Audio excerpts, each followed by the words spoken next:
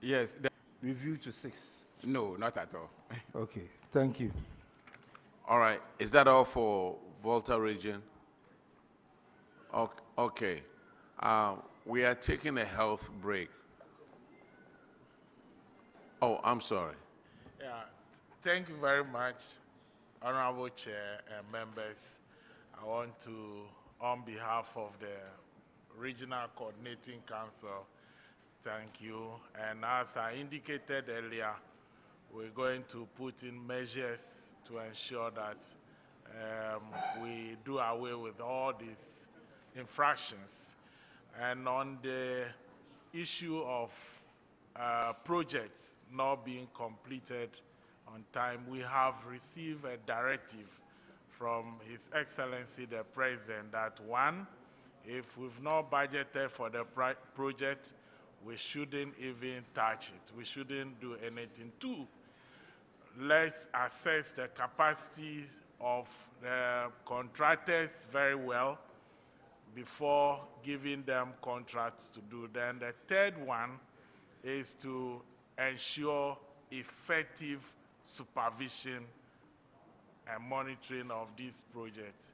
Then what we have added to that is to ensure that the contractors who are working in the various communities employ local artisans, from those communities to at least empower our people economically. So once again, thank you very much. I've seen the tedious nature of your work. More grace to your elbows. Thank you.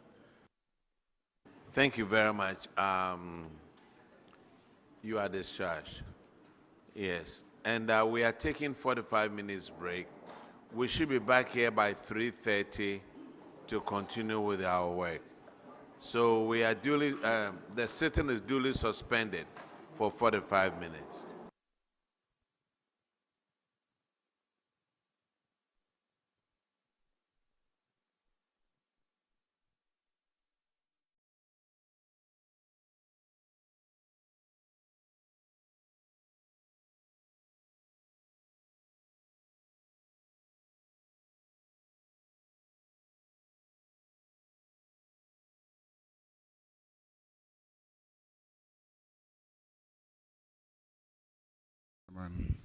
My name is Honorable Geoffrey Kinney, MP from Contractual South. Dates that will pay. Because if you don't pay them, they can come and pick up your trash. It's just that simple. All the assemblies combined, we owe Zoomline this year alone over 77 million. Over 77 million. If we don't pay them, they won't be able to do the job. Anyway, Doc, if you guys could introduce yourself. Honorable Chair, thank you very much. Good morning. My name is Dr. Francis Dente, Chief Internal Auditor for the Jospon Group. I'm Dr. Stephen Yeboah, Head of Internal Control, Jospon Group. Do you have any comment for Asen South? Yes, Honorable Chair, for the containers, we replaced all the damaged containers, which were for the truck. We currently are using a zonal truck to deliver the service. So in terms of the service delivery, we are doing it very well for Asen South. Thank you. All right. Thank you very much. Asen South. Any other further question for Asen South before I discharge? No, but well, one or two infractions that were a bit, but on the whole, I think that I like one, the way they responded to their questions too. The mere fact that you came to meet 3 uncompleted projects, you've gone ahead to complete one and it's in use, and the other 2 are near completion. See, if all of us will address uncompleted projects like that, we'll save government a lot of money. And you know that these communities also need the infrastructure that they have put up, and that is why they embarked on it in the first place. So I must say that I'm impressed, but we don't want to see you here again. We want you to address every situation that the auditors pick with you in the coming audits, so that you don't even appear here.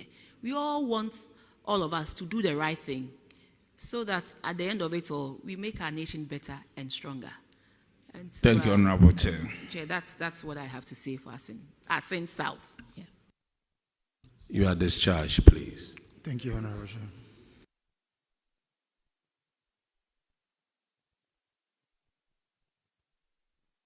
Yes, because per the agreement that they signed with the assemblies, they are supposed to give them a separate skip track.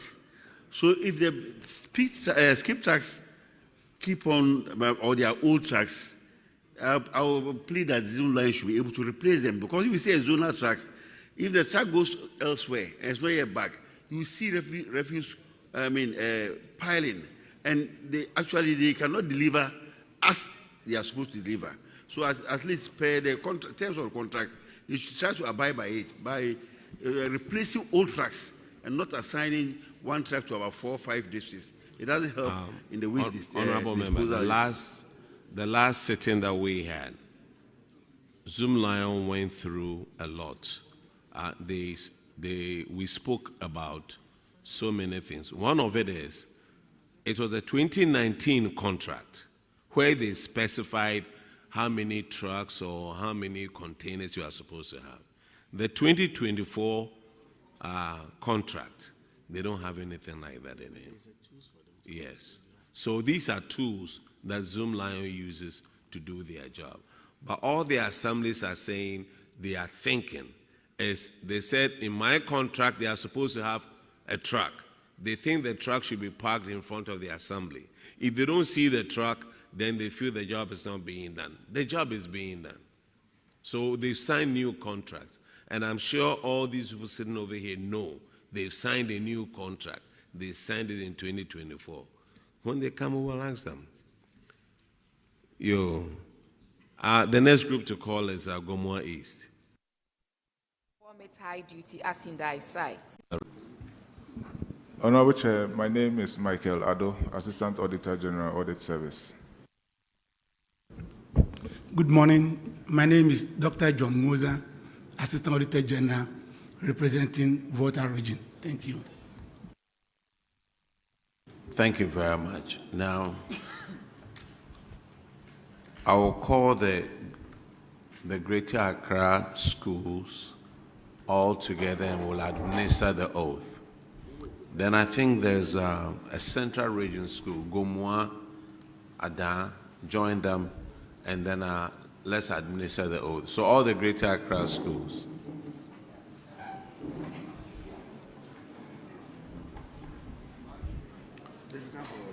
Yeah, please come forward. And then the clerk will administer the oath.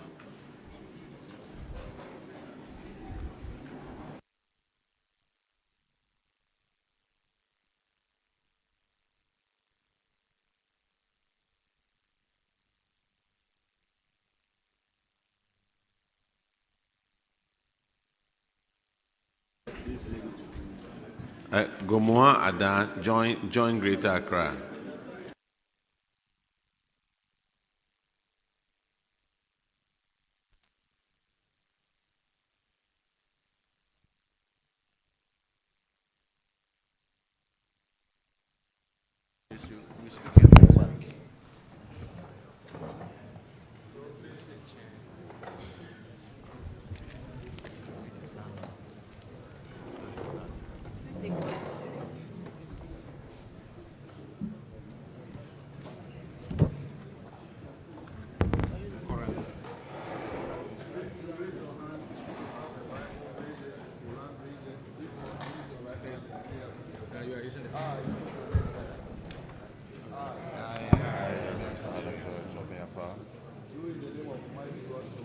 Do in the name of the Almighty God swear that the evidence I shall give before this committee touching the matter shall be the truth, the whole truth, and nothing but the truth. So help me God.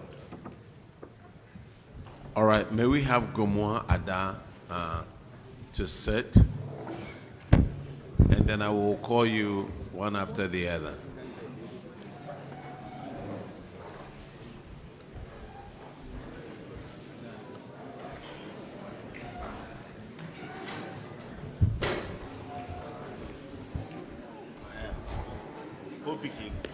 Now do the need to and greet me. How are you, Fine. Where your life is?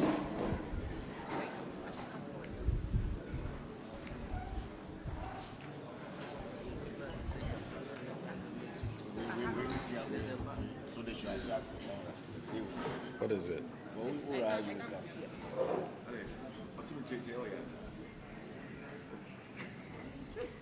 Oh, what did they?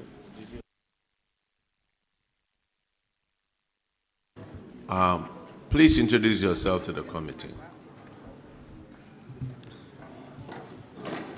Chairman, Ishaq Munawaro, Deputy Director General, Ghana Education Service, in charge of quality and access. Benson Jerry, GES Internal Audit. Imoro Musa, Director Finance, GES.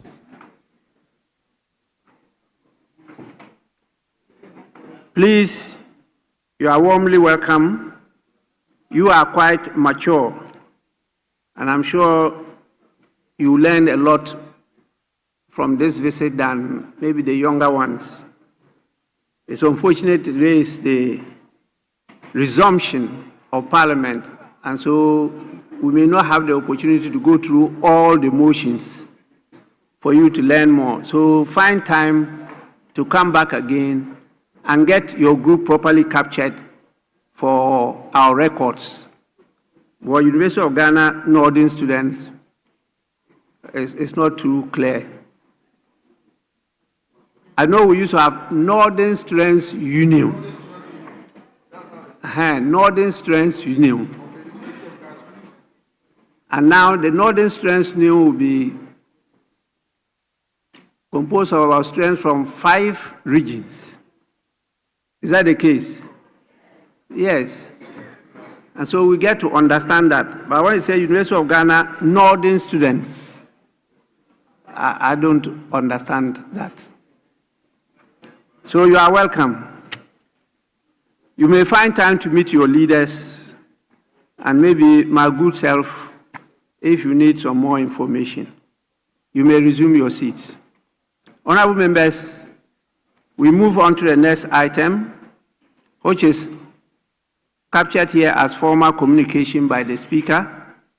I want us to take advantage of that item to welcome members back from the long recess.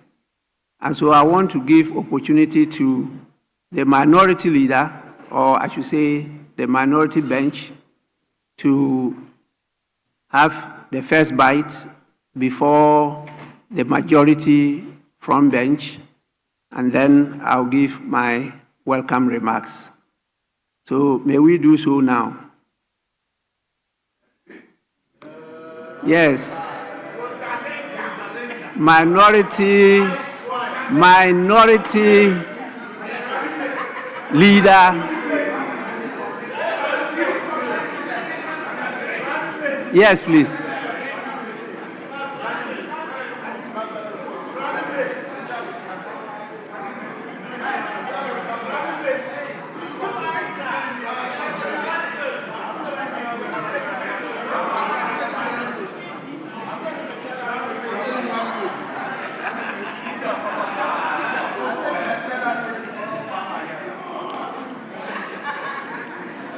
Thank you, Right Honorable Speaker.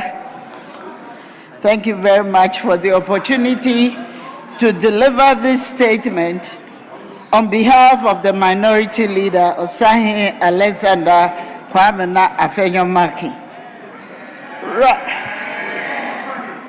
Right Honorable Speaker, Alban Sumana Kingsford Babi, I rise on the commencement of the second meeting of the second session of the Ninth Parliament, and I welcome you back to the chair. I also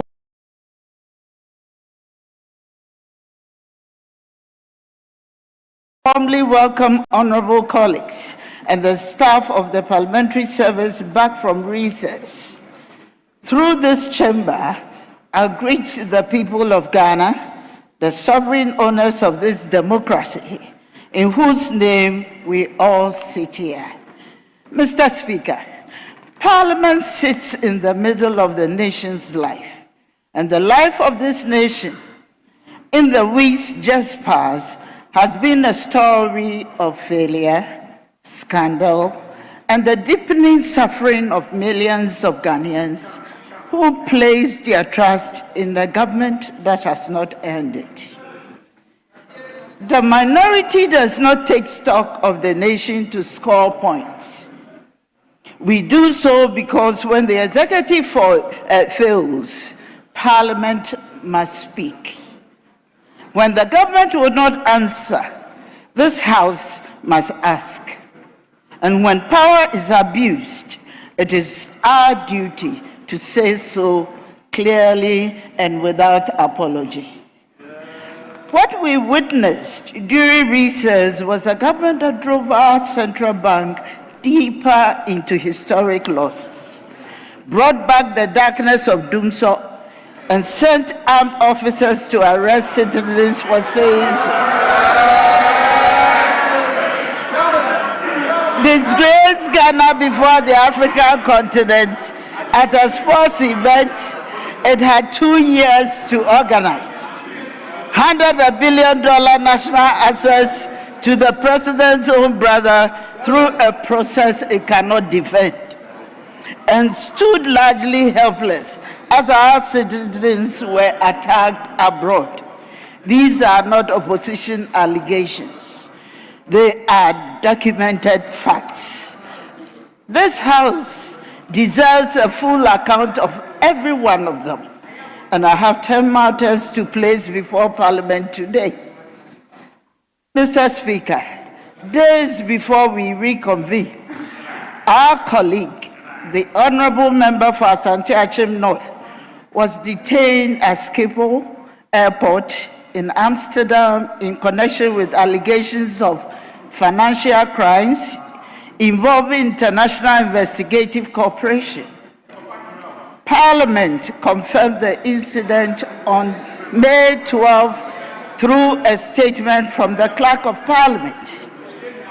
We understand that the government, Parliament, and our mission in The Hague are engaged in securing legal representation and consular support.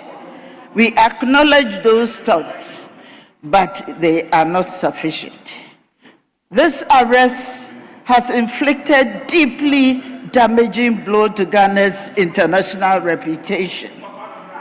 Our country's name has been dragged through European headlines in a manner that reflects poorly on this Parliament and this nation. The government must respond to this as what it is, a crisis with serious reputational consequences for Ghana. We call on the Ministry of Foreign Affairs and the Speaker's Office to intensify engagement, deploy a senior diplomatic presence, brief this House regularly, and issue a formal statement on managing the international fallout. Silence and routine would not suffice. On innocence, until proven guilty, the minority is unequivocal. No court has made any findings against our colleague. We would not try him in the court of public opinion. And we call on all political actors and media to show the same restraint. Mr. Speaker, during recess, members and supporters of the MPP were arrested and detained for violence, not for financial crime, but for speech, for exercising the right to free expression that Article 21 of our Constitution guarantees to every Ghanaian.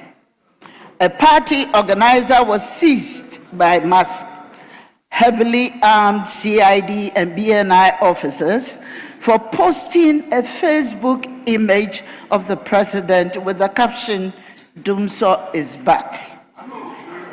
That is what it took to bring the full apparatus of state security to a citizen's door. A lawyer following the case put it plainly, and I quote, "What makes the statement false? Anybody who says Dumso is not back is living in a cuckoo land." Our flag bearer described these events on May 13th as an endless assault on the fundamental rights of MPP officers and supporters that is setting Ghana's democracy backwards. He is right. Any government that deploys security forces against citizens for political opinion has lost its democratic bearing. Today, it is the MPP. Tomorrow, it could be anyone who dares to disagree. I call on the Inspector General of Police and the Director General of CID to immediately review all such cases and release every detainee held without solid legal justification. And I call on Honorable Attorney General and Minister for Justice to fulfill his constitutional role and direct the security services accordingly. They serve the people of Ghana. They do not serve the ruling party. Mr. Speaker, those arrests were designed to suppress the very crisis they exposed. Dumso is back. It is back under a government that campaigned loudly on ending it. Communities across this country are once again enduring prolonged, unpredictable power cuts. Businesses are hemorrhaging money. Hospitals are under strain. Children are studying by candlelight in a country that generates its own electricity.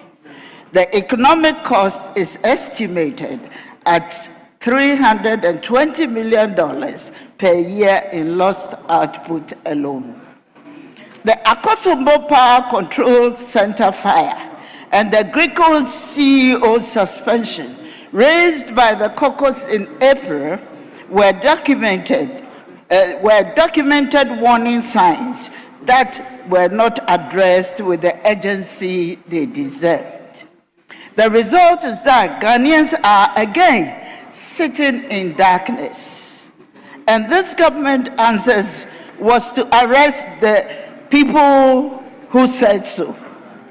The result is that Ghanaians are again sitting in darkness. The Minister for Energy must appear before this House with a credible, costed, time-bound plan to end load sharing. Not a press release, a plan that this House can hold the government to. Mr. Speaker, on May 1st, the Bank of Ghana published its audited 2025 accounts. The numbers are alarming. The bank declared a net operating loss of 15.63 billion cedis.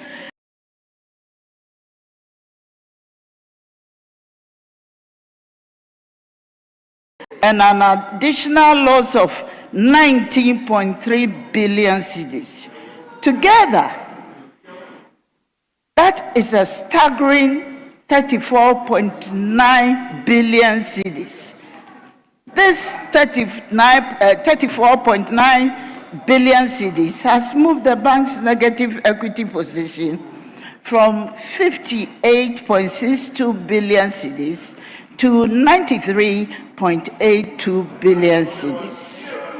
That means Central Bank owes more than 93 billion cedis more than it owns.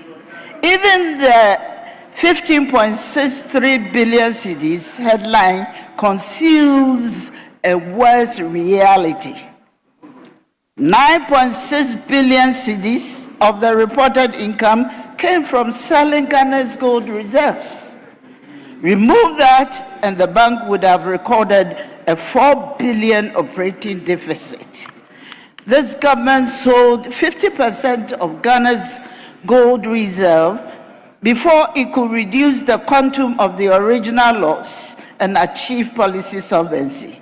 Meanwhile, the bank paid 14.61 billion cedis in interest to private commercial banks in 2025 alone.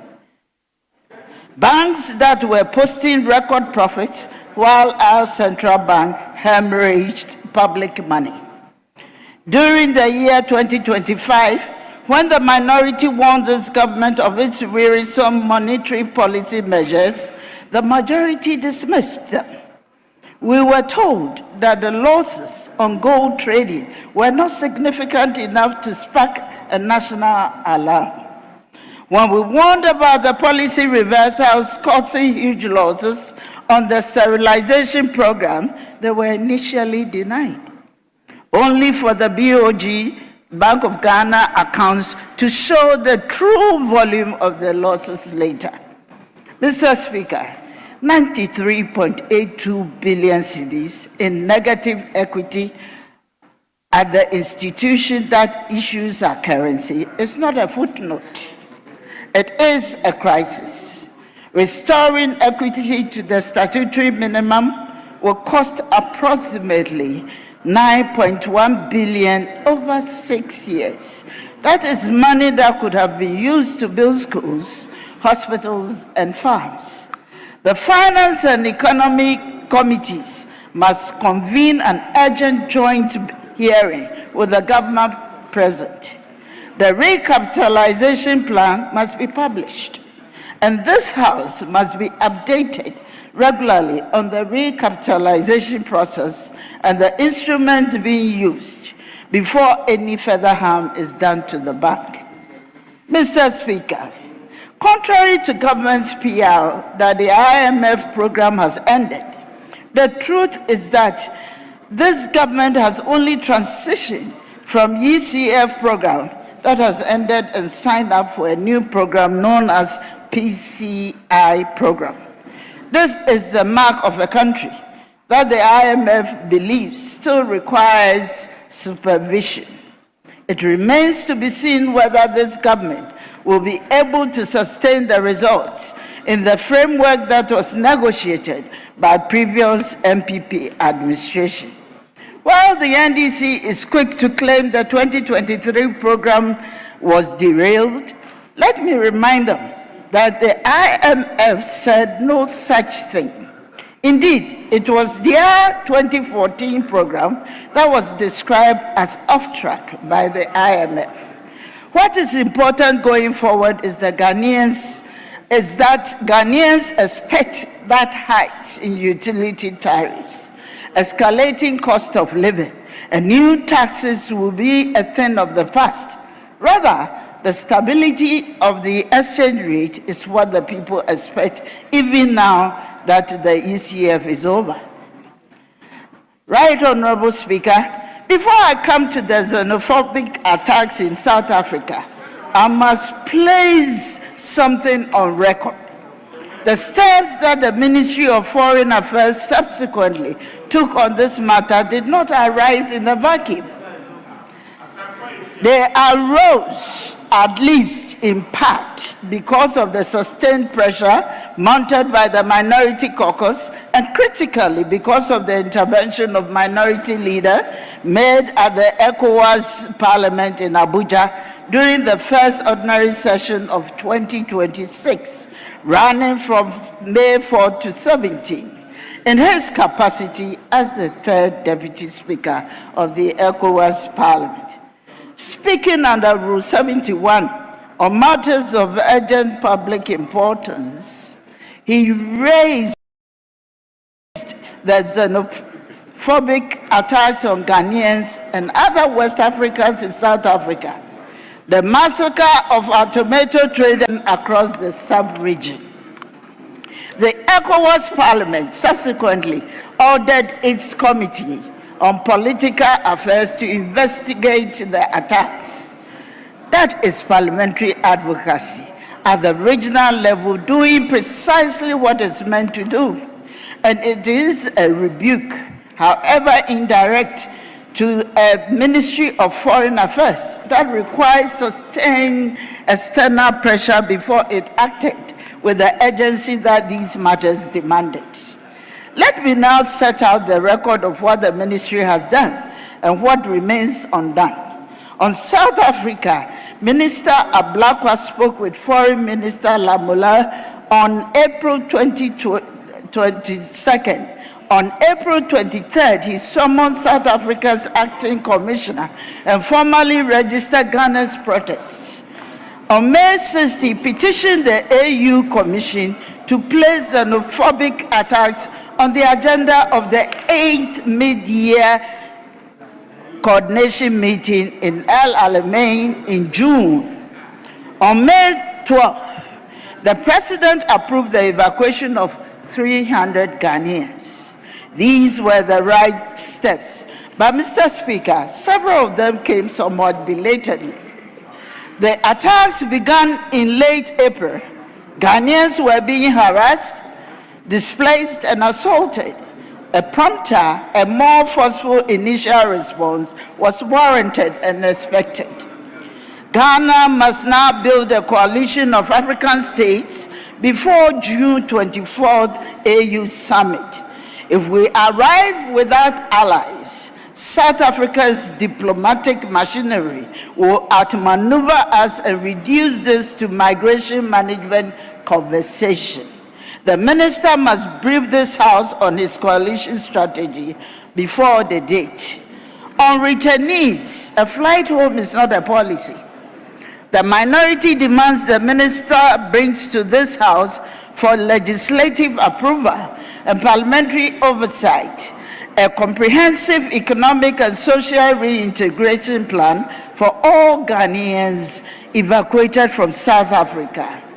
That plan must address emergency housing, financial support, business reintegration, psychological care, and a pathway to build what violence destroys.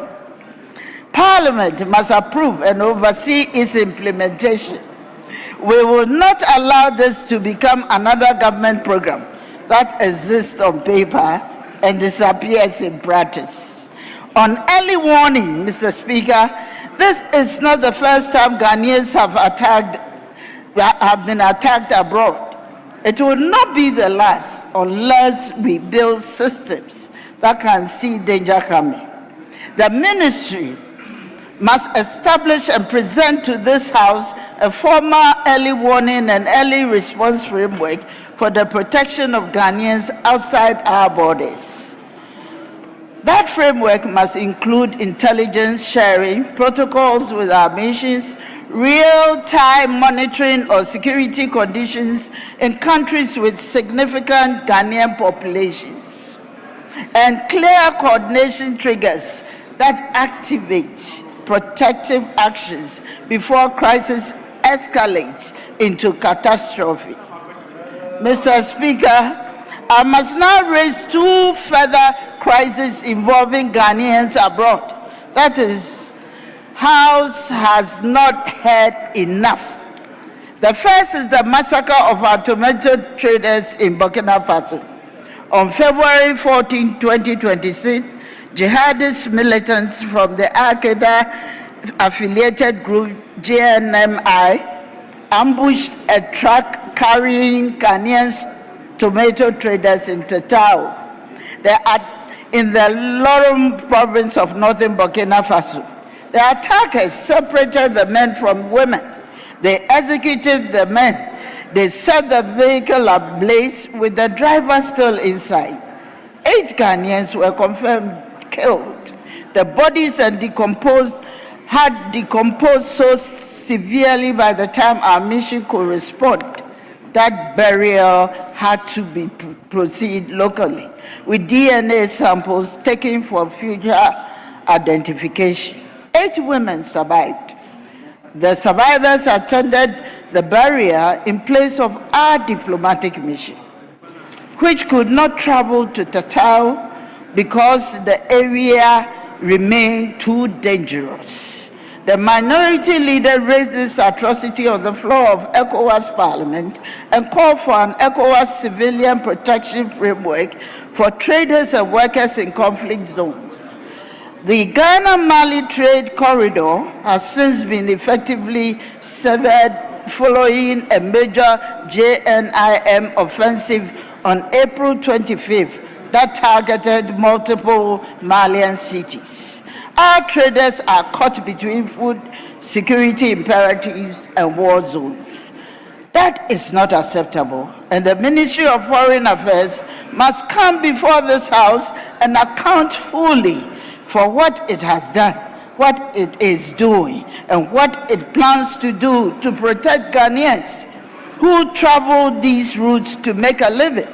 The second is the Gulf crisis. On April 28, 2026, the United States and Israel carried out joint military strikes on Iran, triggering retaliatory missile attacks across the Gulf. Ghanaian nationals in Bahrain, Israel, Kuwait, Qatar, and the United Emirates were placed directly in harm's way. The ministry activated an emergency preparedness plan and then began a partial evacuation of our Tehran embassy.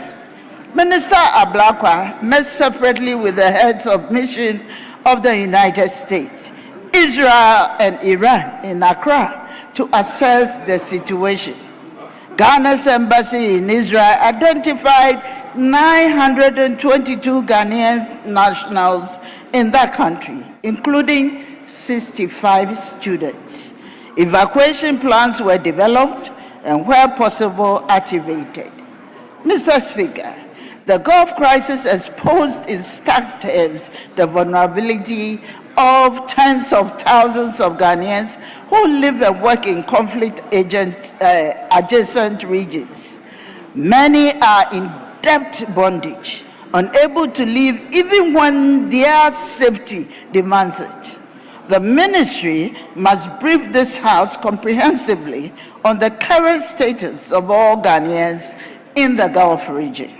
The number evacuated, the number still there, the support provided, and the framework for protecting them if hostility resumes. This Parliament will not allow our citizens' safety to be managed in silence. Right Honorable Speaker, the award of Daman Mine Lease to Engineers and Planners Company Limited,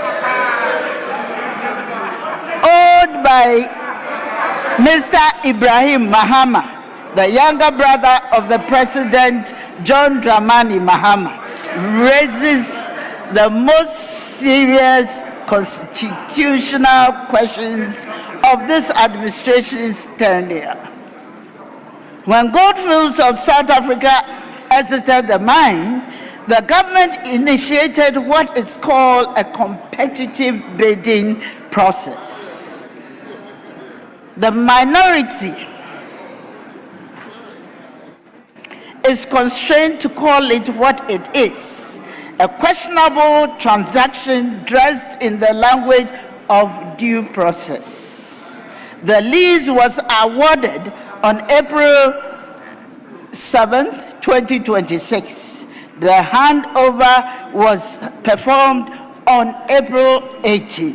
The mine's value is estimated at between $600 million and $1 billion. The government's defense is that President Mahama recused himself from the cabinet meeting that considered this matter. Government spokesperson Honorable Felix Kwachi Ofosu has confirmed this publicly, and supportive voices have praised it as the right action. Mr. Speaker, this Parliament must reject that argument firmly. A single absence from a cabinet room does not cleanse a fundamentally compromised process.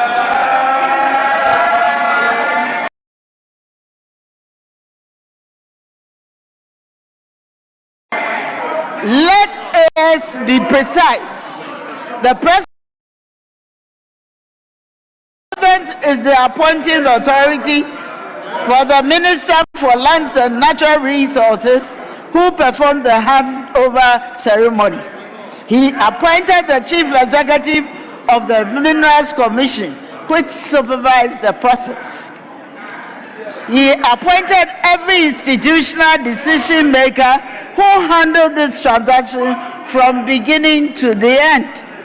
They all hold office at his pleasure. He can appoint them and he can remove them. And we are told that stepping out of one cabinet room while his own appointees carry the transaction to its conclusion satisfies the constitutional requirement. That is not recusal. That is delegation. It is outsourcing a conflict of interest to the very people who owe their positions to the person with the conflict. There is more. While all of this unfolded, the president was using his brother's private jet for official travel. The government's own spokesperson confirmed that maintenance, pilots, and crew costs were borne by Ibrahim Mahama personally. The president's brother was absorbing real financial costs on behalf of the head of state. At the very same time, state institutions were evaluating and awarding $1 billion asset to that same brother. The conflict is not perceived. It is actual, direct, and documented. Mr. Speaker,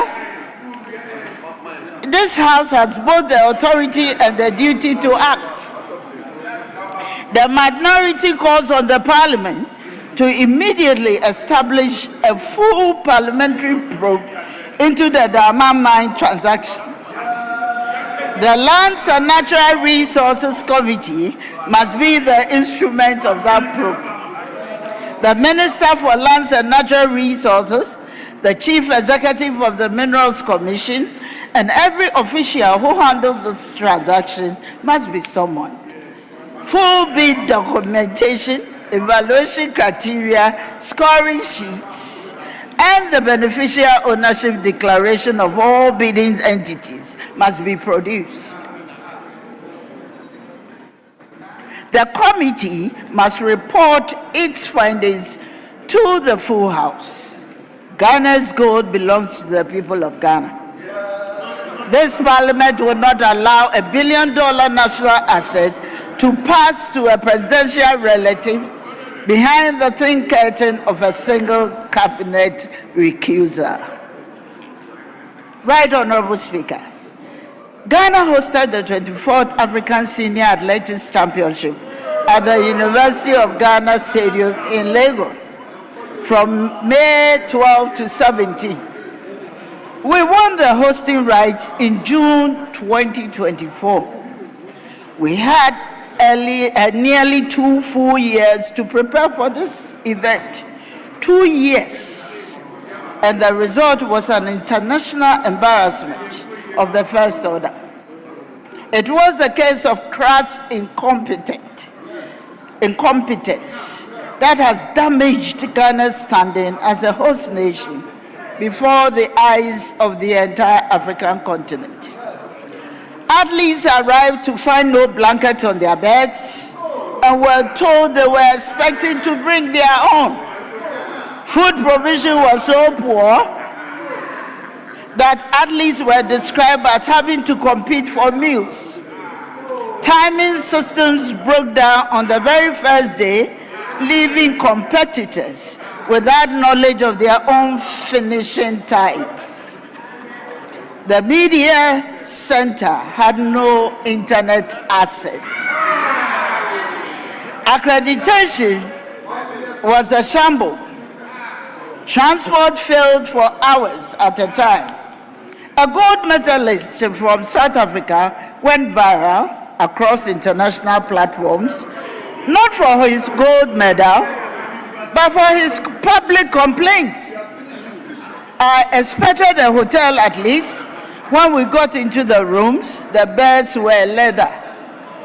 We got sheets, a pillow, but no blankets. We were told we were supposed to bring our own coats. Mr. Speaker, Ghana invited the continent to our home. We had 2 years and we could not provide blankets. This is not a logistical hiccup.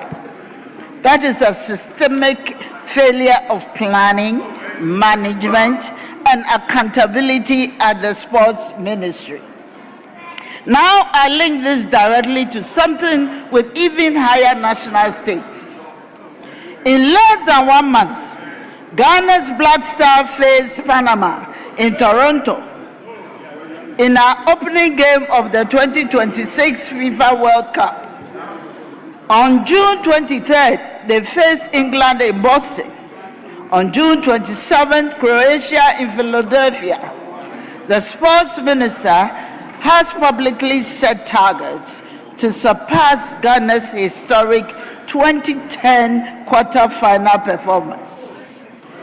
Coach Carlos Queiroz has told his squad 40 days to honor the pride, passion, and dreams of Ghana.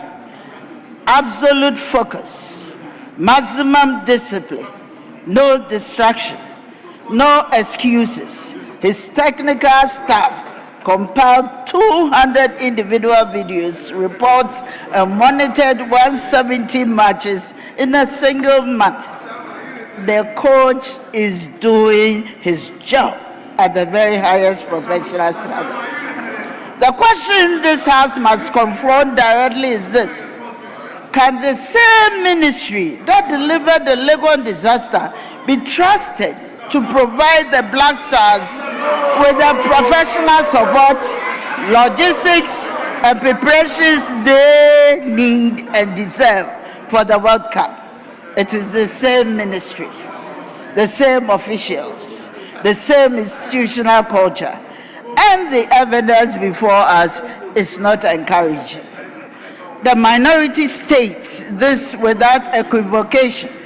The level of incompetence that attended the African Athletics Championship must not manifest in Ghana's World Cup campaign. The stakes are too great. The eyes of the world are too many. The pride of too many Ghanaians is riding on those matches in North America. The minority accordingly calls for a full parliamentary investigation into the failures of the African Athletics Championship. The Minister for Youth and Sports must appear before the full House to face questions, not a committee hearing. Mr. Speaker, the full House. The scale of this embarrassment before the continent demands that level of accountability. Heads must roll when negligence is established. And the minister must present a written World Cup preparedness plan to Parliament for before the end of this month. Mohamed Kudus and the Black Stars earned Ghana a place at the World Cup. This House would not allow ministerial incompetence to follow them to North America. Right Honorable Speaker, senior NDC figures, including cabinet ministers, are openly positioning themselves to succeed President Mahama. Barely 16 months into this term, succession campaigning has become a visible, publicly discussed feature of this life inside this government. This has disturbed even voices within the ruling party. Most revealing was at the opinion piece published on May 5th in the daily graphic by Dr. Callistus Bahama, the President's own Executive Secretary, writing under the title, and I quote, "Before the race begins, a call for discipline, reflection, and duty." He warned, again quoting, "Barely a year and a half into this mandate, the conversation about succession in 2028 risk arriving before the foundation of recovery have even been firmly laid." He warned this amount to a quiet form of neglect. He concluded, "The clock is not yet ticking towards succession. It is ticking towards delivery." Mr. Speaker, when a sitting president's own secretary is driven to publish a national newspaper's appeal, begging colleagues to stop campaigning and govern, the country is not being governed by a full government. Ghana remains under an IMF program. Debt restructuring is incomplete. Doomsday is back. Farmers are in distress. The people appointed to solve these problems are focused on replacing the man who appointed them. The president must heed his own executive secretary and enforce real discipline.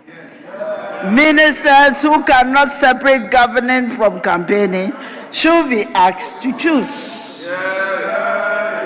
Right, Honorable Speaker, I flag additional matters requiring attention in this meeting. The outstanding report on the Akosombo Fire and Gridco CEO suspension, the Ghana Gold Board operations, which will be addressed in dedicated minority statement, the acute distress of cocoa, cashew, and rice farmers who have received words but not action, and the creeping politicization of state institutions that this House must actively resist.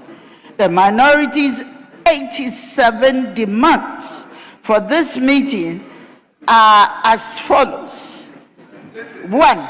All persons detained for exercising their right to free speech must be released immediately. 2. The Energy Minister must appear before this House with a credible doomsday plan. 3. The Finance and Economy Committees must hold an urgent joint hearing with the Governor of Bank of Ghana present. 4. The Foreign Affairs Minister must brief Parliament on the AU coalition strategy ahead of June 24th. Present a comprehensive reintegration plan for parliamentary approval and oversight. Table an early warning and early response framework for the protection of Ghanaians abroad. Account fully for the Burkina Faso tomato traders massacre and brief this House on the status of all Ghanaians in the Gulf crisis. 5.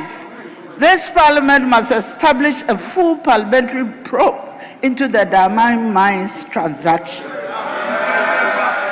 The Lands and Natural Resources Committee must serve as the instrument of that probe.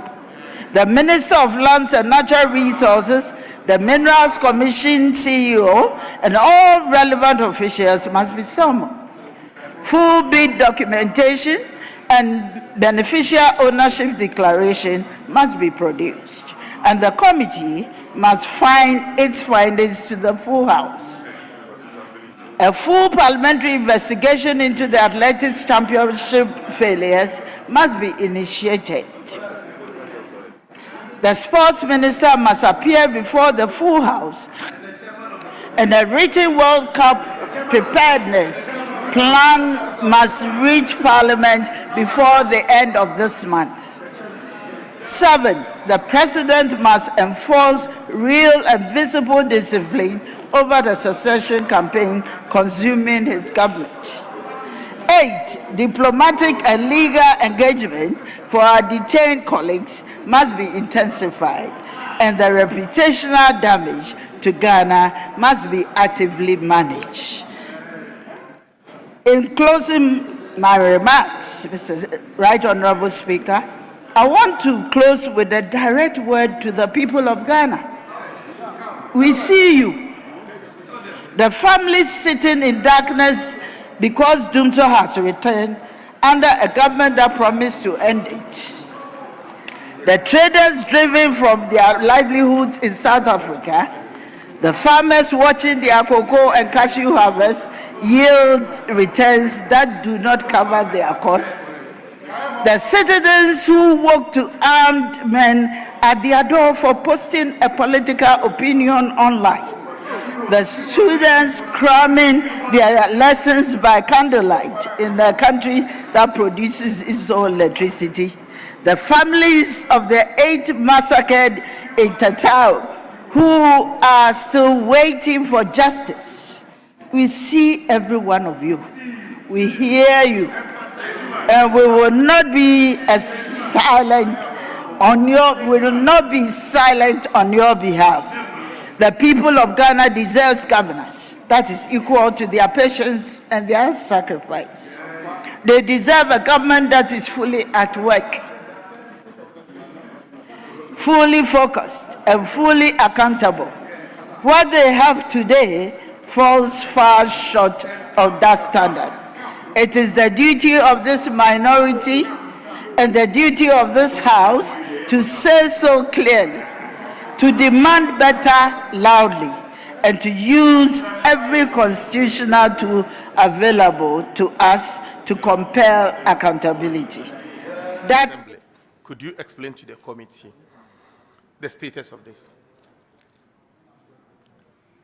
Should I? Honorable Chair, the unsupporting documents have been retrieved and submitted as such. Thank you. Please, when was this done?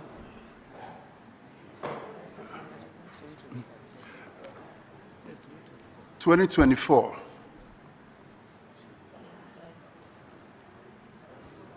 This audit was conducted in 2025 for the period 1st January to 31st December 2024. So, at what point in 2024 did you submit this document? Honorable Chair, the infraction was discovered in 2024, but the payment was done in 2025. Thank you. No, you mean the supporting documents were submitted in 2025? In 2025, yes. Yes. Please, auditors, could you kindly confirm this?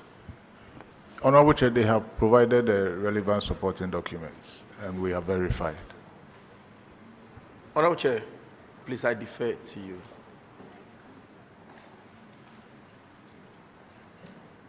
All right. Ghana West.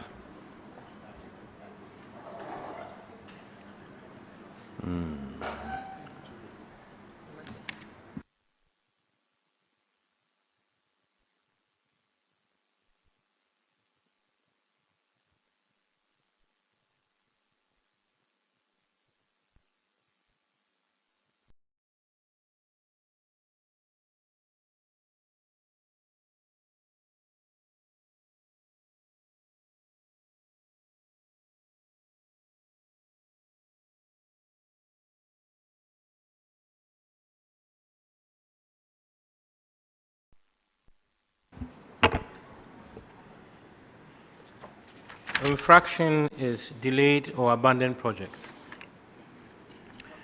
Construction of 2-story, 12-unit classroom block, office, store, and library. At the time of the audit, 85% completed. You had made payment of 48.62%, but the status is recorded as abandoned. Is that the status as of today? Honorable Chair, I'm very happy to announce to the House that when we assumed office, we did structural integrity test analysis, and we realized that it has been abandoned. We put measures in place, and as of today, I'm glad and excited to show you that it is complete.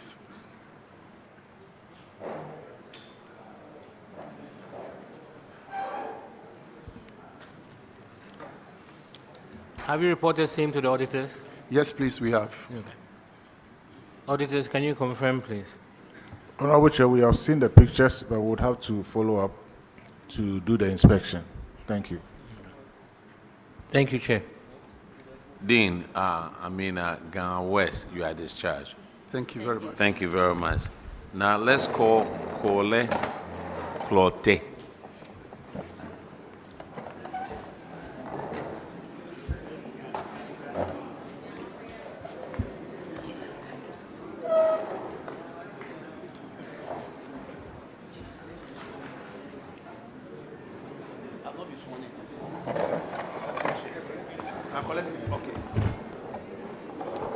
Could you please introduce yourself to the committee?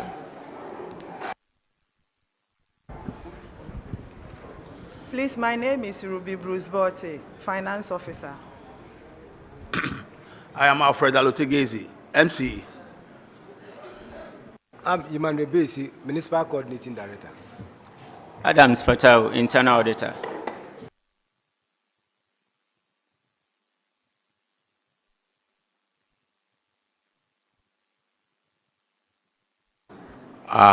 Your infraction is on paragraph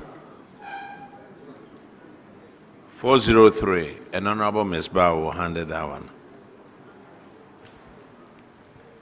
Thank you, Honorable Chair.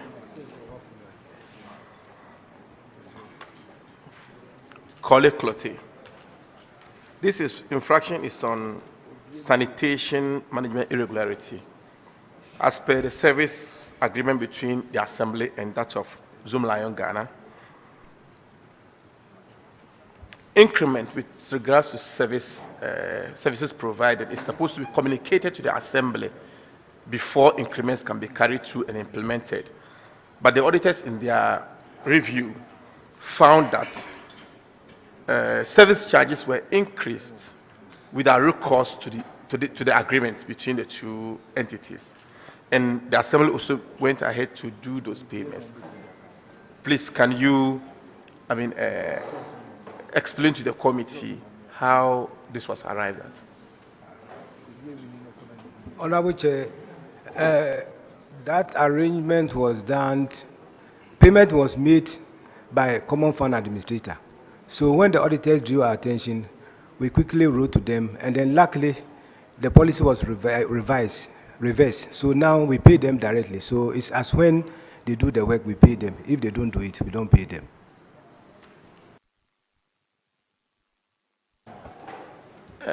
Auditors, could you kindly confirm this? Yes, Honorable Chair, our engagement with them indicated that currently the Zoom Lion is paid by the Assembly directly. So as far as we are concerned, the matter on this particular is resolved. So the issue is not standing again. Thank you very much. Mr. Chair, over to you.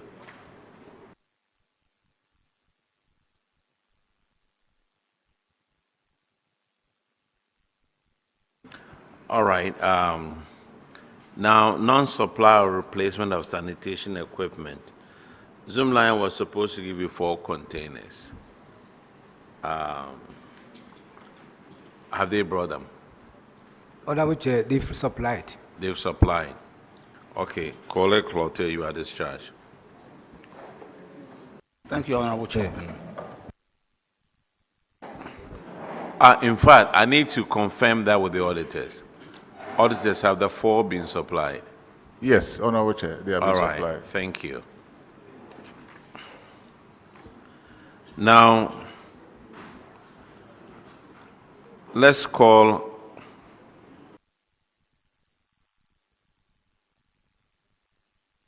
Ablekuma West.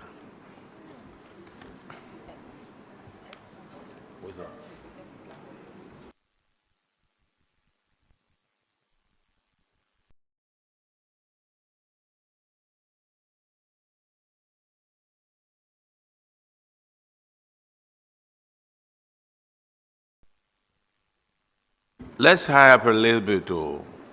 'Cause some of you will leave at 9 p.m.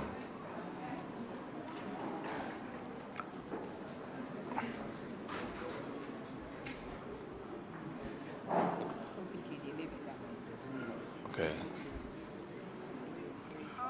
If you guys are not ready, is it just the two of you who came? Or if you're not ready, then let me call another group, okay? Let me call Asen South.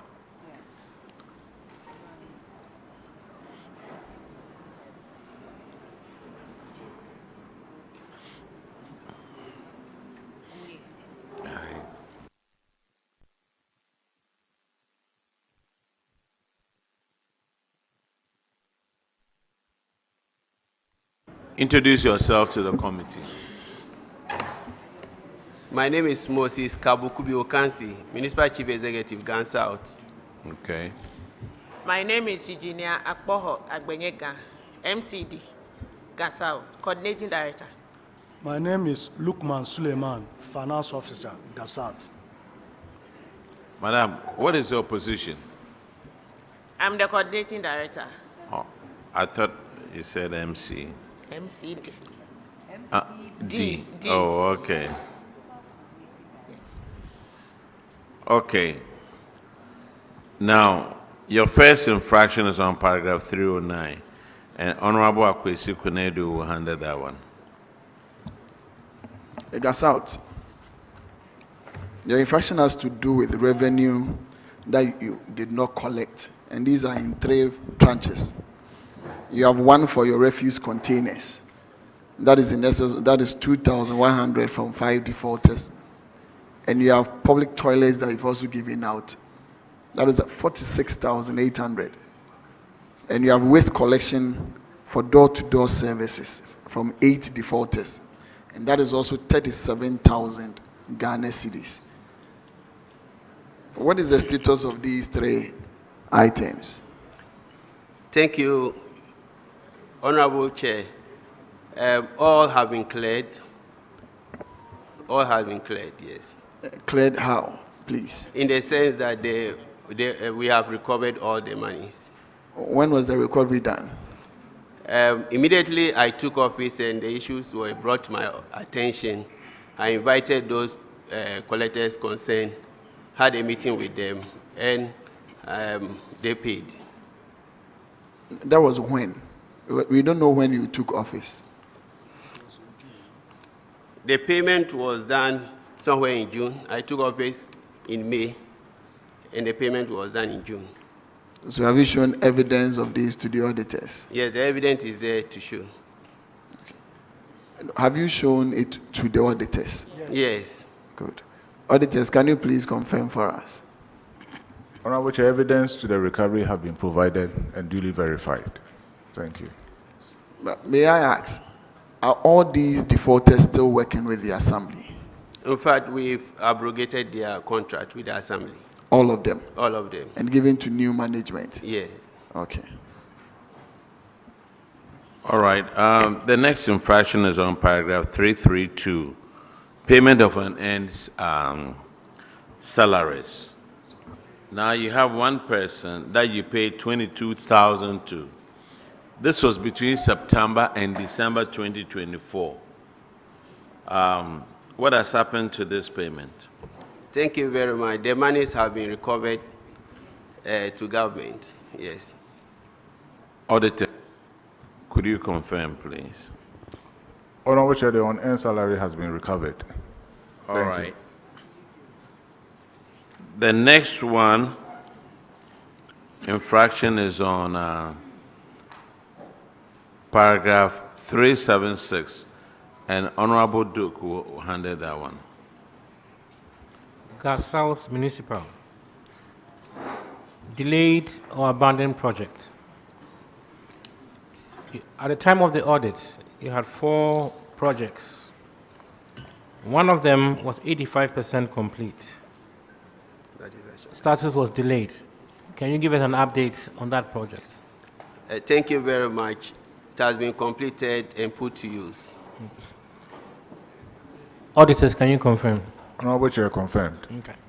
The other 3 projects had no work done. It was zero, or no amount or figure was put here, and it's all delayed. What is the status of those 3 projects? Yes, both completed and put to use. Is that both or 3? All. All 3. Auditors, can you confirm? That is, with the exception of one, that is a cheap compound at Akutiako. Okay. When I took over, because of the delay and the population that have catch up with the place, cheap compound cannot serve the populace there. So we took the decision with management to change it into clinic. And as we speak, their roofing and the plumbing work is also being done. Yes. Auditors, can you confirm? Honorable Chair, we can confirm the assertion. Thank you. Chairman, thank you. I'm done. Your next infraction is on paragraph 413. Honorable Ms. Bao will handle that one. Thank you, Honorable Chair. This infraction is on non-supply and replacement of sanitation equipment. So as per the agreement between the Assembly and Zoom Lion, they were supposed to replace 3 containers that were damaged at the Assembly. Please, what's the status? Thank you very much, Mr. Chairman. All have been replaced, yes. Auditors, please confirm this to us. The 4 containers have been replaced. Thank you. Thank you, Mr. Chair. All right, there's another infraction on paragraph 372. And Honorable Kwesi Kunedu will handle that one. Gasout, we have 3 projects that were completed but not put to use. And that was one, construction of chip compound at Fanyanko. Fanchinko. Yes. And we have one, the construction of a lorry park also. And we have the construction of a 1-story 12-unit classroom block. But that one, 3 of the units were in use, but the other 9 was not in use. What is the status of these 3? Thank you very much. I'll start with the 12 and 3 being used. All completed and all have been put to use. That is the Botiano Senior High School. Yes, all the classrooms have been put to use. The evidence is there to show. With the lorry park, lorry station, it has also been put to use. The Fanchiniko chip compound, that one also has been put to use, yes. That's good. It seems you are completing all your projects and putting them to use. Yes, sir. And we hope to visit your municipal and see these projects that are now being put in use. Well done. Thank you very much. All right, and a disclosure over here, because there's the issue that I have in your constituency is going to be on air. The reporters are already there. They've taken pictures, and it's about sanitation issue at Brigade, where my driver lives. Yeah. And there are so many buildings around where he lives, some high rises. And what they've done is all the water from their pipes, they claim is just from the bathrooms and the kitchen. All the water goes to stop right in front of my driver's house. I have vehicles over there that I can't take out because the place is wet. Sometimes there's a water level of about 3 or 4 inches in front of his house. Why have you allowed all these buildings to dump their water right in front of them, in front of him? Thank you very much. We didn't allow them to dump into the gutter to go to right in front of my honorable's driver. But it is an illegality, and which I asked my Meho to take action on that, where he went to even, we sanctioned those people concerned. But if it should happen again, that means it's at the blind side of us. We are working hard to make sure that that particular drain that leads to your driver's residence is taken care of. the reason why the delay in that construction is because of litigation. There is a wall that has blocked that part, and that land belongs to someone. And when the assembly took action to took part of it off so that we can construct the drain, he took us to court. The issue is in court, and even I've taken the step since you contacted me to see the brigade chief to also talk to the man so that he can cede off some small portion of it for us to construct the drain so that we can resolve that issue. But unfortunately, he's still not giving out. So what we are doing currently, we've surveyed the area and realized that we can divert the drain through that particular portion, which, as I'm talking to you, I can confirm that my engineer is working around that area. We'll use a backhoe to create a channel so that the wastewater can pass through and not more pass through to your driver's residence. But then when we are able to get an allocation to construct some proper drains, we will then consider continuing that particular drain. Yes, sir. You see, Honorable MC, if he was the only one living there, that would be different. Yeah. But there are about 10 other families who live around there. And the impunity that some of those building owners have is very troubling. Now, I came to your assembly. I spoke to your sanitation guy. And if it wasn't for my name, he and I would have had a fist fight because of the way he spoke to me. Yeah. Now, there's another guy over there who works for NADMO, who called me and told me that this one will be done. I was there about 3-4 months ago. He has forgotten that I'm the board chairman for NADMO. So here I am, board chairman for NADMO. The NADMO guy promised me this about 4 months ago. The sanitation guy told me that he doesn't have a truck. So it means I'll have to get a taxi for him. When I offered the money, he refused because he saw how furious I was. They went to see this, and more than 3 months, now it's raining. And where they are too, there are kids. And sometimes you see real feces in front of his house. Honorable MC, when is something going to be done about it? Reporters have come there to take pictures. Yes. And it's going to be on the air. So I'm giving you the chance to clear yourself and tell the whole world when you do something about this, about 10 families out there. Thank you very much, Honorable. Like I said, it's rather unfortunate that my MEHO behaved rudely, environmental officer behaved rudely towards you. I will stand here to plead on his behalf for you to forgive. Like I stated in my earlier comment, I said that as we speak, my urban road engineer is around that particular enclave to make sure that at least we create a channel through which that water can pass through. And when it rains, the water will no more disturb the family. This is because the assembly doesn't have the strength to construct drains, but we lobby from the central government for drains to be constructed. So when we so get some, we'll make sure that we consider that particular side. The reason why I brought this thing up, I'm a member of parliament. It's my 3rd term in parliament. My name is Samuel Atta Mills. Right now, I'm chairing Public Accounts Committee. I go out there with my name and everything else. And that's what the MEHO treats me. What about the ordinary Kojo Mensah on the road? That's my worry. What about the ordinary Kojo Mensah? The other 10 families out there, water comes in front of their houses. You have 5-year-olds, 3-year-olds, and they can't walk around. And those people with the high rises who are collecting rent, who have illegally, if the assembly didn't give them permit to do this illegal stuff, then who else did? Stay tuned. You will hear from me again. You are discharged. Thank you very much. God bless you so much. You too.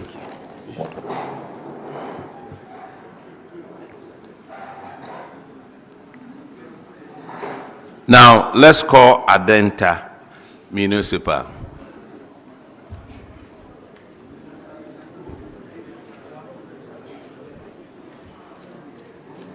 Is Adenta here? Okay.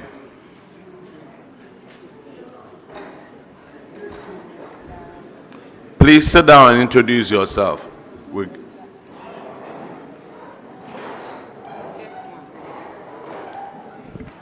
My name is Abdul Fattah Rahman, Internal Auditor. My name is Francis Danzel, Municipal Finance Officer. I am Ella Esinam Nungo, MCA. Honorable Chair, I am Seth Anybody, Municipal Coordinating Director.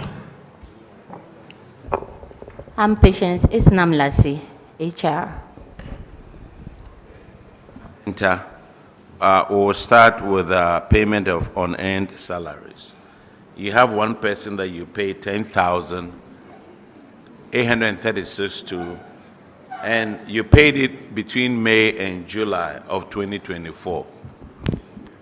What has happened to this amount? Honorable Chair, thank you. The money has been recovered and paid into the Auditor General's recovery account.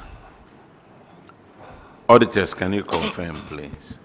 Honorable Chair, we can confirm the recovery of 10,836.10. Thank you. All right. You have another infraction on 413 in the DACF, and Honorable Ms. Bao will handle that one.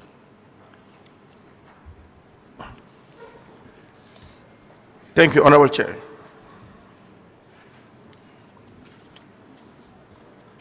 Adenta Municipal Assembly.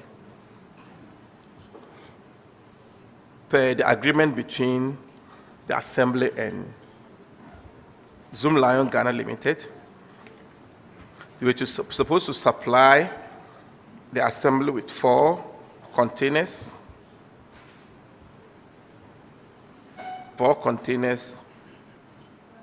and also replaced 1. We want to know the status of this, please. Thank you very much. Honorable Chair, please, the 4 containers have since been replaced, and the broken one also replaced. Thank you very much. Auditors, kindly confirm this to us. Honorable Chair, the situation has been fixed. Thank you. Thank you.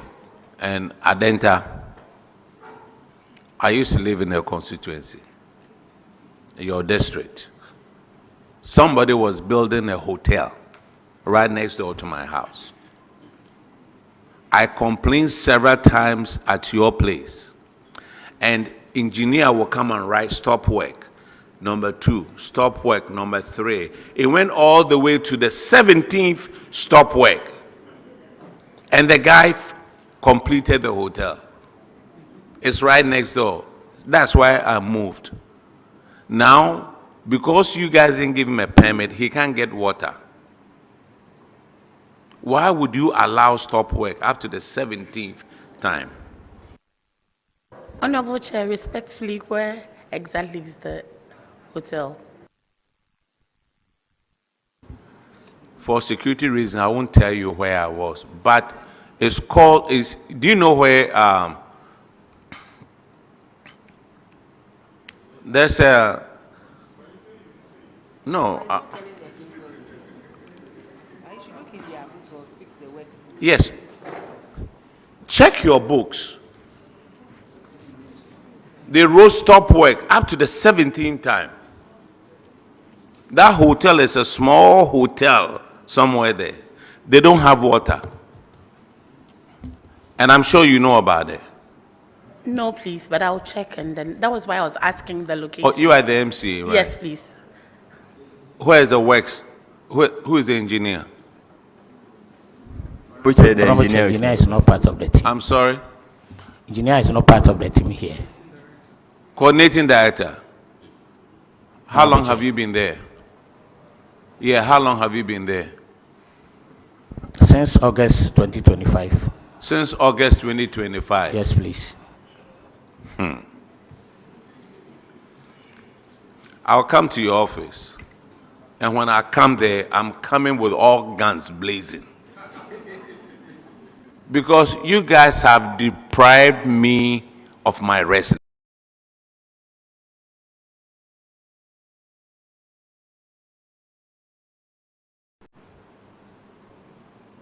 I'm saying this not because it's me. I should pay property tax. Hey. You are discharged.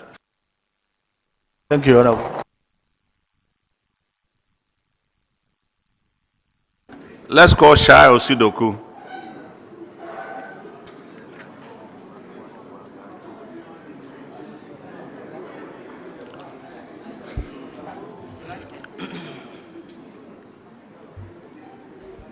Is Shai Osidoku here? Please sit down. Your guys, your other colleagues want to hurry up and go on. Introduce yourselves to the community and to the committee. Thank you. Respectfully, my name is Ignatius Godfred Dodoe, DC Shai Osudoku. Honorable Chair, I'm Eunice Cranch, the Coordinating Director. Honorable Chair, I'm Emmanuel Ablo Ajay, the DC Finance Officer. Okay, please turn your microphone off. Honorable Chair, I'm Vivian Kugbe, Internal Auditor. All right, your infraction is on paragraph 327, and Honorable Sebastian there will take care of that one. Thank you, Chair. Chairman, the infraction for Shai Osudoku is that they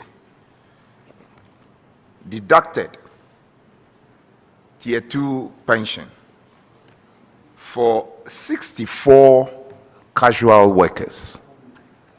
Chairman, 64 of them, casual workers, and refused to remit same to the appropriate authority. Now, the recommendation to management from the auditors at the assembly to ensure that the amount totaling 58,042 Ghana cedis be remitted to Senate without any further delay and penalty thereof, failure for which the coordinating director and finance officer should be held responsible. Please, what is the status of this? Respectfully, Honorable Chair, we have done the needful, we have done the payments, and we have the evidence to show.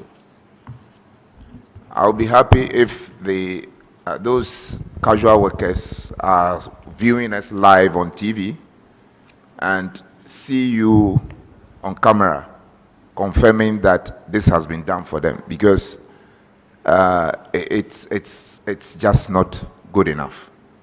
Thank you, but happily you've done that, so I leave the rest to Chairman. Thank you. That's all from me. Let the auditors. The auditors, can you confirm whether this is done? Honorable Chair, the recommendation has been complied with. Thank you. All right. The next infraction is on paragraph 376, and Honorable Duke will handle that one. Shai Osudoku, your fraction is delayed or abandoned projects. Now you have 7 projects, 3 bungalows, and 4 classrooms projects. The status of your projects, all 7, is either abandoned or delayed. Why so? These are projects that are very important, and GS would need your help with that. What is the status, and why the delay? Thank you, Mr. Chairman.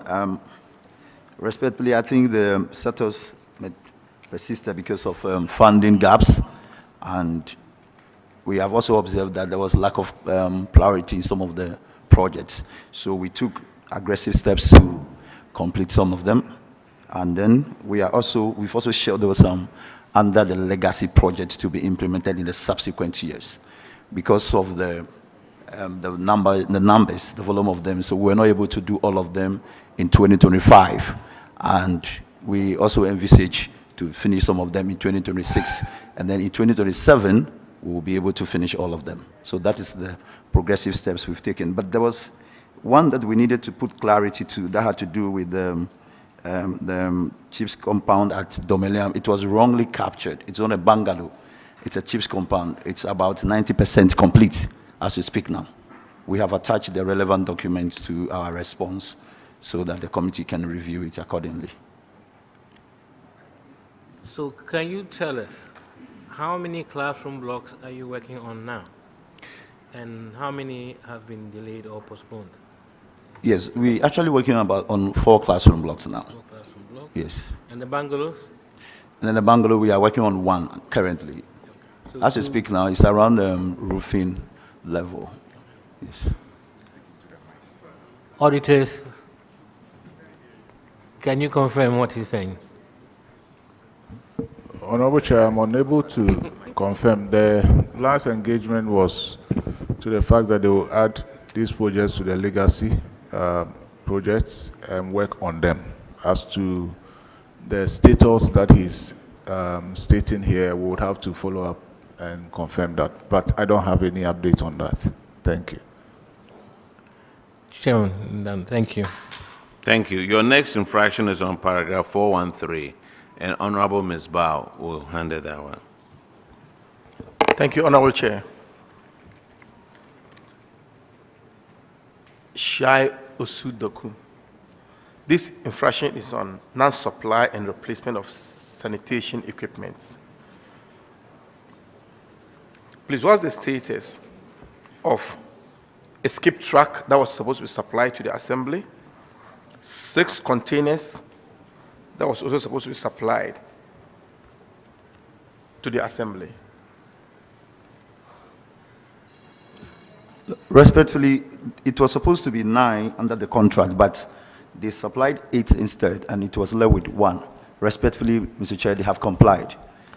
Unfortunately, it came a bit late, so we were not able to produce the evidence to the auditors, but we have the evidence before us here to share with them immediately. All right, auditors, as you can hear, that this has been done, but they are yet to finish it with evidence. So, Mr. Chair. Thank you. Shao Sudoku, there is some unremitted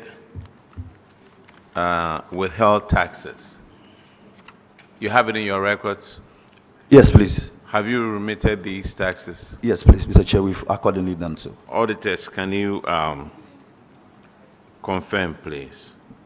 Honorable Chair, confirmed. All right. I don't have any issue with your discharge, so you are discharged. Thank you so much, Mr. Chair. Who gave you the wage abawi? It's wage abawi here.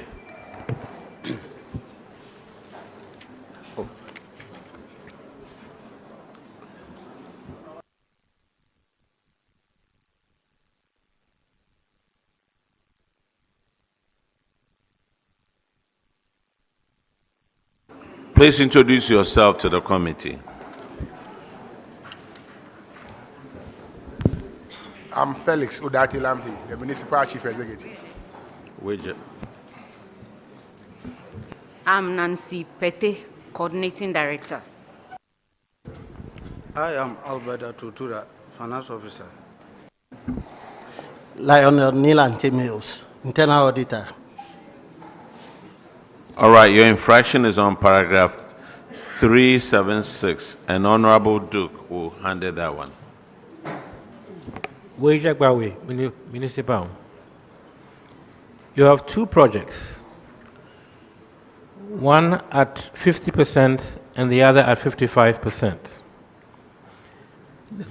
Titled Delayed and Abandoned. What is the status of these projects, please?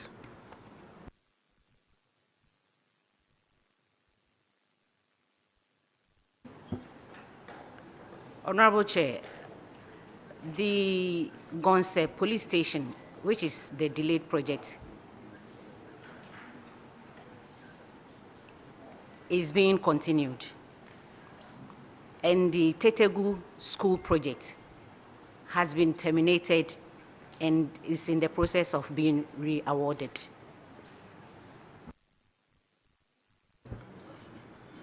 Madam, at the time of the audit, total payment to the construction of the police was 0.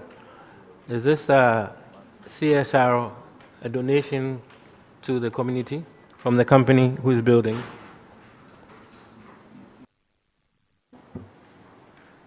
As of last year, efforts were made to make some payments. What's the figure?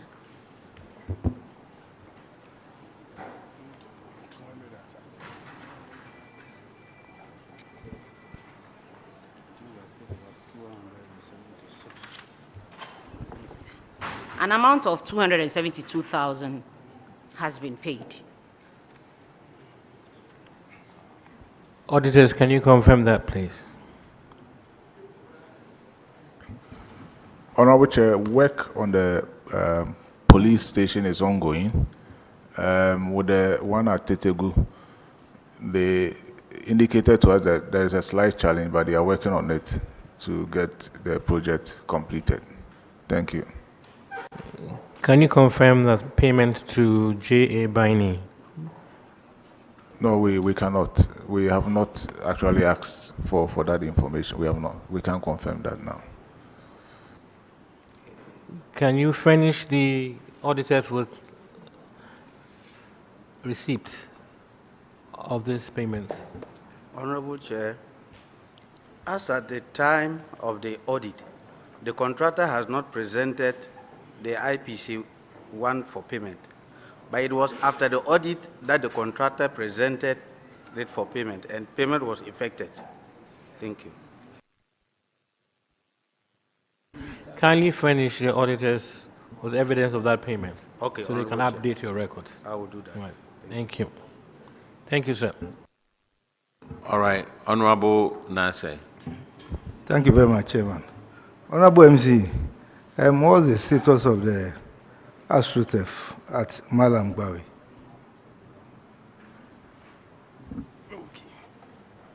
Thank you, Mr. Chair. The current state of the AstroTurf is that a committee is being set up, including the contractor, to see there are a few bottlenecks around it.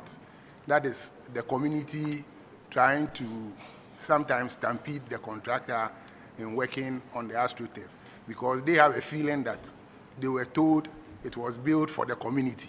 So now the manager managing it and taking monies from them has been an issue, which I'm trying to resolve.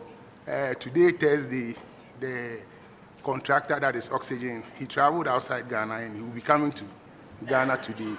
And we've arranged a meeting tomorrow to ensure that the community gets to understand that it's a private investment, that the investor must recoup his investment. And so we are on that process.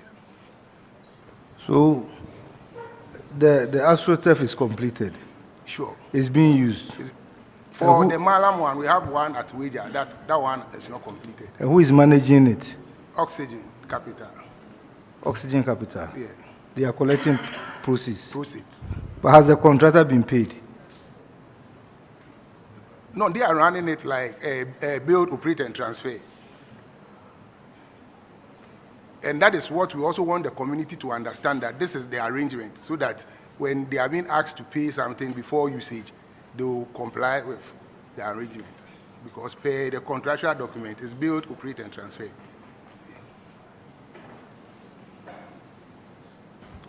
All right. Which about, I think that is the only infraction that you had. You are discharged. Now, let's go to Ashama.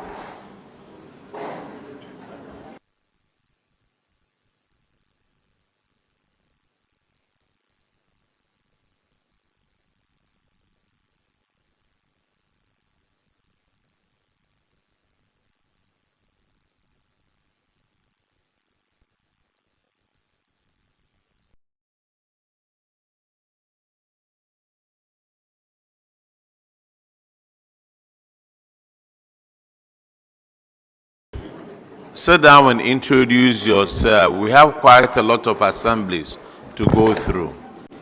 Honorable Chair, good evening. My name is Freeman Chekbo, the MCE. All right. Honorable Chair, my name is Jemima Apedo, Municipal Coordinating Director. Honorable Chair, my name is Emifa Ekbo, Internal Auditor. My name is Atogre Nicholas, Budget Analyst. My name is Baba. Turn the microphone on. My name is Baba Ibrahim, Finance Officer. Thank you very much. Your first infraction is on paragraph 309, and Honorable Akwesi Kunedu will handle that one. Ashaman, welcome. Thank you very much. Ashaman, you have some uncollected revenue, and this has to do with just two defaulters. One of them is for bills, billboards, and signage, and that is the tune of about 155,000. Which defaulter is that? Thank you very much, Honorable Chair. It's not a single defaulter.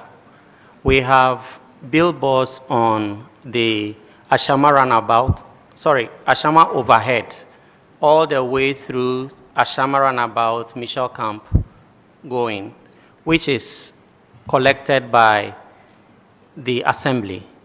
And during the 2024, the road construction led to the removal of those signages and signboards, and therefore we were unable to collect the targeted revenue from those who were having those signboards at that place.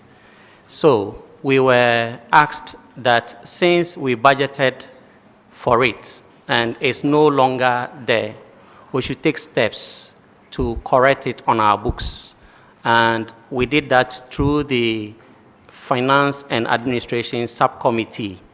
So as we speak, we've revised the target for 2025, which is only those that are within the municipality, and therefore that issue has been resolved through the Finance and Administration Subcommittee. Thank you very much, Chair. You said because they were removed, you were not able to collect the targeted revenue from those billboards. Yes, please. So what was the target and how much did you recover from that? So we targeted to collect 550,000, and we were able to collect 300,000 from billboards. So why couldn't you collect? Because if you have collected almost 300 from them, is it that they do part payment or they do monthly payment? That is why we were not able to collect from them. Please, Honorable Chair, these are billboards and signages within the whole municipality. So we are referring to specific ones that fall on the corridor of the road where there was construction and needed to be removed. And these ones are the huge billboards you can find at the Tema overpass, the Ashama Runabout, and then Afarewa Junction. So these are specific ones on that corridor. But the ones that are within the municipality, for instance, from Ashama Runabout to the underbridge, we were able to collect those ones. When were they removed from the road? When did the road construction start? Somewhere around 2004, when the president cut salt for the project. 2024? 2024, yes. Which month in 2024? It was within the year, so I can't pinpoint the specific year, month it was. Do you know why? You probably will only be able to tell us, say, within the year, but you can't tell specifically because I'm not sure it was removed on the 1st of January 2024. I'm not sure. Please. Yes. So for the period in which they were still on the road or wherever they were prior to their removal, did you get any revenue from that? So, Honorable Chair, I still say that on general collection for billboards and signboards, we collected some. Those that we were not able to collect were those that were removed on that corridor. No problem. That is why I asked you, when were they removed? when were they removed? Is it that you take the revenue at the end of the year or prior at the beginning of the year? Within the year, we do revenue collection throughout the year. Yes. So at least you should have been able to collect some of them. You are only justifying that the 115,000 that you were not able to collect are those ones that were removed for road construction. That is why I asked the question that I asked. And the auditor said it was one defaulter, but you are telling us there are several defaulters. So that is why I would want to interrogate it. The second one has to do with property rate. And that is also in respect of one person. And that is in excess of 244,000. Thank you, Honorable Chair. The property rates have been collected. The one person is the collector that was assigned to collect. So we have the evidence of collection of all of them, and that has been submitted. So you've submitted all the 244,000 as collected in terms of the property rate? Yes, please. So let me ask, where was it? When did you collect from the person? So we took two measures. One, we used our prosecutor to write to them all those defaulters. No, wait. You said it's in relation to one person who was collecting. That is why you could not take from that person. And now you are writing to so many people with your prosecutor. There was a contractor. You so see, it's the contractor who is collecting. Good. So now you are coming. You just made it a bulk something. So you've given it out in terms of outsourced that portion. And the person collecting is not paying the money to you. Is that right?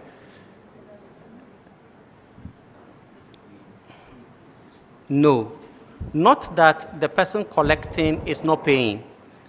The person couldn't collect all the other people that we have enlisted and given to for verification as people who haven't paid within that period. So now you've collected all of it? Yes, please. And shown evidence of that to the auditors?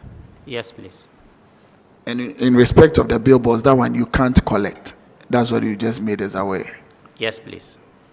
Auditors, can you please confirm to us the collection of the 244,000? Honorable Chair, we cannot confirm that. What we can confirm is an amount of 31,685.78.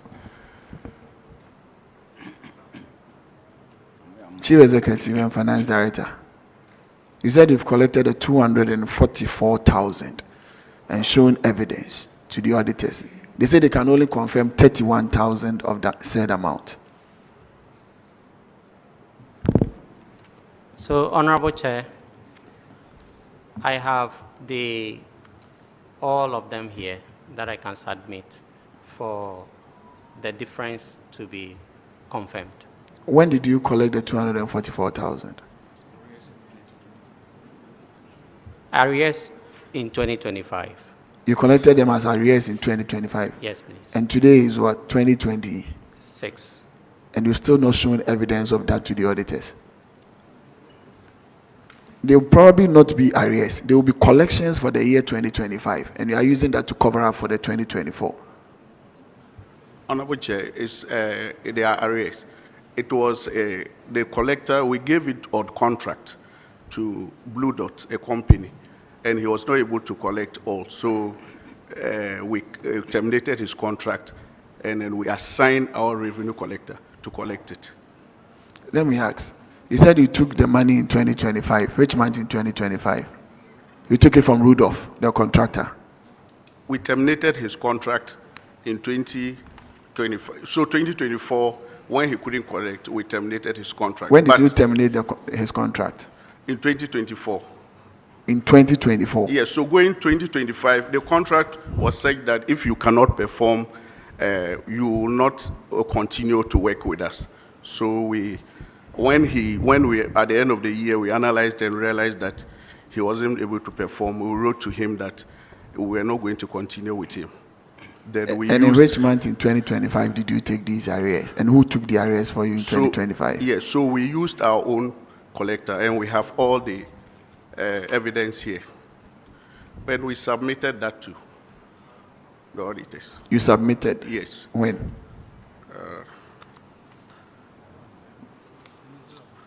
Yeah. It was, yes, last year. I think we submitted on the 8th of December last year. You submitted to the auditors on the 8th of December? Yes. 2025. That can be possible. And in 2026, we are in May, and the auditors don't have it. You are hearing they said, you give to them for verification. Okay. You see, all your explanation is not hitting the court. Initially, you said it was one person. When I asked, you gave to a contractor, you said no, and later on, now your own people are collecting. So you had the capacity to collect yourself, but you ended up giving it on contract. Initially, it was on contract, and they could not. But when you gave to your people, they were able to collect. Honorable Chair, there are peculiar circumstances. If you remember, I think in 2023, the government made the collection of property rates to be collected by GRA. And GRA's collection, it was Blue Dot that was collecting within our assembly. So when it was reverted to the assembly, we decided to now take on Blue Dot to collect. So Blue Dot was collecting. Then we realized that Blue Dot was not helping enough. So then we went ahead to terminate Blue Dot and then give it to our people to collect. So this is the trajectory of what happened.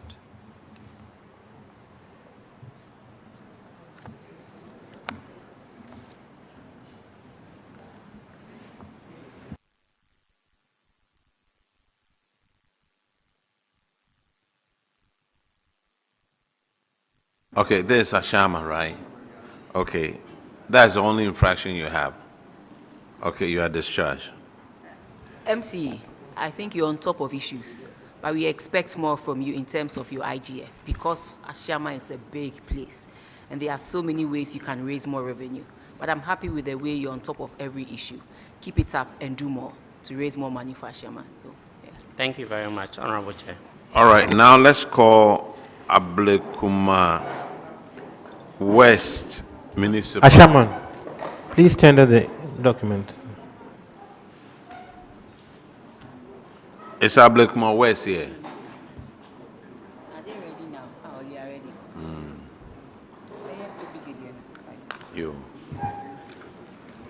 Please introduce yourself to the committee.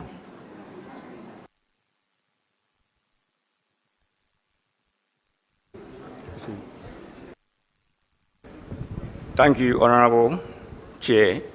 My name is Sechwafia Kujokpenu, the Municipal Coordinating Director. Thank you. My name is Eric Yami, Head of Works. My name is Stella Azuma, Municipal Finance Officer. Please, my name is Mavis Dakwongusu, the Internal Auditor.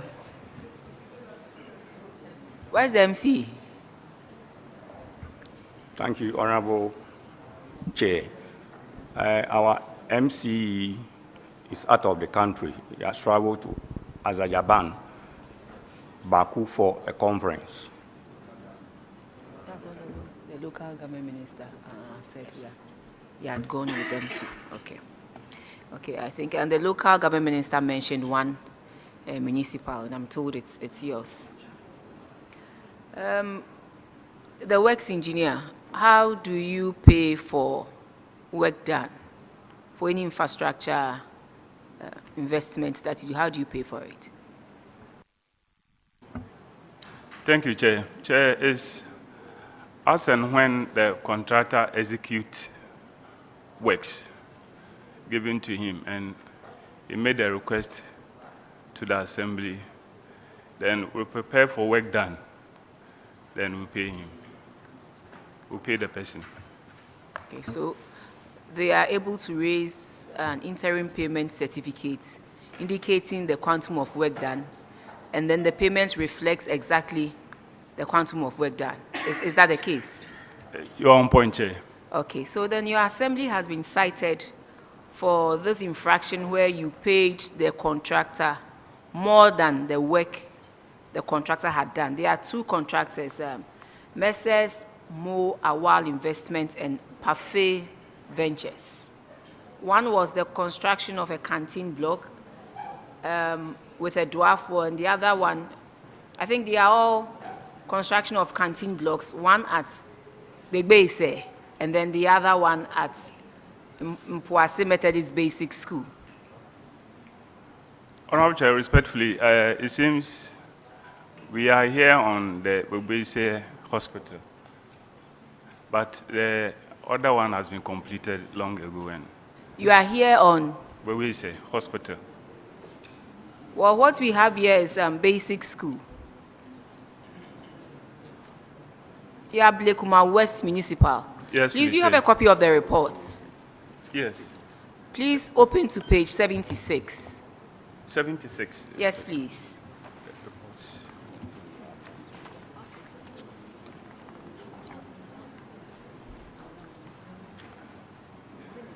We are told you paid the contractor in excess of 23,977.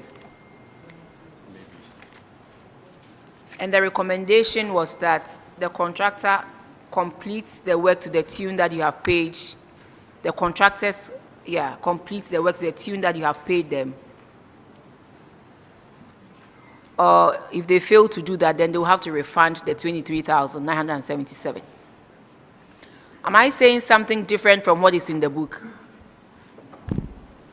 Thank you, Mr. Chair. Can you get closer so I can hear you? Thank you, Chair. Please, Perfect has made refund of the 23,000 Ghana cedis. There were two contractors. Muwad Awal was 11,000, and then Perfect was the difference of 12,977. Thank you, Chair. Perfect has completed, Muwad Awal has completed the work to that tune. Thank you. And Perfect has paid. Yes, he has made the refund of the 23,000. So who paid the contractors way above what they had, the work they had done? Who did? Where's the finance officer? Yes. Madam, are you the finance officer? I'm the finance officer. Were you the one there? No, please. When did you get to the assembly?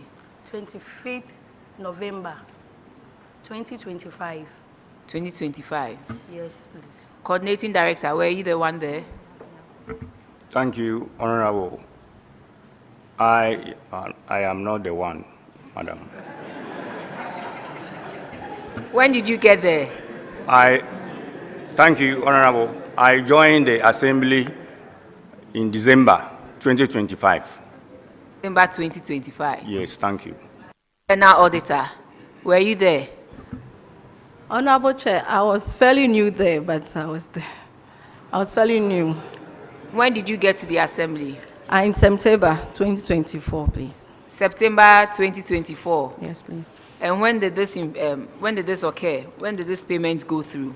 I think it was in November 2024. Yeah, so you were there. You know, all these things will have to go through the internal auditor for approval before it goes to the next stage.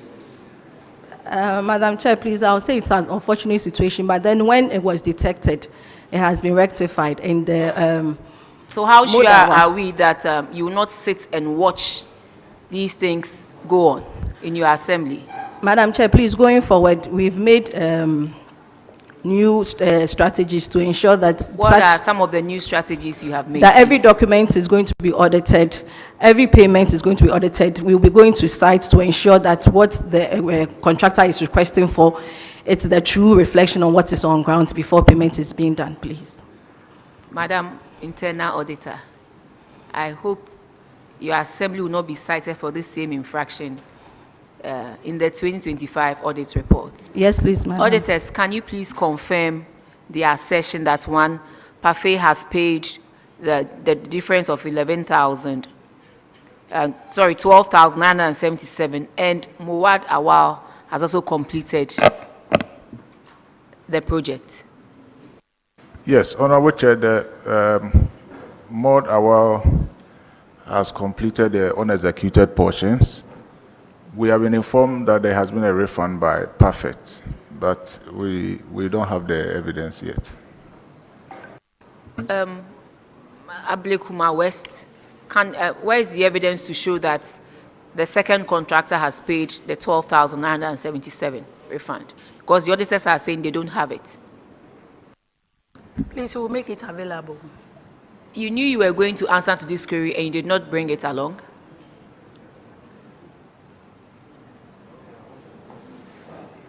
Where is the finance officer? Madam, how do we know that truly it's been done? Because your first point of call was to the auditors. The auditors are saying they don't have it. And you're also telling us that you don't have it. Then we don't believe what you are saying. Because if you had truly done it, you would have brought evidence to that effect.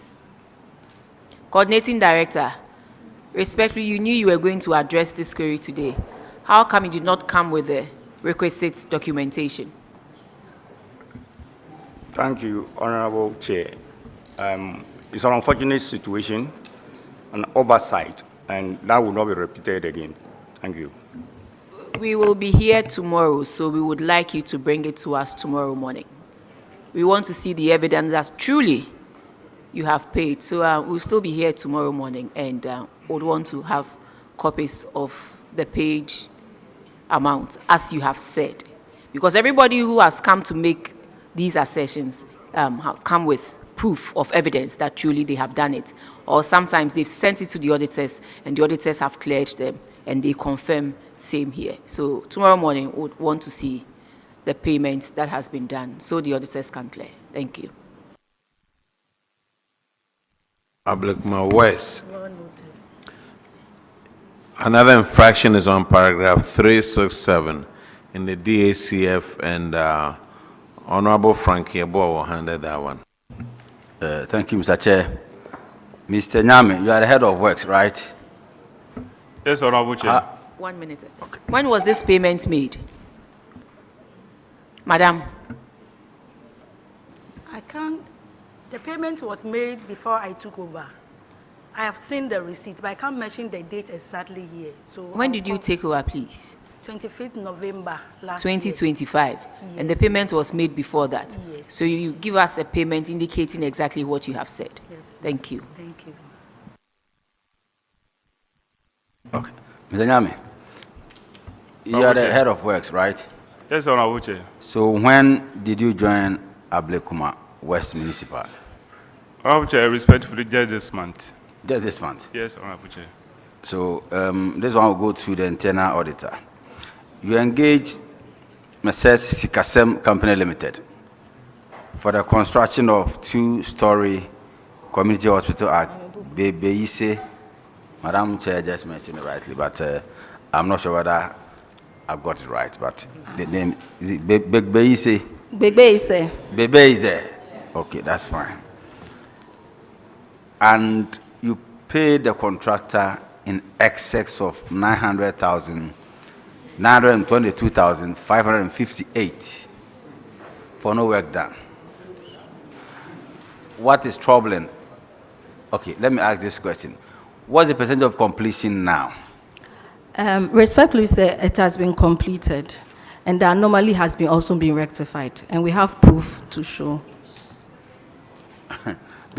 Because at the time of the audit, you had paid them even for doors when the doors were not supplied. The doors hadn't been supplied because you didn't need the doors at that point, but you paid them. So now that you're saying that it's been rectified, so have you taken over? Respectfully said, we are supplying them with laboratory and theater equipment, and this month we'll be handing over to the Ministry of Health, please. When did you take over from the contractor? Sikasem Company Limited? That was at 3rd September, please. Last year? Yes, please. And you know, there's a clause in the contract that talks about deferred liability period for 6 months. So you took over in September, 3 months in 2025, 3 months in 2026, March. So now that you haven't used the building, how are you going to know whether there are defects in the building or not? And if you go in and there are defects, who is going to repair them? At whose cost? Government cost or whose cost?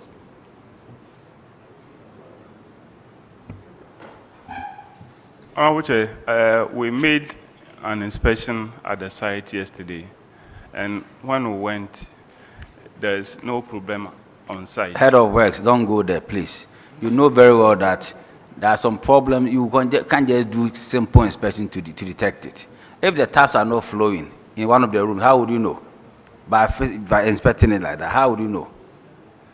Chair, if the taps are not flowing in one of the rooms, how would you know? Chair, unless you use it. That is why in the wisdom of those who did a contract, they put 6 months liability, deferred liability period in the contract so that you use it for 6 months to detect any possible defect before the contractor will be discharged. You've taken over almost 7 months now, so the deferred liability period is gone. So you've lost it. So if you go in tomorrow and there are defects, who is going to pay for it? Chair, respectfully, it's an abnormality, and I hope moving forward it will not be repeated. Mr. Chair, I may have to defer this one to you. Thank you. You see, you can't come and sit here and say that was an anomaly. You paid this person so much money. So, I mean, 922,000. And it's an anomaly. Chair, I said the work has been completed yes. and handed over. Yes. But respectfully, he's talking about the retention that yes. it has run off, but we are still not using the facility. You still know what? Using the facility. But Chair, the internal auditor yes. made us aware that we are supplying some laboratory facilities, which respectfully next month, entity tender has given approval for the items to be supplied. So, Chair, respectfully, next month, we are going to hand over, supply the items, and hand over to Ghana Health Service, respectfully. But why would you pay before the contract was completed? 900,000. And the guy hadn't supplied so many of these. Why? Look, any defect that comes out of this, you, the people who were there, you are going to pay out of your pockets. Yes. Have you paid the retention to the contractor?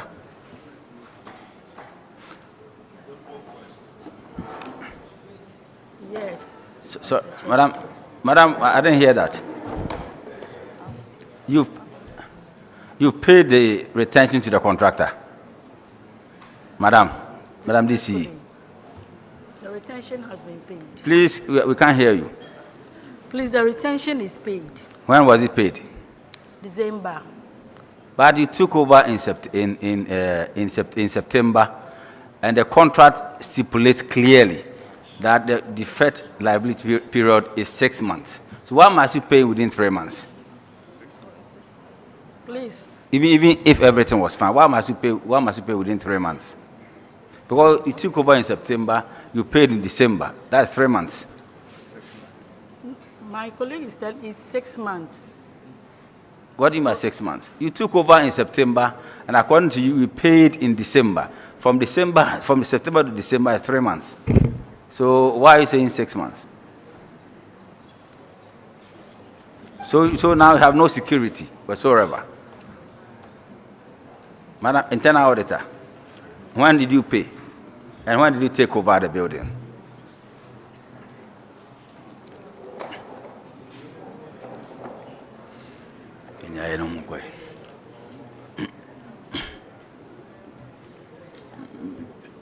Look, you guys are coming back tomorrow anyway. You bring the evidence. Yes. You can't be paying people, contractors, without doing any job. I mean, come on. Why? And they've paid the retention. No bring your cat to it. Oh, I had a microphone on. Oh, sorry, I didn't mean to let it go out like this. Maka. The next infraction is on paragraph 384, and it's on a supply of 2 poly tanks with wrong specification.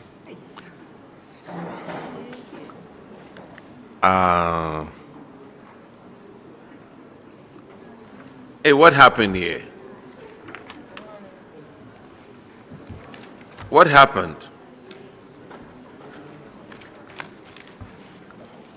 Honorable Chair. Yes, sir.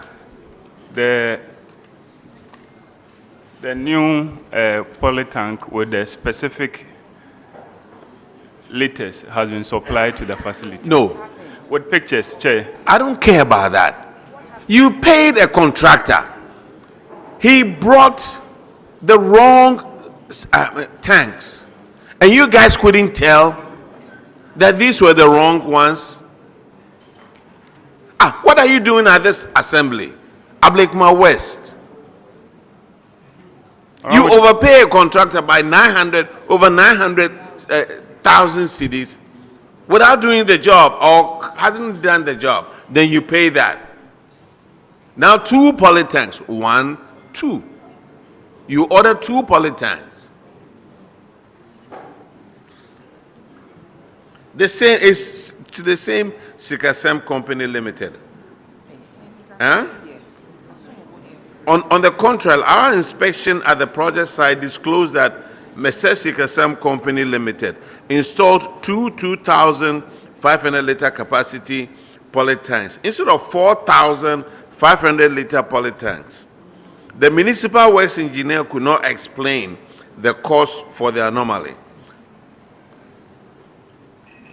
We recommended that the coordinating director, finance officer, and the works engineer to ensure that the contractor replaces those. So if auditors hadn't come there, you couldn't tell a difference between 4,500 capacity and a 2,500 capacity.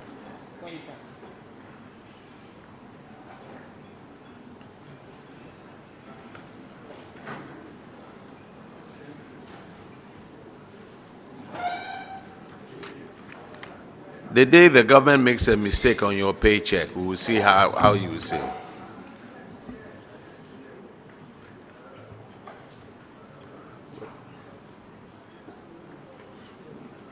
Yes, sir.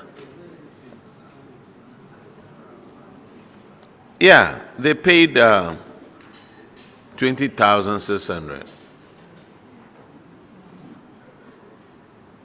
Isn't that so, Ablekuma West? So on bringing the required poly tank, the 4,500, you had some cost to pay to the contractor. Yes, but I said the right poly tank has been supplied, respectfully. When he was bringing the right poly tank, you had some cost to incur. No, with the same cost. He was to supply those poly tank with 4,500 specification, but it seems he didn't supply that. But later on, when we call his attention, he has supplied it. No, you didn't call his attention to it. It was the auditors who told you. If the auditors hadn't come in, you would have used a 2,500. Anyway, you are discharged till tomorrow morning. Thank you, Chair. We will see you tomorrow morning.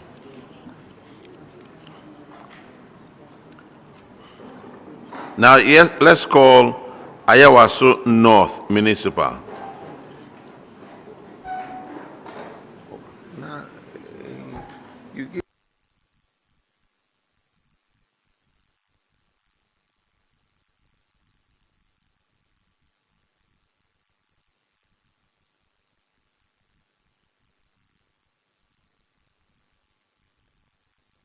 Please introduce yourself to the committee. Honorable Chair, Haruna Mohammed Awal is my name. I'm the MC. All right. I'm Jamani Dramani, the Municipal Coordinating Director. Utilization. Henry Ford Akakpo, the internal auditor. Ofeya Kotua, the municipal finance officer. Kudia Bosevia, municipal budget analyst. Where is Ayawaso North? Which of the constituencies? Yeah. That's around Mamobi, Newtown Enclave. So who is your MP? Honorable Yusuf Saka Jaja. Oh, Jaja.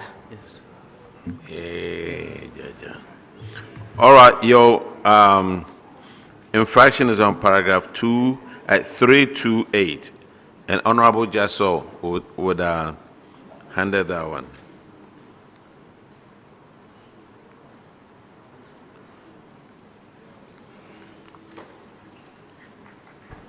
Thank you, Honorable Chair. Honorable DC, MC, welcome. Thank you. I like your hat. It fits you so well. Thank you very much. And you are Ayawaso Central or No, what? North.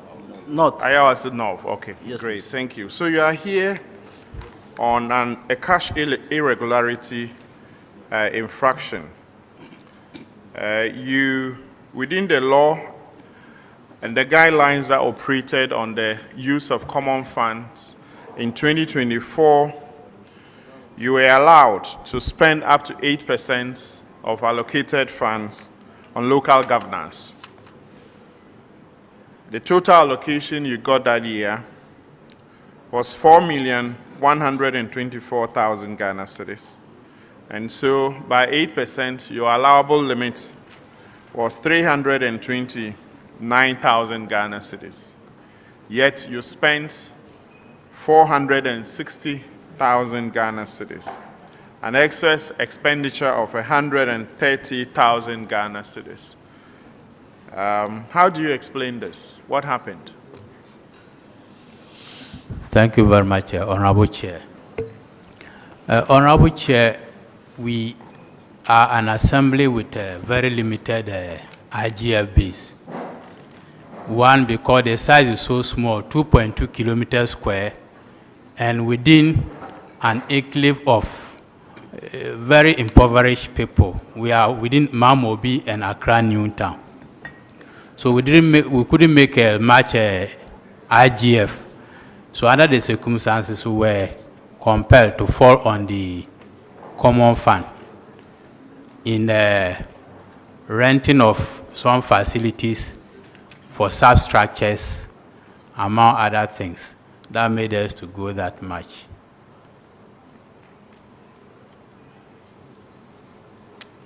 What's your IGF situation? How much IGF did you realize? Honorable Chair, at the time we realized 1,058,000 Ghana cedis. Out of a total budgeted amount of?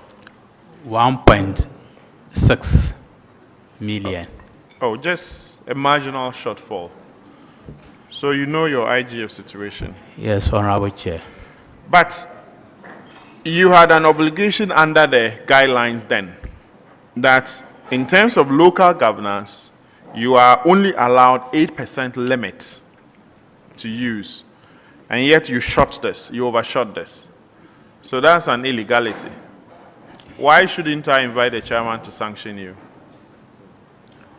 Honorable Chair, because of the very circumstances I've explained that our assembly is in, I can only appeal that you don't invite the chairman to sanction us.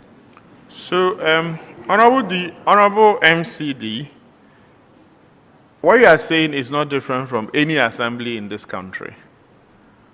All of them have issues with IGF generation.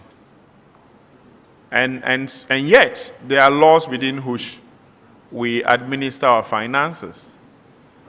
And so, you can't explain away your non-compliance with the rule with the fact that your IGF is under-generated. Indeed, in this specific case, the IGF argument wouldn't come in because you had a budget of 1.6 million, you were able to raise 1.58. So you don't really have a, that's what your IGF is. No, Honorable Chair, I said 1,058,000. Okay. 1,058,000. And 58,000. Chair. Yeah, and then your estimated was 1.6. Yes, Honorable Chair. Yeah, but yeah, it's still in excess of 1 million. That's a lot of money for the so-called small municipality that you are describing.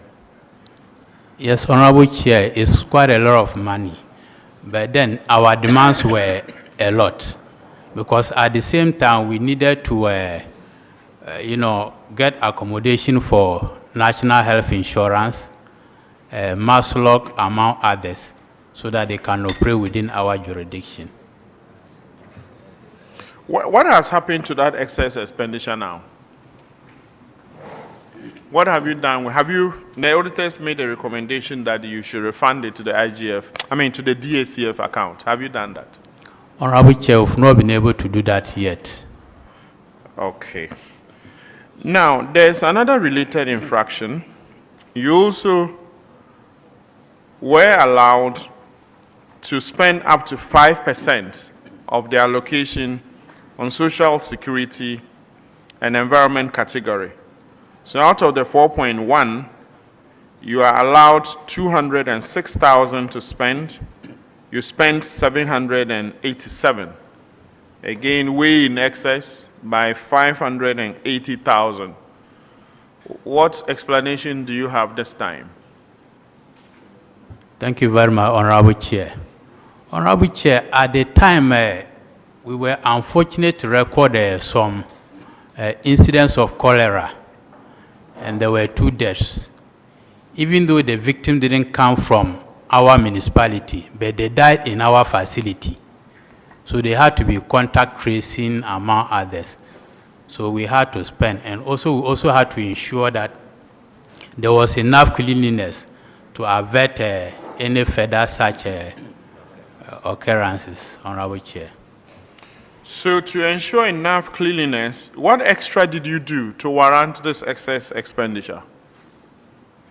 Honorable Chair, one, because of the contact tracing, they had to go out of our jurisdiction to ensure that they trace the various places of contact where the victims came from. Then we also had to organize... Okay, tell me, in such a typical situation, what is the typical expenditure line you have to finance, the contact tracing? Do you rent cars? Do you pay extra personnel? The health workers aren't enough. What is the real expenditure lines you have? Honorable Chair, that's precisely the case, because the hospital staff and the Ghana Health Service, they will need to move from one place to the other to ensure that all those people who have come into contact with such victims are traced, so that they can offer the necessary pieces of advice. So did they trace this, Director, hold it. Did they trace this within just Ayawaso North municipality or beyond? Far beyond, Honorable, because the victims didn't come from our municipality, but so they died in the Mamobi General Hospital. So and so they had to extend. So far beyond, and you had to bear the costs? Honorable Chair, because it took place within our facility. So you had to bear the costs? So it was assumed that they are our people. So what have you done about the refund of that amount, 580,000? Honorable Chair, as I said, because of our low IGF base, we've not been able to refund yet. Director, you have yet another infraction, which also is on administration. By the guidelines that operated, you were allowed to spend up to 10%. Out of the allocation of 4.1, it means that you couldn't have spent more than 412,000, yet again you spent double of that. In fact, more than double, 896,000 on administrative expenditure for that year alone. What is the problem this time?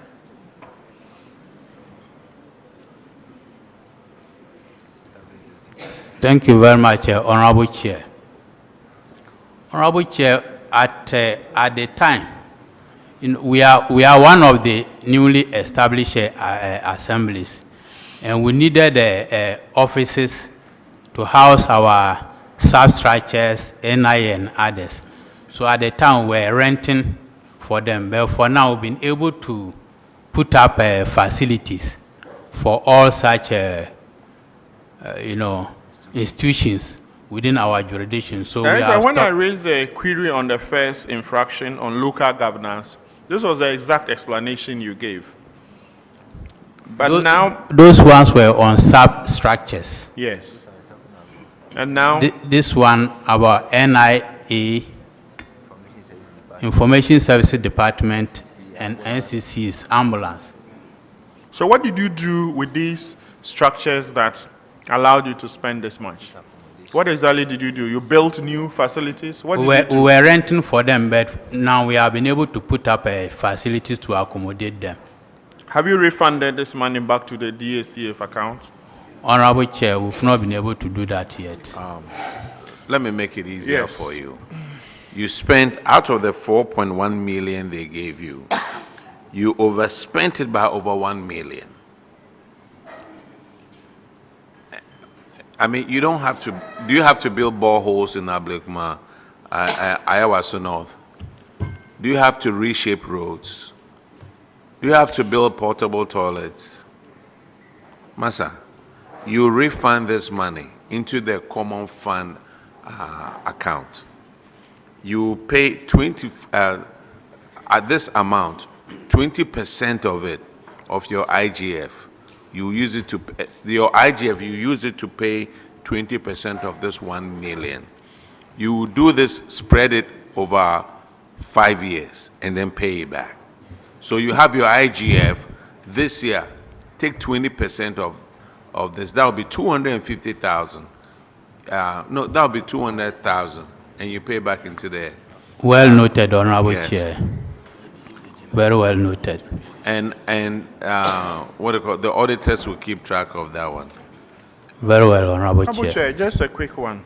So, Honorable MCD, what measures do you now have in place to ensure that you don't come back next year to answer the same questions? No.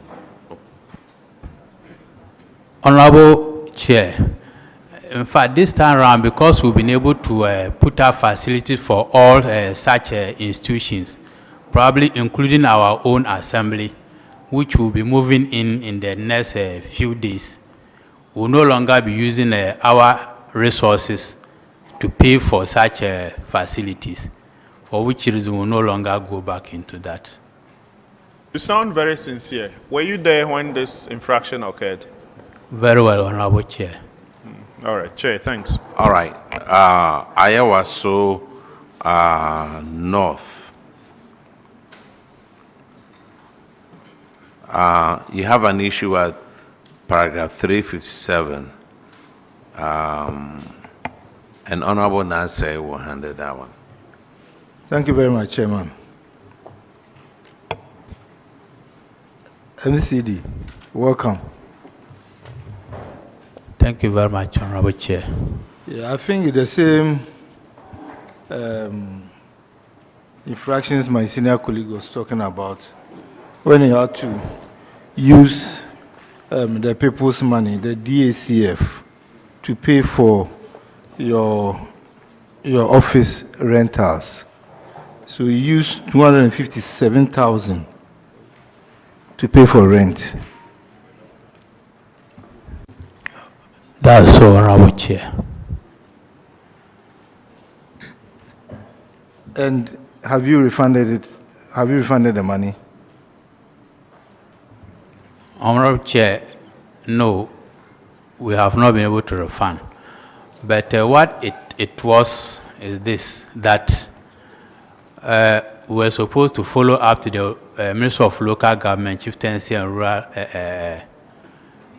Affairs, and the District Assembly Common Fund Administration to persuade them to assist us complete our new office block so that we can move in to curtail the continuous payment of rent from the common fund. And indeed, we did that, Honorable Chair. So now your office is complete? Almost, sir. So you have moved to your office? Possibly this June we'll move in. So meaning you are going to pay another rent? No, Honorable Chair. We only paid for half year, 6 months. And that ends in this June. And this June, inshallah, will go in. So you have used the DACF to pay for January to June this year? Honorable Chair, that's so. Chairman. Yes. It's part of the money you are refunding, right?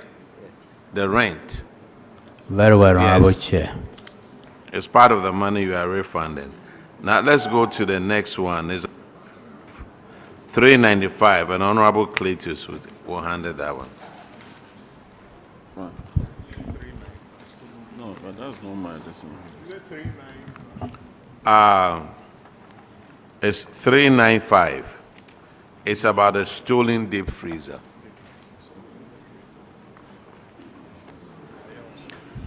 That was enough. My friends and brothers constituency, Honorable Jaja. MC, welcome. Let me commend you and Thank your you, MP. Honorable You are Chair. doing a good job. Keep it up. Thank you, Honorable Chair. Yeah, so this infraction, 395, what was your explanation? Explain to the committee how it happened. Thank you very much, Honorable Chair. This incident happened, Honorable Chair, early January 2025. No, rather December. December, right after the general election. Immediately after the declaration of results, some youth within the municipality went on rampage, some of which went into our offices, vandalized and took possession of those items which we had procured to be distributed to people with disability. And that was what happened. We reported the matter to the police, Honorable Chair. They have been able to retrieve 7 of them, leaving 6. 7 deep freezers. Well, have you reported to the police or something? Do you have any report about it? Yes, Honorable Chair. We wrote to the police about it. In fact, after they had even retrieved, we actually wrote to commend them and asking for further status, but for now they have not been able to retrieve the rest of them. So, Chairman, I'll leave it to you. You reported it to the police and you were able to retrieve 7. 7 of them? Yes, Honorable Where Chair. did they go to retrieve these? From individuals within the community. So they were able to identify those who stole the deep freezers? Honorable Chair, it was with the help of the Honorable MP and Yes. some Honorable Assembly members that they were able to retrieve them. So how many more are you missing now? Honorable Chair, left with 6. Left was 6. 6. The same way that you were able to retrieve those ones, I think you need to go through the same channel. Get in touch with the Honorable MP. Maybe he'll be able to work some magic out there for you. Well noted, Honorable Chair. Ayewasu North. Okay, you have another infraction on paragraph 418, and Honorable Frederick Yao Ahinkwa. Yes, we'll handle that one. It's in the DACF.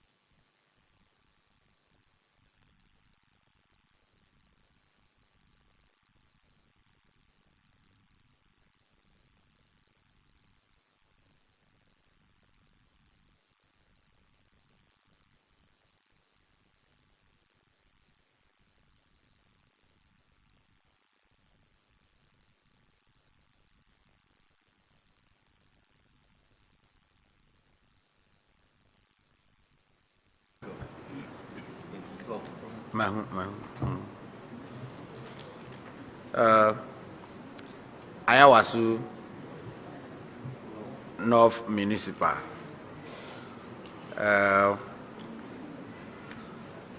You raise 7 PVs being payment of allowances for construction, fuel, repairs to a tune of 262,648 with a tax component of 20,000. You failed to remit the tax component to the GRA. What happened? Respectfully, Honorable Chair, we were able to pay to GRA fully on the 27th November 2024. When was the payment done? 27th November 2024. That could not be accurate. No. If you paid it in 2024, why would the auditor cite you? Yes, cite you. 15th May. It was 15th May 2026. That's a big difference in dates. How come? But the VAT invoices.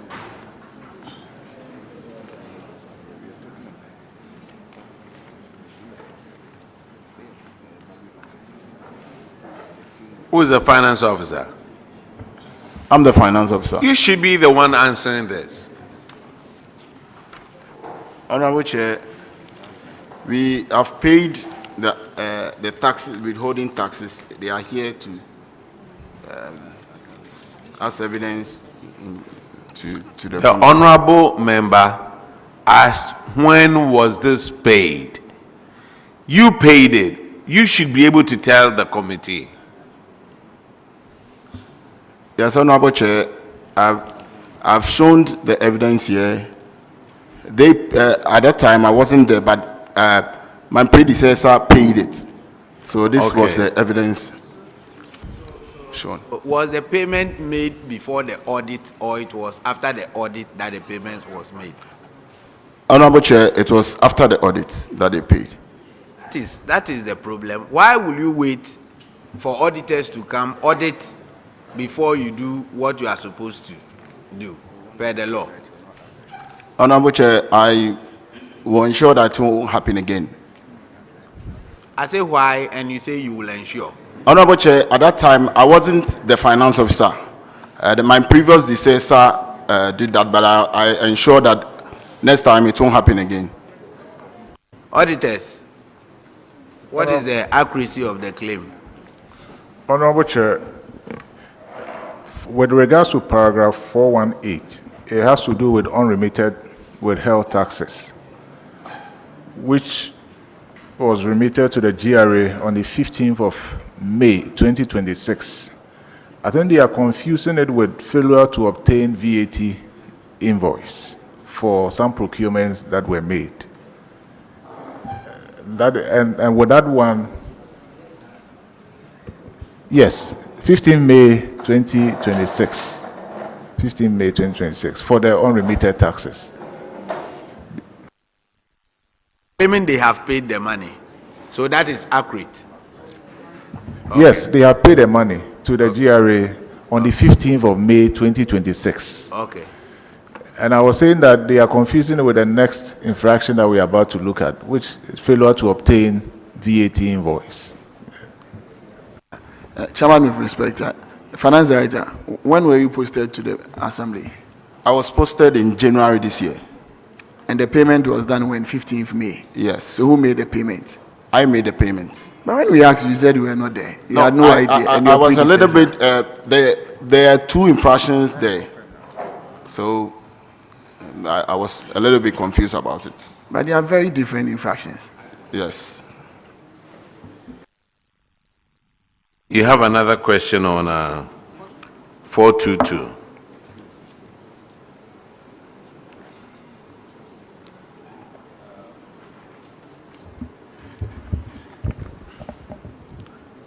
That was failure. Yeah. Failure to obtain VAT invoice for taxable supplies procured to a tune of 22,000 Ghana cedis. Yes. Honorable Chair. What's the reason? We have made the payment. That was the first thing that I showed you the other time, and we have obtained the receipts from the contractor. Thank you. Auditors.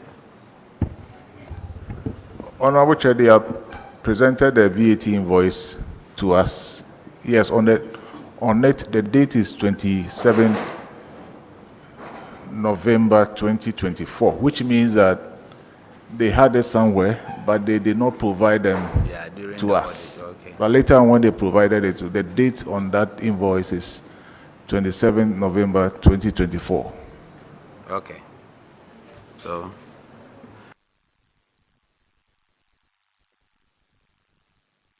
Ayawaso North, you are discharged. Thank you, Honorable Chair. Let's call Ayawaso Central.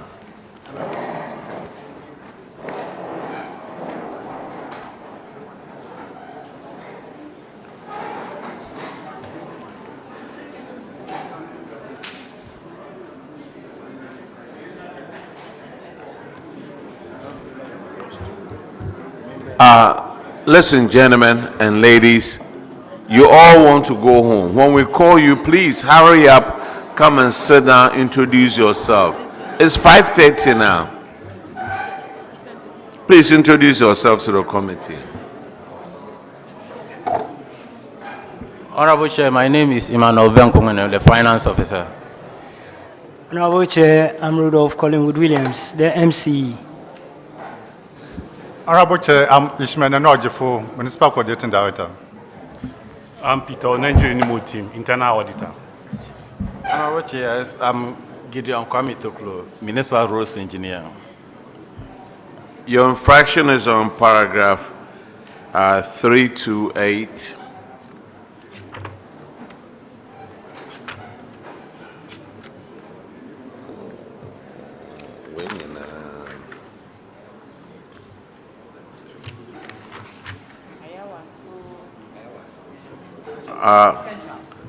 Central, you overspent on your DACF.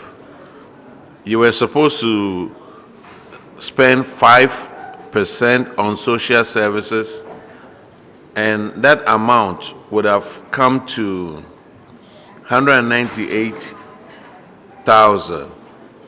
You spent 1 million. You overspent it by 891. Administrative expenses should have been 10%, which is 391. You spent 758. Why? Honorable Chair. Were you building boreholes? No, please, Honorable Chair. Honorable Chair, our place is a low-lying area, and we've been experiencing frequent floods. So we experienced, a flood during that time. In order to save life and property, we had to constantly desilt and do dredging.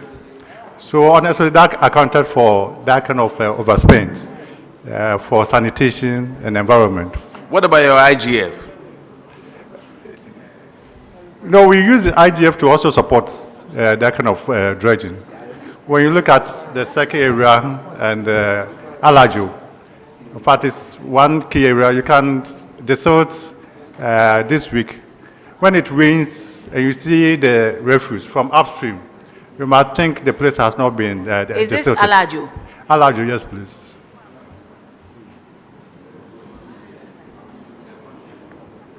Continue, sir. So honestly, the Honorable Chair, that accounted for the overspending for environment and sanitation. Regarding the administration, around that time in 2024, November, we have to move from a rented place to a new place that we had bought. We needed furniture because the rent being charged by the landlord was so high.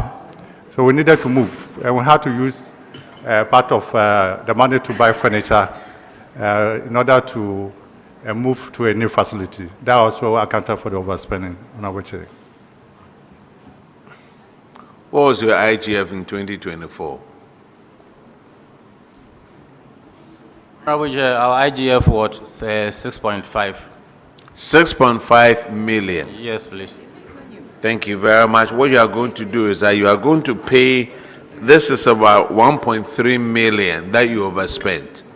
You are going to pay 20%. You will take 20% of your IGF. You pay this year. Well noted, Honorable Chair. In fact, we have made some commitments. So far, we've paid 200,000. You pay 200,000. Yes, please, Honorable Pay Chair. pay the other 20%.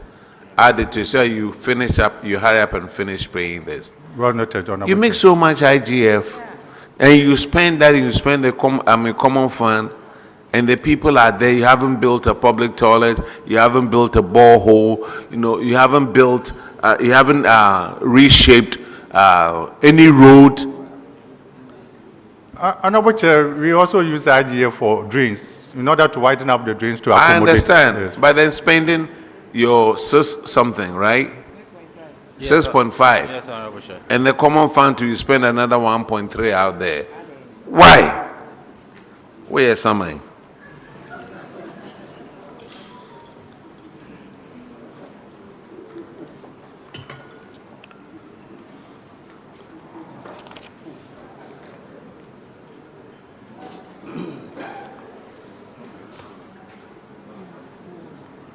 So, Ayo Central, what else brings you here? Because if you don't tell me, I'll find out.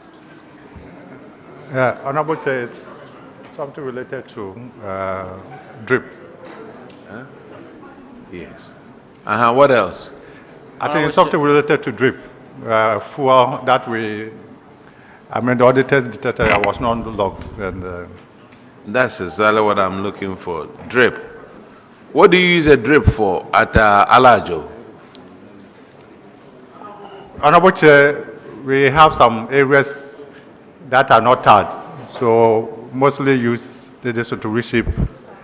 And because of sanitation issues, the drip machines also help us to also collect garbage. Ayo Central, that's a paragraph 389.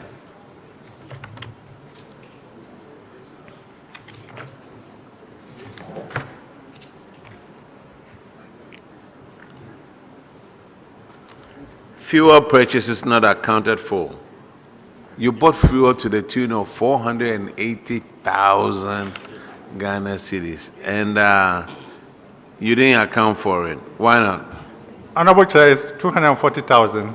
Huh? It's 240,000. That is for 2 assemblies. You are right. Yes. You are right.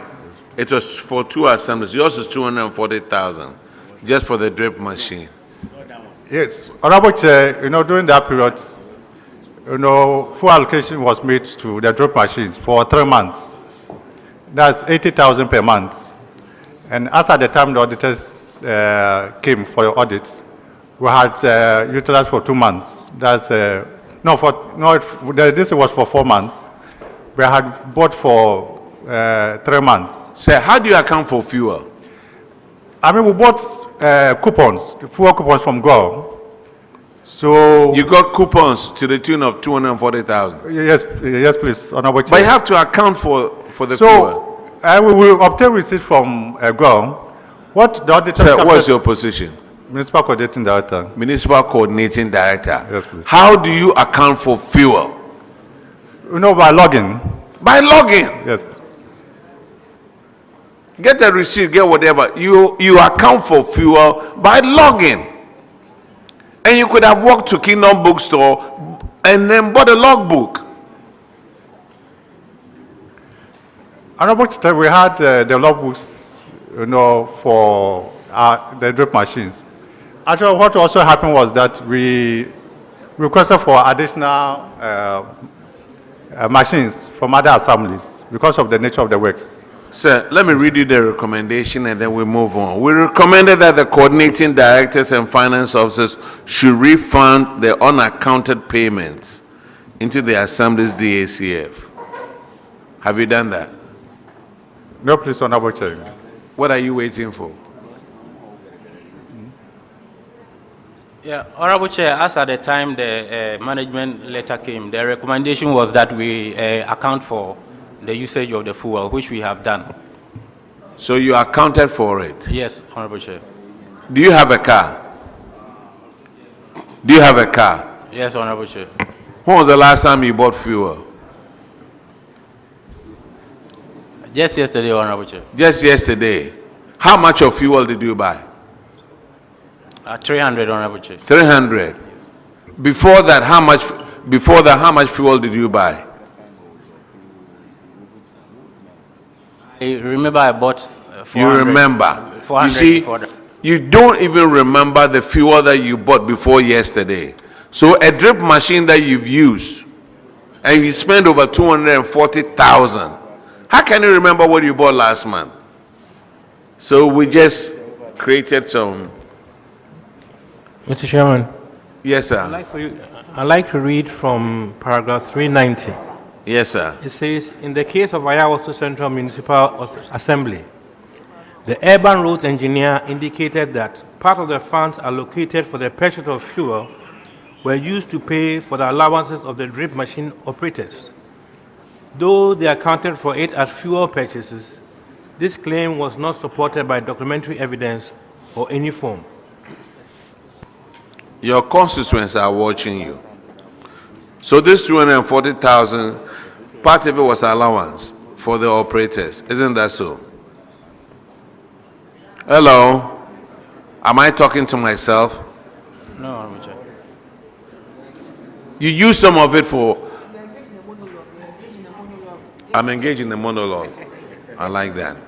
You wait. They will refund the 240,000 very soon. Coordinating director, you were there when it happened, right? Yes, please, Honorable Chair. Auditors, have they given you any papers to claim that they are accounted for it? Honorable Chair, the feedback I have from the team is that they presented some documents to logbooks to account for it. But from what I gather from the team, they have not yet accepted that. Hello. Coordinating director. Honorable Chair. You and the finance officer jointly, you are going to pay 240,000 back to DACF. Thank you. Now let's move on. And you are not going to pay with the assembly's money. You are not taking this thing serious. You use government's money, some of it for allowances. Why can't you write it down? Why can't you account for it? Government's money, 240,000. Some was for fuel, some was for allowances. And how much of it went into your pockets? Ayawaso Central. You are discharged. Go and find money and pay for the 240,000 if you don't have the documents. Let's move on. So let's call another assembly. Thank you. Thank you, Mr. Chairman. And auditors will keep track of it. Let's call the Jokuku Municipal. Am I there?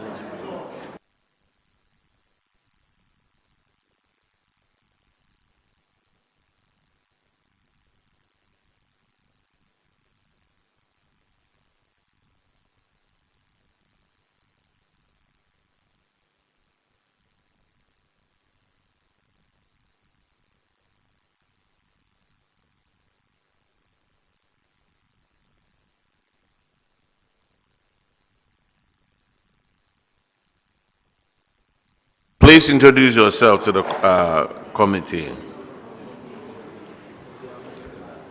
Honorable Chair, my name is Imos Kwam, Municipal Internal Auditor. Honorable Chair, I'm Israel Ajeto Trema, MCE.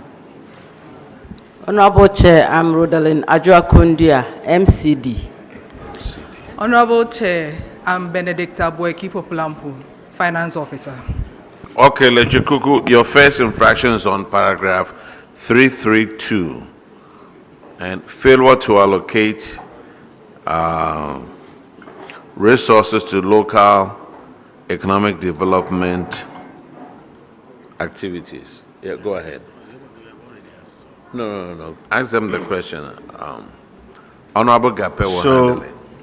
Based on the guideline for the utilization of the District Assembly Common Fund, you're supposed to allocate 20% and then 2% for DS Common Fund allocation to promote lead and then preserve the promotion of cultural heritage respectively. But your assembly did not allocate the required 20% and 2% from the common fund, which amounting to 445,202.48 for the above stated activity during the year under review 2024. Details provided, you can see clearly that promoting local economic development is about 223,000 plus, and the other one also about 222.92.35, amounting to 44,262. What is the status with regards to this? Honorable Chair, that has been done, and the evidence has been sent to the auditors for verification. So when the auditors came, where you didn't provide that evidence, this now you are saying you are provided. When did you provide that such evidence? Honorable Chair, it was provided after the audit. After the audit in December or January or February? Honorable Chair, that was done in March or so. Auditors, can you verify this for? Yes, Honorable Chair, they presented some documents, some reports regarding to activities concerning this particular guideline, and we have reviewed them. Thank you. And you are satisfied with them? Yes. The next infraction is on paragraph 348, and Honorable David Sopoku Ansem will ask you those questions. Thank you very much, Chairman. It has to do with persons living with disability. There are 31 and 22 PWDs who were vetted in 2022 and 2023. The District Assembly Common Fund allocated an amount of 190,000, 166.34 for them. But you refused to pay. Why did that happen? Honorable Chair, at the time the Social Welfare Director presented the list of beneficiaries for the disbursement of the Common Fund, we noticed that the amount of monies allocated for the persons living with disabilities on the summary sheet was more than what the committee approved. So we requested that it should go and reconcile the figures and bring. No, so in 2022, 31 people were vetted. In 2023, 22 people got vetted. Yes. Which means that that data is or was available to you. Yes. And so why the discrepancy? Is it that he added more people to the numbers? What happened was that when I looked at the summary sheet, I noticed that if Niama was allocated 3,000 CDs during the vetting, on the summary sheet, he's been given 5,000. So I said he should go and reconcile those figures and then come back, after which we pay. Madam, we are talking about some 53 people. I mean, 53 people on a sheet would be like 2 pages. This thing should not last for a day. If indeed we really care about persons living with disability. If we are to attach that seriousness to people living with disability, vetting 53 names shouldn't take more than a day.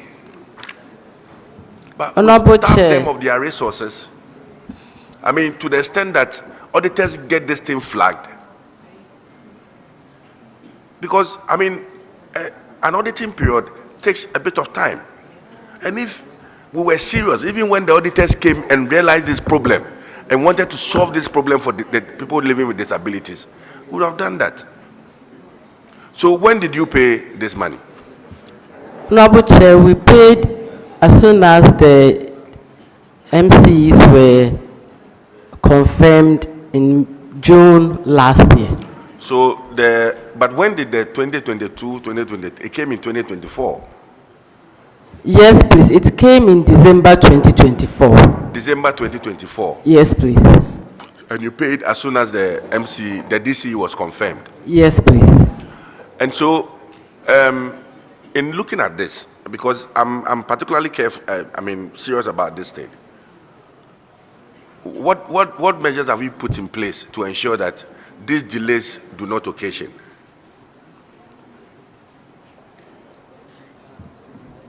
Yes. Going forward, myself, the finance officer, and the internal auditor have become part of the fund management committee, so that as soon as the people are vetted and we know, we quickly process the payment and we do the needful for them. Thank you. Please do. And I think that all assemblies here in Gathered kindly take this as an advice. I mean, we all get paid, the work we do, we get paid in a month. If the salary has not come, we are worried. But a little that should go to people living with disability, if we starve them of these monies, I mean, it becomes problematic. They are not that strong to be doing the work you and I would do to earn some money. So please, let's take their matters seriously so that these things do not get flagged. Thank you. Thank you, sir. Auditors, are you able to confirm if they have paid these monies to them? Yes, Honorable Chair, we can confirm that. Thank you, Chairman. That will be all for me. Now, the next infraction is on paragraph 379. And non-payment of certified interim payment certificates, IPCs. You paid only 429 out of 2.6 million. Have you paid these IPCs? Honorable Chair, yes, it has been paid, and we've sent the verification to the auditors.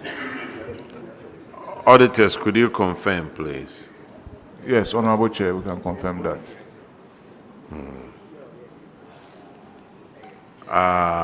Lejakuku, it looks to me that will be all. Or you have any more questions that I haven't asked you yet? Huh? No, Chairman. All right, you are discharged. Thank you. Thank you, sir. Now, let's go to Ayawasu East.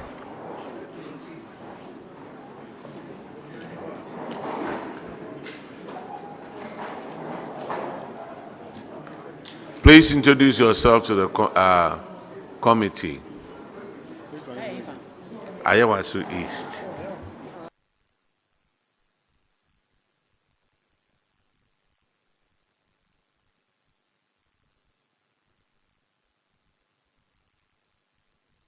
Please introduce yourself to the committee. Honorable Chairman, I am Boniface Poza Digbang. I'm the finance officer.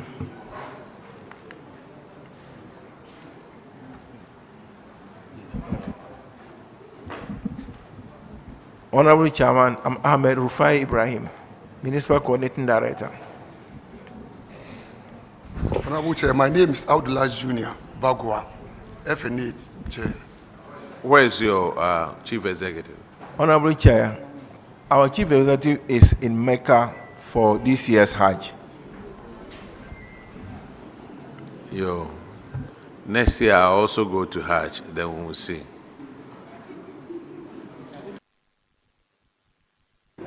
And this will be the last time that we would accept you without your chief executive.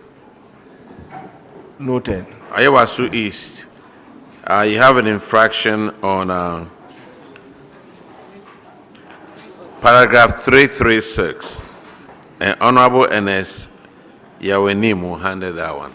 Yeah, thank you, Chairman. Ayawasu East, this infraction has to do with someone presented payment vouchers, 5 of them, to the tune of 97,607. What has been done about this?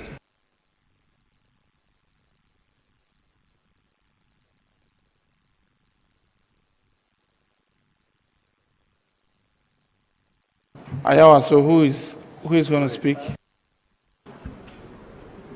Honorable Chairman, the PVs were presented to the auditors when they came for the 2025 audit, and they did a follow-up. They did a follow-up for the 2024, so they were presented to them, and then they worked on it, and the documents are here for your verification. Please, I asked if these vouchers have been presented to the auditors. Yes, please. I thought you said you have them here. Have they been given to the presented auditors? to them, and they work on them, and then we are even bringing the original documents to show. Okay, auditors, have you cited these vouchers? Yes, in our follow-up, they presented those documents to us, and we have verified them. Thank you. All right, the next infraction is on paragraph 340. And Honorable Abena Osiasare will handle that one. Ayawaso East. It also has to do with payment vouchers, but this time the source of funding is from the DACF. You had 2 payment vouchers to the tune of 236,000 Ghana cedis. You were able to account for only 52,000 Ghana cedis. So there's a difference of 184. I'm wondering why you showed a PV to the tune of 236,000 Ghana cedis, yet you were not able to support the value with proper documentation, such that only 52,000 was validated. Yes, sir. Honorable Chairman, the said PV, there were 2 payment, but it was one PV that they did.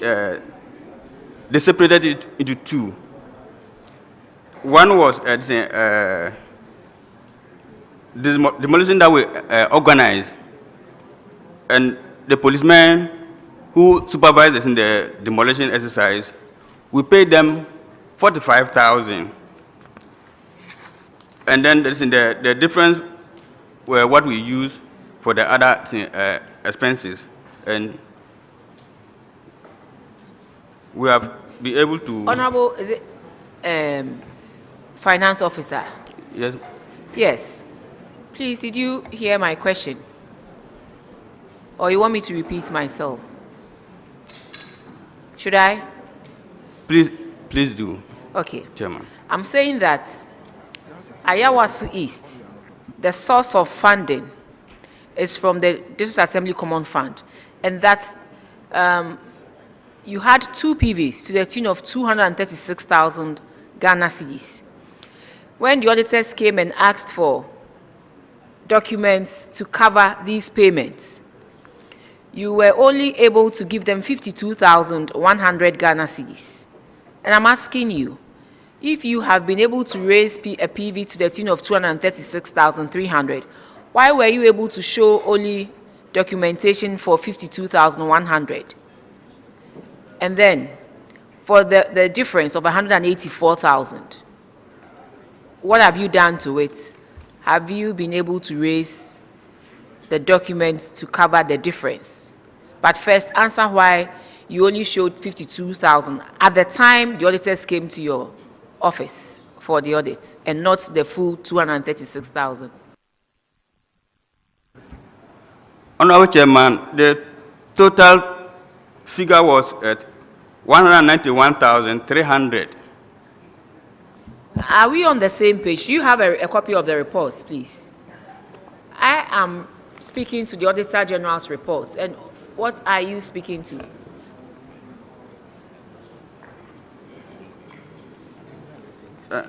Because this is the PV. The PV, this is the PV that we have, the original PV, which is at 191,300 Ghana cedis.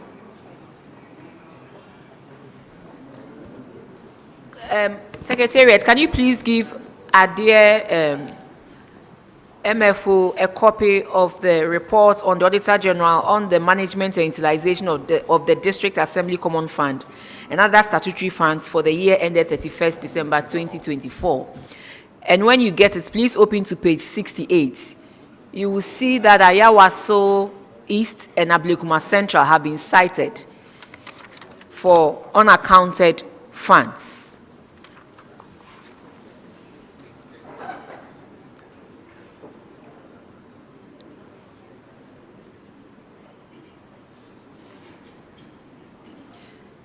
And MFO, this report is not a private report, it's a public report displayed on the Auditor General's website, Audit Service website. And this has been on it for the past 1 year. Close to a year, yes.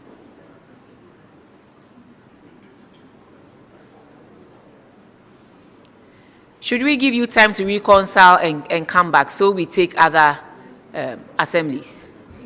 Because I think it's unfair that they are sitting waiting for you while there are other assemblies that we can take.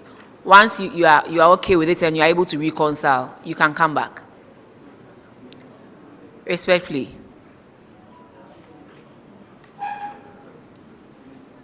All right, sit on the side and let me call Ablekuma Central.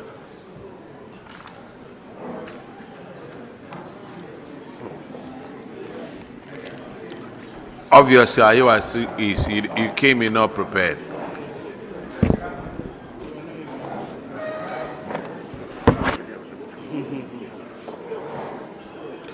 Please introduce yourself to the committee.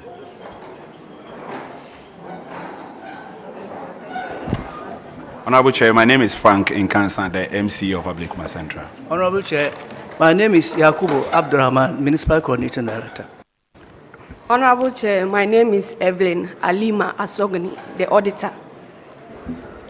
Honorable Chair, my name is Alex Upukubuatin, the finance officer. All right, let's go to your first infraction. It's also paragraph 340, and Honorable Abena Osiasari will handle that one. Yes, sir. Ablekuma Central. This also has to do with a number of PVs, 36 of them. And the auditors are saying that you gave them PVs to the tune of 1.1 million Ghana cedis. And as at the time of the audit, you were able to account for only 112,834 Ghana cedis. A whooping 991,000 of the amount was not accounted for. These monies came from the DACF account, from the Member of Parliament's Common Fund account, and garage. So 3 sources. Can you tell us why you were not able to account for the full value of the PVs? And secondly, whether you have been able to account for the 991,000 outstanding. Thank you very much, Madam Chair. I can say for a fact that currently in 2025, we've put in a very stringent checklist, and we've been able to ensure that any person or head of department who is not able to retire a PV is not allowed on a next activity. And for that reason, in 2025, we have no such infractions. However, in 2024, we have been able to ensure that all the PVs that were not accounted for have duly been accounted for. Thank you very much. But why were they not accounted for at the time of the audit? Because a difference of 991,000 is huge. MFO. Thank you, Honorable Chair. These were funds released to various officers to undertake activities. And at the end of the day, we expected the officers to provide receipts, activity reports, pictures, and other things. The delay in submitting these documentations, that's why it finds itself in the Auditor General. But usually when the auditors come, they stay with you for some time.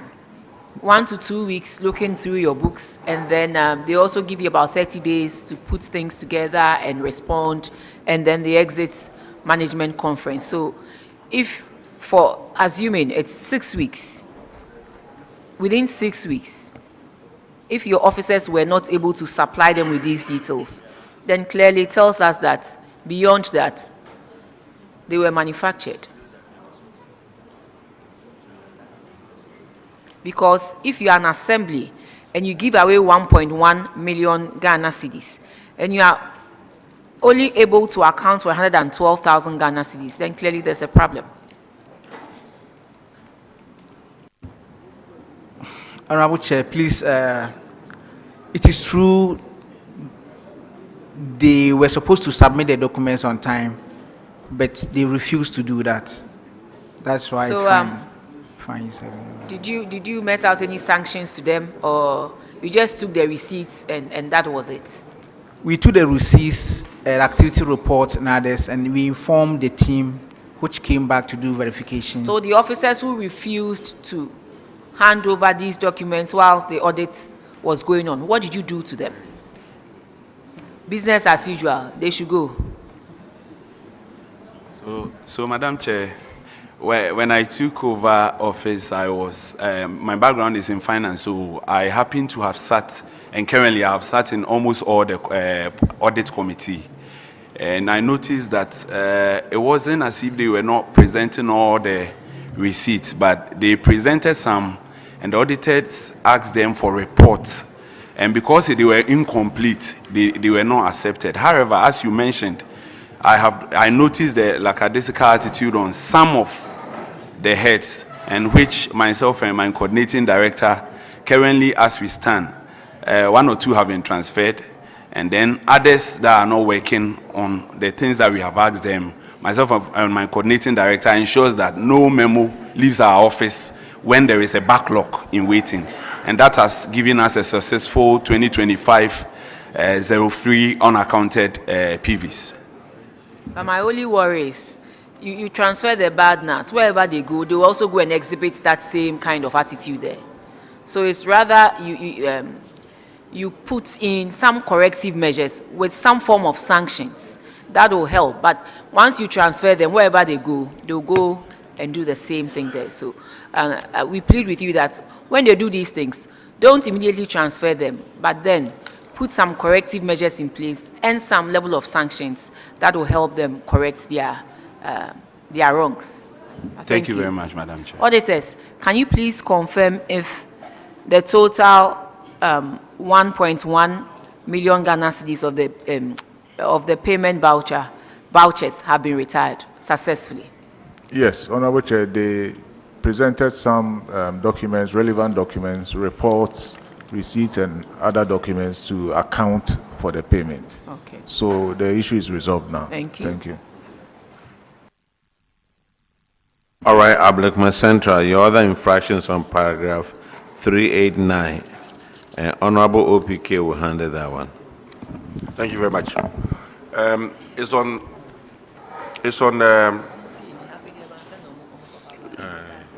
your usage of your fund. Ablekuma Central, you used 240,000 Ghana cedis to purchase fuel, which you claim was used for the drip machines. And your claim was not supported by documentary evidence of any form. What has happened to this infraction, first of all? Thank you very much, Madam Chair. We have we presented receipts of the 240,000, but as was guided by the chair earlier on, the issue was with the login, and which the auditors asked that if the login was not properly done, they will not accept the report that was submitted. So it was done, and duly they came to verify and has been accordingly advised. Thank you. All right. But one issue that keeps popping up, especially with the drip machines, has to do with the operators. How do you pay operators now? Okay, thank you very much, Madam Chair. Currently, with the system we are running, we have casual staff with us who are working on the IGF, are working as IGF staff, who are actually working with us on our drip, whilst waiting for directives from our national drip coordinator on how to factor them in. It's been over a year since the national drip coordinator was appointed. I mean, we should be seeing some actions on this, because you cannot. How about the drip coordinator? Do you have a drip coordinator? Yes, please. When last did you use your drip machines? Last Saturday, please. Last Saturday. Yes, sir. And in Ablikuma, what do you use it for? So in Ablikuma Central, we have done some few, usually on sanitations. But once in a while, we grade some of our roads and the likes, and that is what we use our machines for. All right. Okay. So please, I think that is a proper forum to advise that quickly we should find a way of normalizing staff who work under the drip system in the various assemblies. And I say this because I'm experiencing same. I mean, they work, and sometimes it's difficult for the assembly to raise the needed funds to be able to pay them. I mean, we should find a way of find the right sources to pay them their salaries that is due them. So please, I know my senior brother is watching, and I know he's going to do the needful on this. Thank you. Thank you, Chair. Auditors, are you able to verify the usage of the 240 and that if you have gotten evidence to that effect? Honorable Chair, they presented some logbooks to account for the usage of the fuel. Thank you. But these logbooks, I'm sure that you had hardly just put them together just to be able to meet the requirements. Because when this drip program was, started, you guys were, in fact, you were asked to contact a particular filling station for fuel. And accountability then was very low. I mean, you'll be there and say, oh, go and take fuel, and they'll go for various drams of fuel just to power the machine. And so I can understand, but of course, it was the beginning of the project, and I'm sure by now things have normalized and all of that. And so I'm hoping that next year this does not happen again. Yes, sir. Thank you. Yes, sir. Okay. Your next infraction is on paragraph 399, and Honorable Akwesi Kunedo handed that one. Chairman, thank you very much. This infraction has to do with the purchase of some medical equipment somewhere in May of 2024, but were not put to use. What is the status of these equipment? Yeah. Madam Chair, it has since been delivered to the Health Directorate and it is in use now. When was it delivered to them? It was delivered to them in 2024. In 2025, sorry. Yeah. Were you the person who delivered? Were you there when it was delivered to them? Yes, I was there. You were? Yes, I was there, sir. And can the auditors please confirm for us if these equipments have been delivered to the Health Directorate? Honorable Chair, the clinic has now been commissioned and the medical equipment is now being put to use. Thank you. Okay. Chairman, yes, they've complied with the recommendations of the auditors. All right. Your other infraction is on paragraph 422, And Honorable Frederick Yao Ahinkwa will handle that one. Thank you, Chair. Ablekuma Central, you failed to obtain VAT invoices for some supplies made to you by your supplier. One from the DACF and then from the MP's Common Fund. I think the MP share of the Common Fund has 2 invoices. No, 2 PVs, and then the DACF 1 PV to a tune of 125,000 plus. Have you gotten the PVs now? Thank you, Honorable Chair. We have been able to receive the VAT invoices from the suppliers, from the individual suppliers who were supposed to give us the VAT invoices. We have the VAT invoices and has been verified. So when were these invoices obtained? We got these invoices after the management letter was issued. After the management letter was issued to us. So why will you wait for the auditors to come and raise these concerns before you do the needful?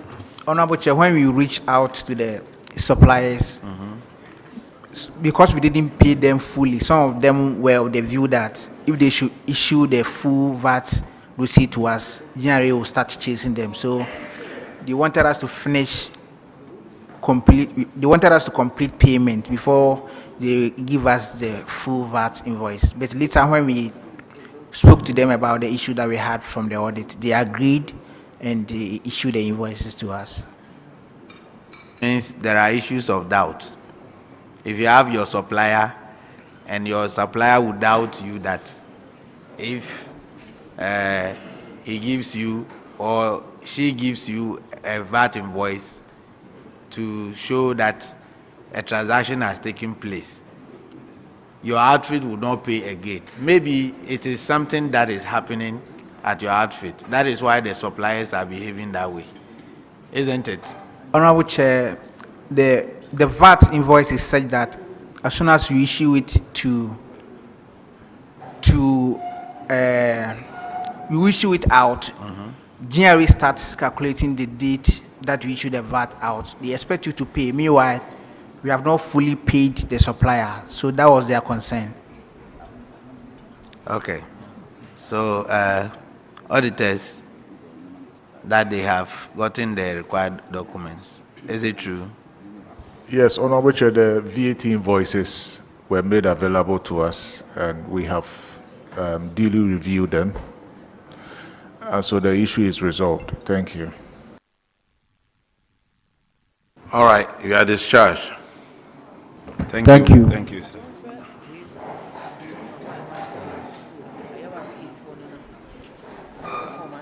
Ayewasu East, I'm recalling you.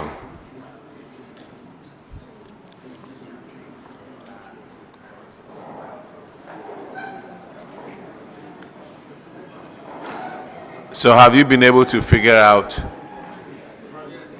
Yes, Honorable Chairman. Okay. I sincerely apologize for this in the mishap. Okay. So there were 2 PVs. Yes. That total up the 236,300. Yes. Yes. So the documents are now available for the audit verification. So have you given it to the auditors to verify or validate for us? Or you are now... We are yet to give to them. and Okay. they are here. Okay, so you have to give it to the auditors. The auditors will validate and then we can move on. Thank you, Mr. Chair. All right. But it's to the tune of 236,000. Yes, Chairman. 300. Yes, Mr. Chairman. Okay, so we'll do that. So can you please hand them over to the auditors? Thank you. Yeah, and the next infraction is on paragraph 344.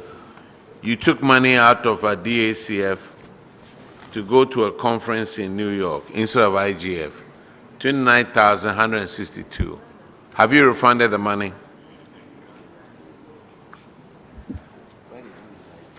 Yes, Mr. Chairman, part of the money was refunded. And the balance outstanding, the organizers were explaining to us that they use part of that money for the preliminary organization and arrangements in the US. So they have not refunded the balance of 229. Did you go to the conference? No, we could not go because it was the MFO and then the MC, they were to go. But they never got visas, so they never attended the workshop. Okay. It was cancelled, but the organizer was arguing that they used part of the money for the preliminary organization in the UK, in the New York. So they have not paid the balance to us up to this time. How much are we talking about? We are talking about 29,000, sir. 49,000. 29. That's the amount. 29,162. Yes, sir. Refund it from your IGF into the DACF.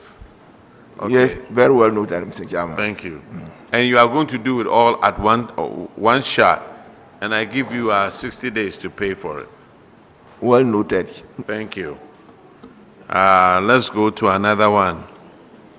This is Ayawasu East, right? We have another one at paragraph 364, and Honorable Cletus will take care of that one. Thank you. Thank you, Chairman.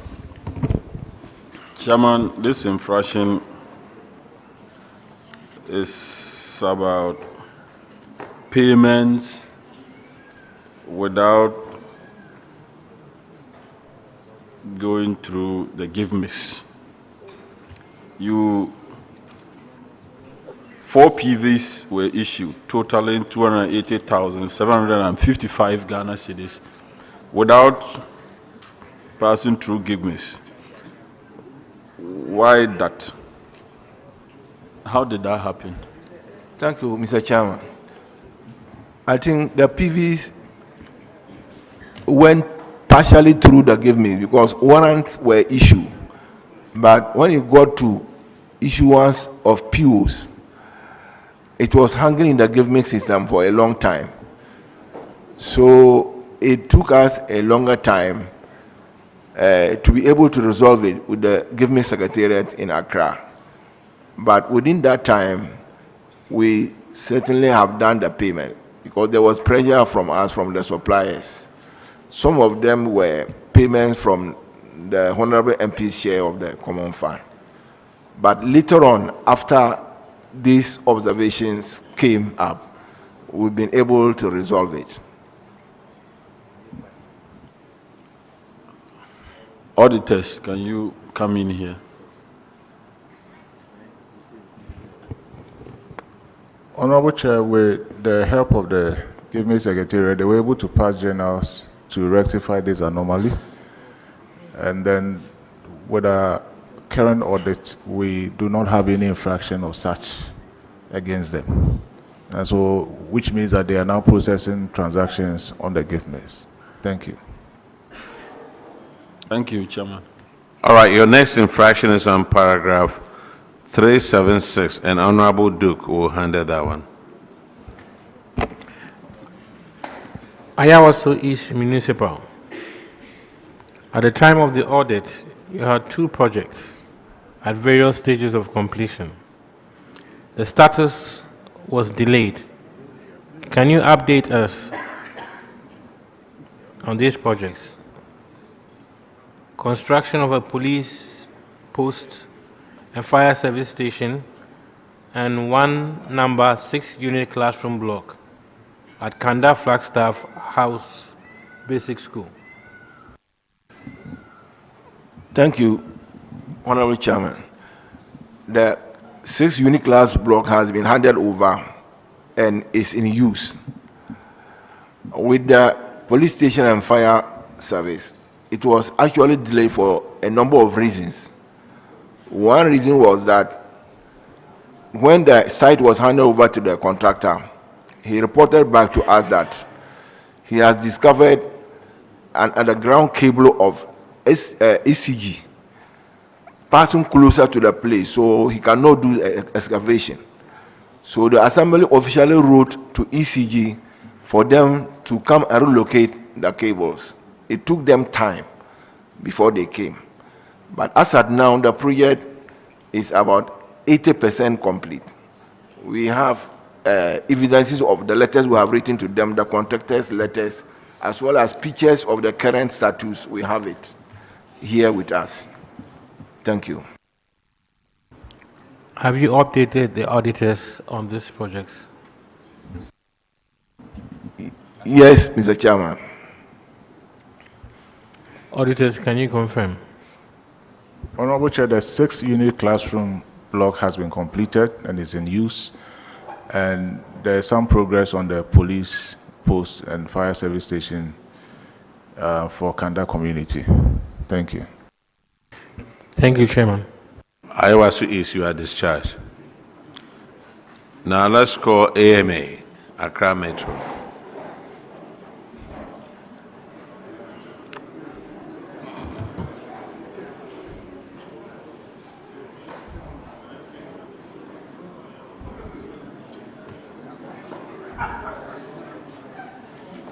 Introduce yourself to the committee.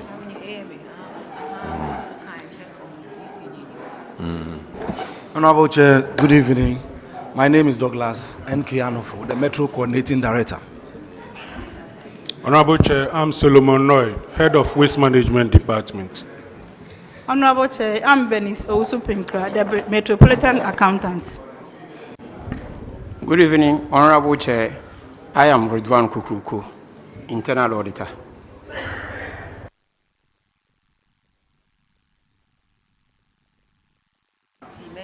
What was the last one? What's your name, please, again? My name is Ridwan Kukuku, the Internal Auditor. Okay. AMA,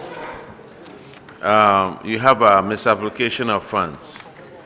You took funds from DACF in the construction of a culvert at Abublushi, instead of from Garrett. 124,000. Have you refunded this money? Not yet, Honorable Chair. What are you waiting for? Yeah, the reason this infraction occurred as a result of a Ganashe proceedings that was placed in one of our Garrett accounts, and that made it impossible for us to execute the project. So we wrote to the ministry. We wrote to the ministry, as the Ministry of Local Government and Rural Development by then, and we reported the situation to them, and they advised that we should find other source of funds to implement the project, since it's a World Bank supported project and we cannot afford not to execute the job. But do you have any documentation to give to the auditors? Yes, Honorable Chair. Auditors, can you confirm that, please? Yeah, Honorable Chair, they sought permission to use other funds to complete the project. So they went into the common fund, and the promise is that immediately the Ganishi is lifted, they will refund the amount back. Thank you. That one is for West. All right. Your next infraction, AMA, is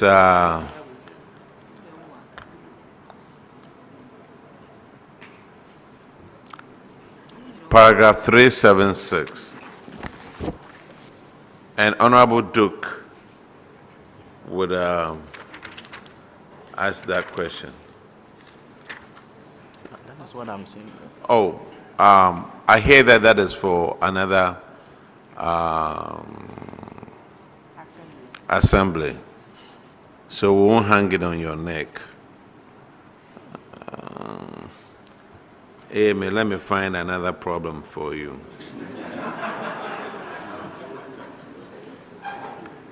Okay, now let's go to paragraph 408, and Honorable Frankie Eboa will handle that one.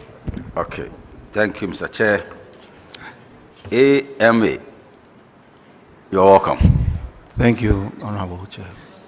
Your infraction borders on double payment for sanitation work. And the auditors reported that you engaged 2 companies, One Love Car Rental and Heavy Truck Services, to take care of your refuse for you. In the case of One Love Car Rental, they were to evacuate the refuse at Railways Park. And the second one, Heavy Truck Services, was contracted for the pushing and spreading of piled up debris. According to the auditors, this same work or exercise or activity had been given to Zoom Lion. So you contracted these 2 companies because Zoom Lion didn't perform their side of the contract on these 2 places, or at these 2 places. So what's and it costs you 130,000. See, or the auditors recommended that you should get a refund from Zoom Lion. How far are we on that? Thank you, Honorable Chair. I'll allow the Waste Management Director to answer. Thank you, Honorable Chair. What exactly happened was Zoom Lion was contracted to service the SIP site located at the railways crossing, Underbridge, near Litap Pharmaceuticals. Due to delays in this service, it resulted in some form of spillage, which created a condition that made the junkies, those who carry waste along, because they always see the waste, they will add on. Then about 150 meters away from where this SIP container was, it created a dump at our blind side. So honestly, immediately Zoom Lion's attention was drawn and the filled up skip was lifted, the overspillage, the place was cleared. But the responsibility for evacuating the dump, indiscriminate dump that has occasioned near the bank of the Odo River at that section was clearly ours.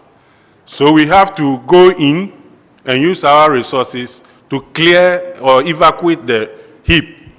Then, because they were mixed with slurry, mud, and others, we took them to a nearby site that the dredging of the Odo River, where they deposit the silt. And definitely we have to follow up to do the pushing and leveling and spreading. And this explanation was offered to the auditors when they came, the team.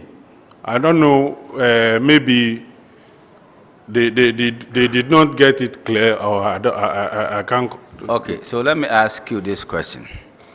If Zoom Lion had performed what he needed to perform under a contract, would you have employed the services of these 2 contractors? No, please. So why are you then challenging what the auditors indicated? We had a contract with Zoom Lion. Zoom Lion was supposed to have performed a function. That function was not performed, and as a result, something happened that caused you to employ the services of another contractor or 2 more contractors. So, this is... Better. Thank you, Honorable Chair. That notwithstanding, following the explanation that we gave to the auditors, we followed the advice and wrote to the Common Fund Administrator. So, has the money been refunded? Thank you, Honorable Chair. Currently, since the Assembly is the one paying them for the work done, we don't know whether the money was deducted from their payment during the time that the DACF Secretariat was paying them. If it were to be your salary that you didn't get, do you think that you would have sat down without inquiring from wherever you needed to inquire from? Maybe what I've done was to follow up at the DACF Secretariat with a reminder, but we wrote to them and we sent a copy of the letters to the auditors. Zoom Lion, can you throw more light on this issue, please? Honorable Chair, we diligently executed our work. However, when there are piles of waste outside our container sites, it's not our responsibility, because Zoom Lion is not responsible for all waste collection in the country. So debris can be piled up elsewhere, outside the container site, as long as it's outside our contractual zones. We are not obligated to carry those waste away. Our containers were diligently carried as and when it was required. These debris were piled up outside our container sites, done by people that we do not know. But these are evacuation activity, which is outside our contract. We diligently carried our containers as and when it was required. And so piling up of waste outside our container site could not be Zoom Lion's obligation, respectfully. Okay. Are you the finance officer? No. I know you are the coordinating director. I'm the waste management engineer, yeah. So you heard Zoom Lion? Yes. And per the answer you gave earlier on, you said if Zoom Lion had performed their side of the contract, you wouldn't have employed the services of these two contractors. Is that what you said? Yes. So how do you reconcile what Zoom Lion said and what you said with what you said? So I did rightly say that as a result of the delays in the lifting of that particular SIP container, which resulted in the spillage and the pile-up, it created a condition where the junkies were throwing up and virtually covering the railway line, which resulted in that situation. The auditors has recommended that you take the 130,000 refund from Zoom Lion. So my chairman may come in, but I want to advise that you liaise with Zoom Lion to see the way forward. So, and then report to the auditors. Chairman, okay, sorry. Yes, in your arrangement with Zoom Lion, I just want to get this. When we were kids in Palladium, we had days that they would say, Menele Bola Biembai. So for the 7 days, let's say they will come, let's say on Monday, they will come on Wednesday and come on Friday. Is Zoom Lion mandated to be lifting these containers every day? Per the contract as at that time, it was once per week. Once per week? Yes, it was an SIP site. Yes, and so if, for instance, in a week, and like you mentioned, the junkies, when they go and carry their ballets from other places, would want to come and dump them into your containers. And so, for instance, in just 3 days, the thing gets full. Do you classify that as a delay on the part of Zoom Lion when you have a contract for them to be doing that once a week? Honorable Chair, technically, the delay occasion when they fail to lift it within the week. So if it goes into 2 weeks, 3 weeks, that is delay. That is delay. Yes. And that is what happened. Exactly. All right. Then I think, Zoom Lion, if your delay occasioned the spillage or the spillage, I think that you should humbly pick up this responsibility. I mean, I thought that in a week you need to be doing, let's say, 3, but if in a week you are doing 1, and even within the 1 week they don't see you come for your containers, then it's a bit problematic. Honorable Chair, in some of the places where we have these delays and we have spillage, we do take the responsibility to do it. But if you look at what the auditors describe, here it was a case of debris. And if you look at debris as against the usual refuse that we collect, I think there must be distinction between the debris that they were forced to get another contractor to deal with versus the usual waste spillage. I mean, these are so explain to us. We want to understand. What is the difference between the debris and that of the normal waste? Honorable Chair, Yeah. if we listen to him, he spoke about 150 meters from the container site.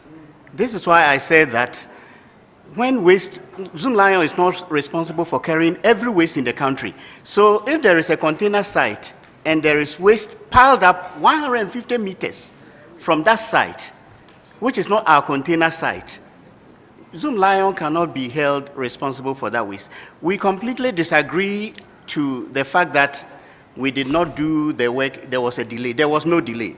We haven't had any delay in executing our work with respect to that assembly. Do you have, and I want to find out, please, we are not in a blame game here. I want to find out, when Zoom Lion comes to pick the containers, is there a logbook that you sign off? Are you able to account for the periods that Zoom Lion performs their part of the contract? Yes, Honorable Chair, we do have quarterly evaluations with them. Yes. And we also have our technical officers called the district cleansing officers, in whose electoral areas and jurisdictions these containers are. So they report, and to this particular case, we officially wrote and even made a complaint through. So I think moving forward, and in the spirit of accountability, what needs to happen is that we need to have more like a logbook, where if Zoom Lion comes to pick the container, you indicate that maybe your clean whatever officers signed their bit, Zoom Lion driver or whatever also signs his bit, so that in future, when you make these claims that they delayed, we are able to make reference on the document to say that yes, this indeed happened, because now it's a classical case of you and I were not there. Very well noted, Honorable Chair. When you wrote the letter, did you get any reply? No, Honorable Chair. Did you follow up with phone calls?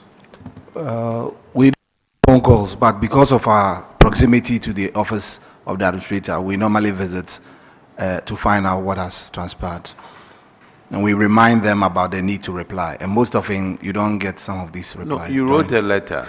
Yes. You didn't get a reply. Did you follow up with a phone call? Honorable Chair, thank you. But we didn't do a phone call. Okay. Because here they are disputing that they delayed. You are saying they delayed. What do we do? Honorable Chair, thank you very much. Like the Honorable, we were advised that we are not here to give give and take.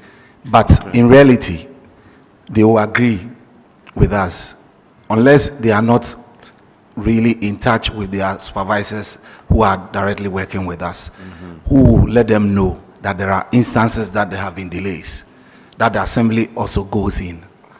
That's not what I'm talking. I'm talking about this particular thing that now is come up with 130,000 deal.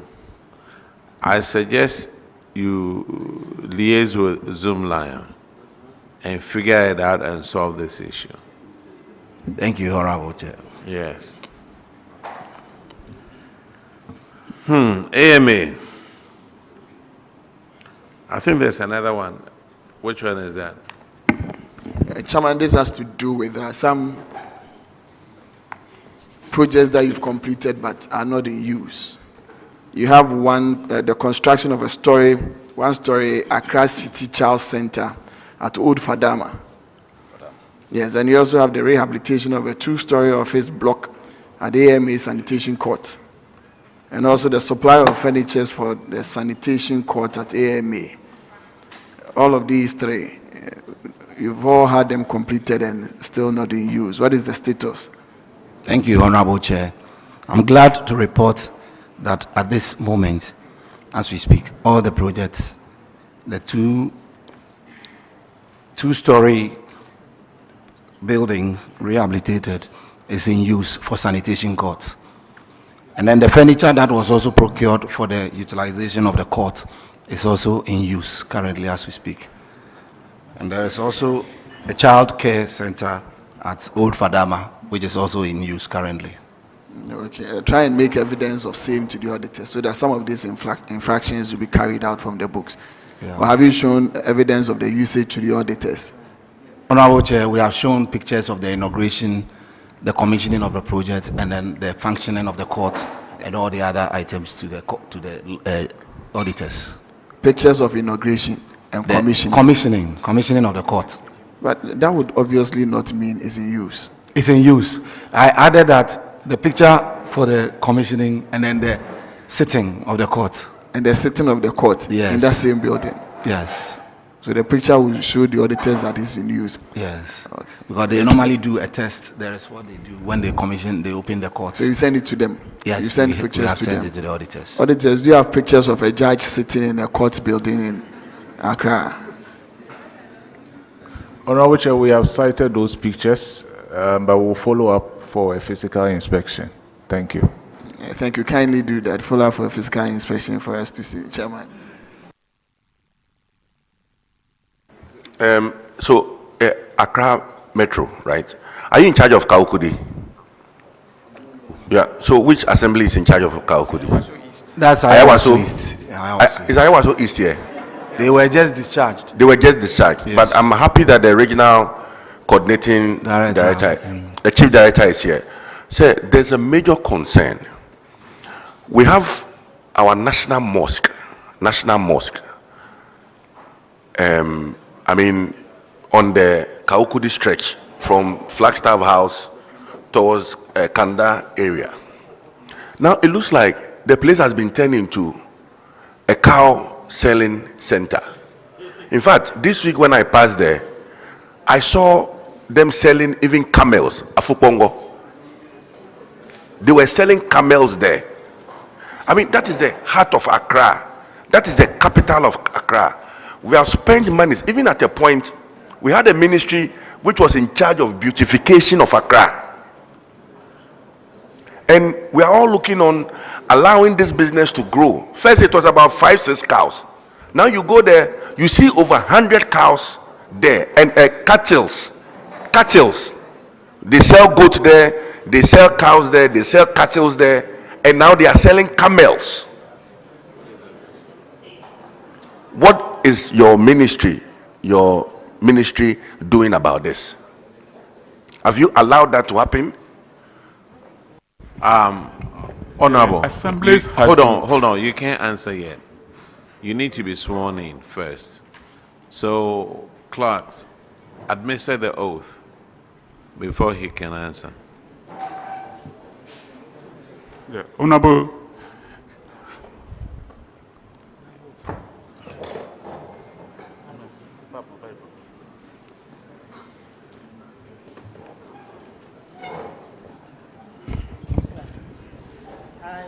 I, Reverend Harry Nikwato Obu. Do in the name of the Almighty God swear. Do in the name of the Almighty God swear. That the evidence I shall give before this committee. That the evidence that I shall give before this committee. Touching the matter in issue. Touching the matter in the issue. Shall be the truth. Shall be the truth. The whole truth. The whole truth. And nothing but the truth. And nothing but the truth. So help me God. So help me God. Thank you. Okay, now you can introduce yourself to the committee. Honorable Chairperson, FCC, Introduce yourself to the committee. Your name, and your position. Okay, I'm Reverend Harry Nikwato Ugu. Okay. The Chief Director of Greater Accra Regional Coordinating Council, representing the Regional Minister here. So now you can answer. Honorable Chairperson, as FCC, our mandate is to monitor, coordinate, and evaluate So all the assembly have been empowered to undertake development in the region. So what we do when we go, we find out from them what is going on. Where they have challenges, we come in. So from what the Honorable MP is saying, we will take note when we get there. Together, we see how we can solve this problem. Thank you. Sir, I mean, we are all Accra boys. It's quite obvious. I'm sure everybody in this room has seen. Nobody is a boy. We are Accra men. I'm an Accra boy. If I say I'm an Accra boy, it means that I live in Accra. It's a very popular term. So, and it's of concern. And I like how your minister gets involved with assemblies. I mean, asking them to put lights, street lights here and there. She's very active on the grounds. You understand? And so, yes, I would spare the fact that this maybe might not have come to your attention, but it is a negative on Greater Accra. It's a negative on Greater Accra. We cannot turn that place, especially when it's housing a very, very holy ground like the National Mosque. We cannot allow that to go on. So please, when you go back, take it seriously. Invite the assembly involved so that as soon as possible, they dissolve that market. Thank you very much. Honorable question, you are done, right? Yes, Chairman, I am. All right. This is Accra Metro. Yeah, Honorable Chair. Accra Metro, we are done with you. You are discharged. Thank you, Honorable Chair. Now let's call Gan East.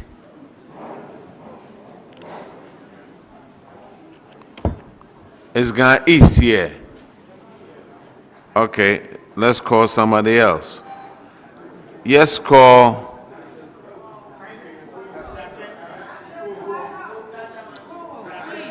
Hold on. Hold on.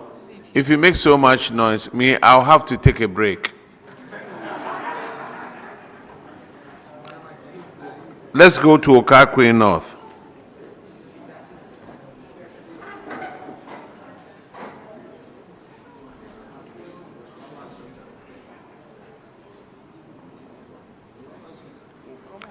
Okakwe North, are you here? All right. Introduce yourself to the committee. Thank you very much, Honorable Chairman. My name is Christian Tetebaja, Municipal Chief Executive. Honorable Chairman, please, my name is John O, Municipal Coordinating Director. All right. Honorable Chairman, my name is Osman Mohammed, Internal Auditor. And I am Jigbede Franklin from the Finance Department. All right, your infraction is on paragraph 376, and Honorable Duke will take care of that one. Thank you, Chairman. Okakwe North, you have 3 projects at various stages of completion. At the time of the audit, the status was abandoned. What is the current status, please?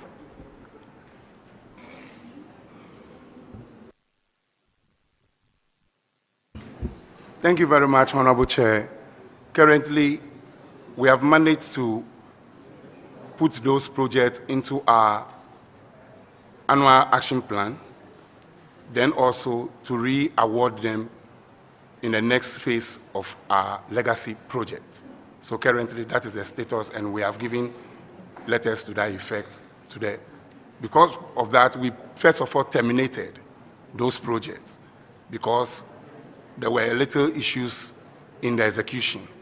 And based on that, we want to re-award them in the next coming month and year. Thank you. So you terminated? Yes, please. And the contractors agreed? Yes, please. Okay, you had an agreement? Yes, please. Auditors, can you confirm this assertion? Yes, Honorable Chair, that is the information that we have from them. Thank you. Thank you, Chair. That's all for me.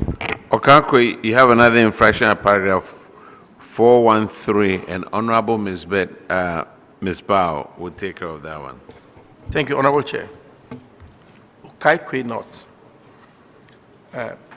Zoom Lion Ghana Limited was supposed to supply you with 2 skip tracks, 11 containers, and also replace a container for the assembly.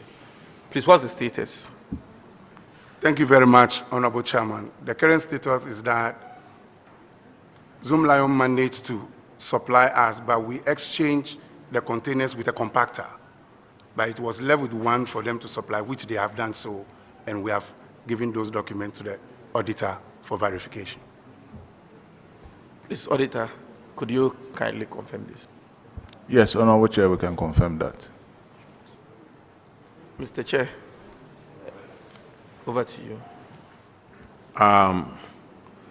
This was Okakwe North. Where is Ablikuma North? Yes, if you are discharged. Ablikuma North. Thank you very much. Sit down.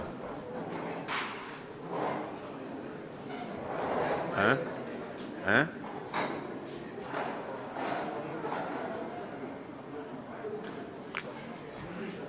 Please introduce yourself to the committee. My name is Musa Kalamu Adamu, the MC Ablekumanov.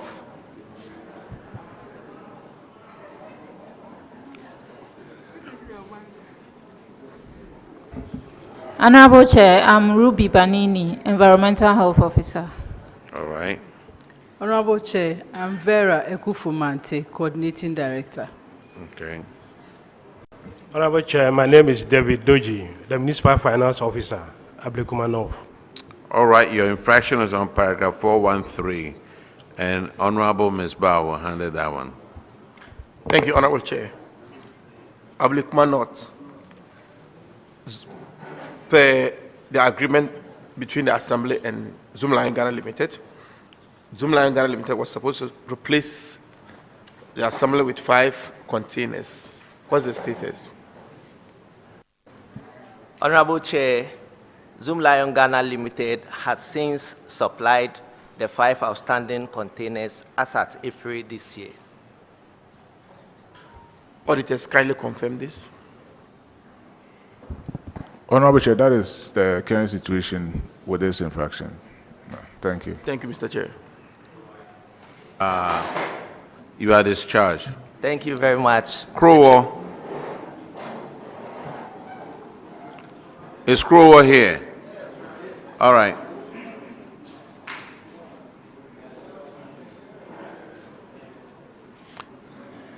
Please introduce yourself to the committee.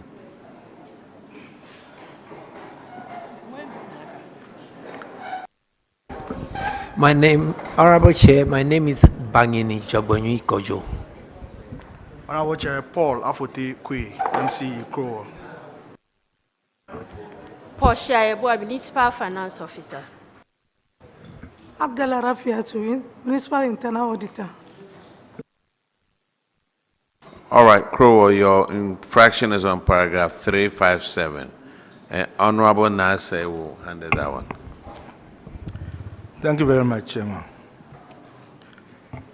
Crow, welcome. Thank you, Honorable Chair. Crow, welcome. Thank you, Honorable Chair.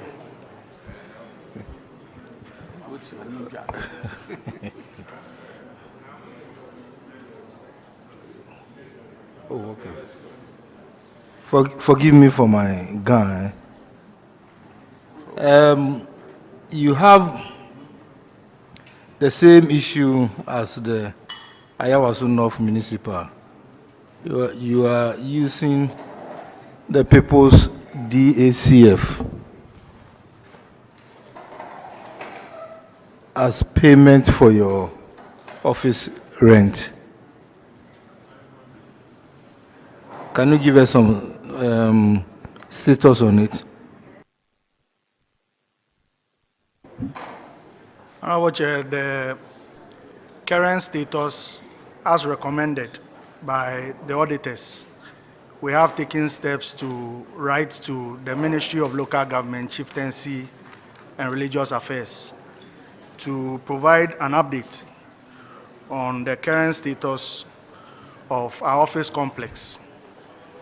Also, to request their direction and assistance to be able to resolve outstanding issues on the construction of a 5-story office complex. Honorable Chair, that's the current status. So do you have correspondence between yourself and the ADACF, which you have submitted to the auditors? Yes, Honorable Chair. So meaning you are still renting? Yes, Honorable Chair. So you are still using DACF to rent? Honorable Chair, we pay rent from IGF sources and DACF sources. So it means they'll be back next year. Wow. So as chairman is saying, you'll be back here next year? Honorable Chair, we have come from a long period of missteps. And as an assembly, we are taking steps to correct them.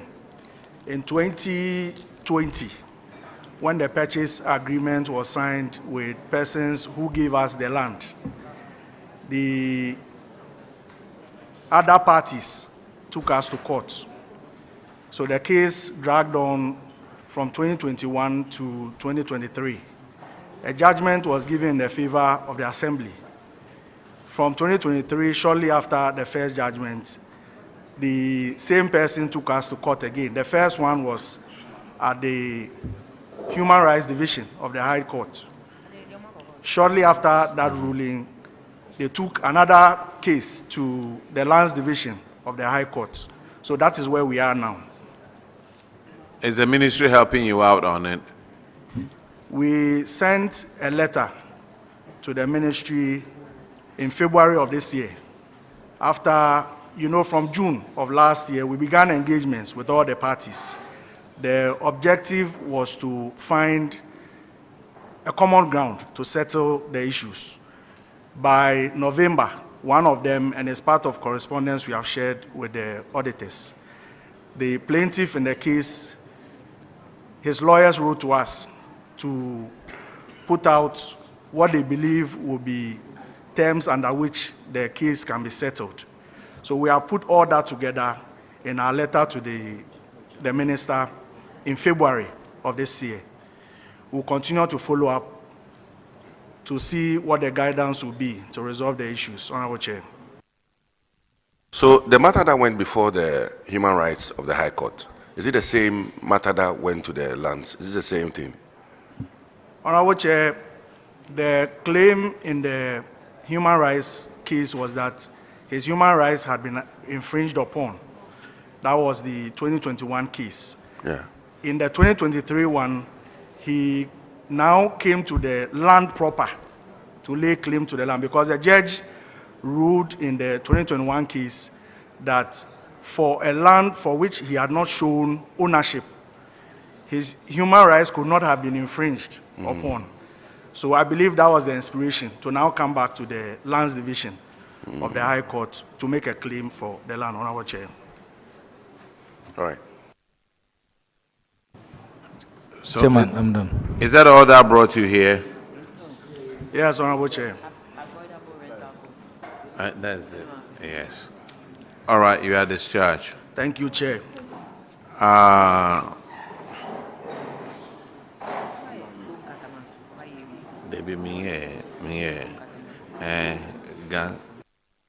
Is Gas Central here?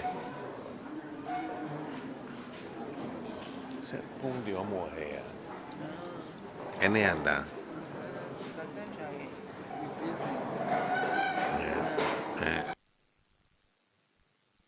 Gas Central, introduce yourself to the committee. Good evening, Honorable Chair. My name is Alote Emmanuel, the MCE for Gas Central. Gas Central is precisely Anya Soto. Oh, Anya Soto. Oh, okay.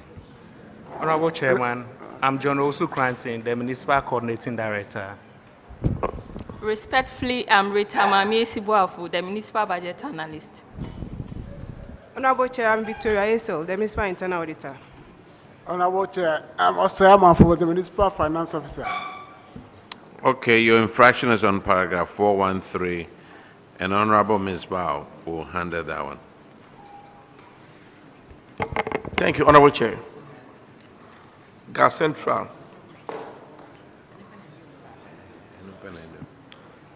Please, as per the agreement between the Assembly and Zoom Lion, they were supposed to supply the Assembly with 3 containers. As at the time of the audit, these containers were outstanding. Please, what's the status? Honorable Chair, I'm happy to announce that the said containers have been supplied, and they did that last year, August. Auditors, kindly confirm. Honorable Chair, we can confirm that. Thank you. Thank you, Honorable Chair. It's done, right? Yours was Gas Central. So this is all that brought you here? Yes, Honorable Chair. Go and eat some Gan Kinky. You are discharged. Thank you very much. Boom! Katamanso.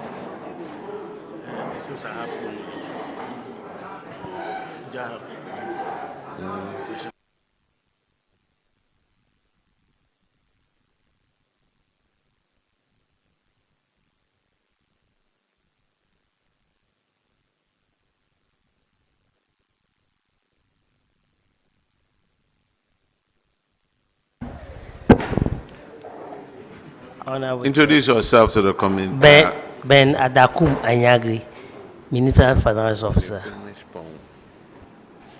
Another one. Mohammed Ali Amadou, Municipal Coordinating Director. Ms. Bao to do it. Okay. Samuel T.K. Martin, MC. Abraham Ni Ayi Odonko, Internal Auditor. 5-4.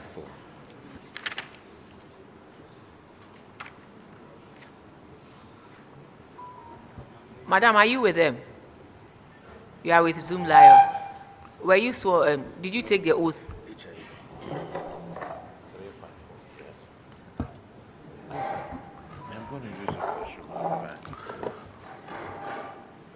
Okay, you are welcome, Kwon.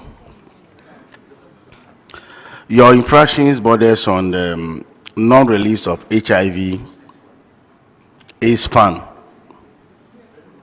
to the by ADCF.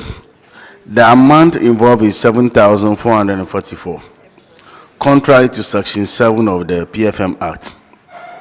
The auditors noted that the release from the common fund to the Katamanso Municipal Assembly showed that a total of this amount by the administrator of the common fund, share of the deduction, you refused for quarter 1, quarter 2, quarter 3. Why? Thank you, Mr. Chairman. Surprisingly, we don't know how it was added to our infractions, because the bank statements in year 2024 in April shows that it came, our accounts was credited.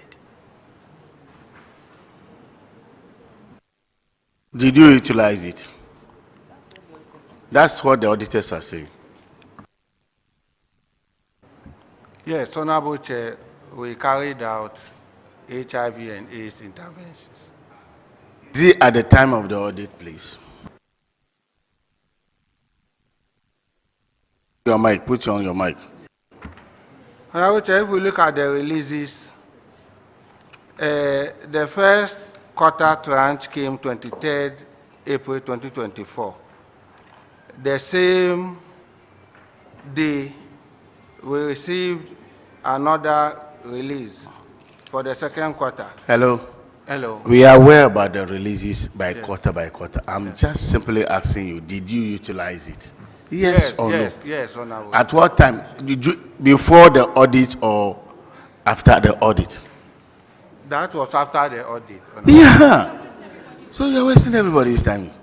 Because your claim is like you don't know how it's intended. You are challenging the auditors. So what is the status now? You have utilized the resources. Yes, Honorable. The necessary documentation, have you given it to the auditors? Yes, Honorable. Auditors, can you verify this for me? Honorable Chair, they have utilized the funds for its purpose. Thank you. Your next infraction is on paragraph 413, and Honorable Ms. Bao will handle that. Thank you, Honorable Chair. Gonkantamanso. This infraction is on non-supply and replacement of sanitation equipment. As part of the agreement between Gonkantamanso Municipal Assembly and Zoom Lion Ghana Limited, they were supposed to supply, replace, or repair skip tracks and that of containers. During the course of the audit, the auditors cited a broken down skip track which was not repaired. Kindly tell the committee what the status is. Thank you, Honorable Chair. Yes, we followed up with Zoom Lion, and the track was repaired and brought back to us. And then we did same also for the 2 containers, and Zoom Lion supplied them to us. Thank you, Honorable Chair. Thank you. Auditors, kindly confirm. Honorable Chair, the situation has been fixed, as he indicated. Thank you. Thank you, Honorable Chair. You are discharged. Ghana East.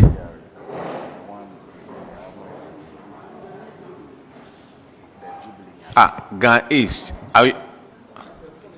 All right. Let's call Adan. Adan West.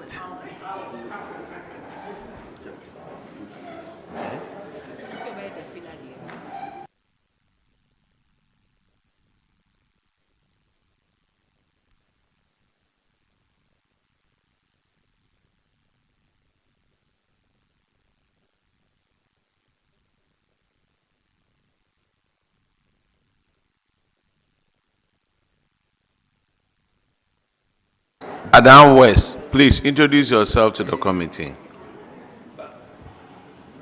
My name is Ephraim Anku, Internal Auditor. Thank you, Honorable. My name is Gordon Walter Doe, Coordinating Director, Adan West. Get closer to the mic so that the country can hear you. Gordon Walter Doe, Coordinating Director. Honorable Chair, my name is Meos Nkrumah Mojifa Tanu Jerry John Foreigner, DC Adan West. Listen. Your infraction is on paragraph 364, and Honorable OPK will handle that one. Thank you. Adan West, you paid 2 vouchers totaling 57,302.20 Ghana cedis without going through the gift me system. Are you able to explain this committee why you did that? Thank you, Honorable Chairman. Actually, what happened was that the PVs are here. The auditors cited it, even they have the green pen on it, but maybe inadvertently they reported on it. Management told them they've cited it. They promised they were going to drop it. No, it's not about citing the PVs. Why did you fail in using the gift me system? No, the PVs are here. That's the gift me PV. Okay. The gift me PVs are here. Okay. The 2 of them. So you use the system? Yes, All right. Auditors, are you able to confirm? Because it says that your green pen is on it. Honorable Chair, we cannot agree to what he's saying. I mean, that the team that did the work indicated clearly that they processed the transaction outside of the gift mess. And so if he's saying that that was the case, then the observation that was issued to them, the response should have indicated that that is not the situation. Yeah. But we've gone through observation, management letter issued, now there is a report, and now we are hearing this. That is not the case. Coordinating Director, were you there when this audit was conducted? No, Madam Chairperson. You weren't there? No, I wasn't there. And so, when you were casting doubt on the work of the... No, Ernest was there. But are you aware of how this audit process is undertaken? Yes. In that, I mean, after the observation, they come and sit with you and give you their observation. Are you aware of that? Yes, sir. And did you cite your response to the auditors from Adan West? Did you cite that? Please talk to us. Yeah. Please come again. Did you see your response to them? Did you see the response? No.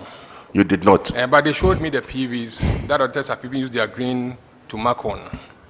During the audit process? Yes, please. You see, let me come in here. Yes. During 2025, a similar thing has happened. I want to bring to your attention so that it doesn't come up again. When we did the exit, there were 2 projects they said abandoned.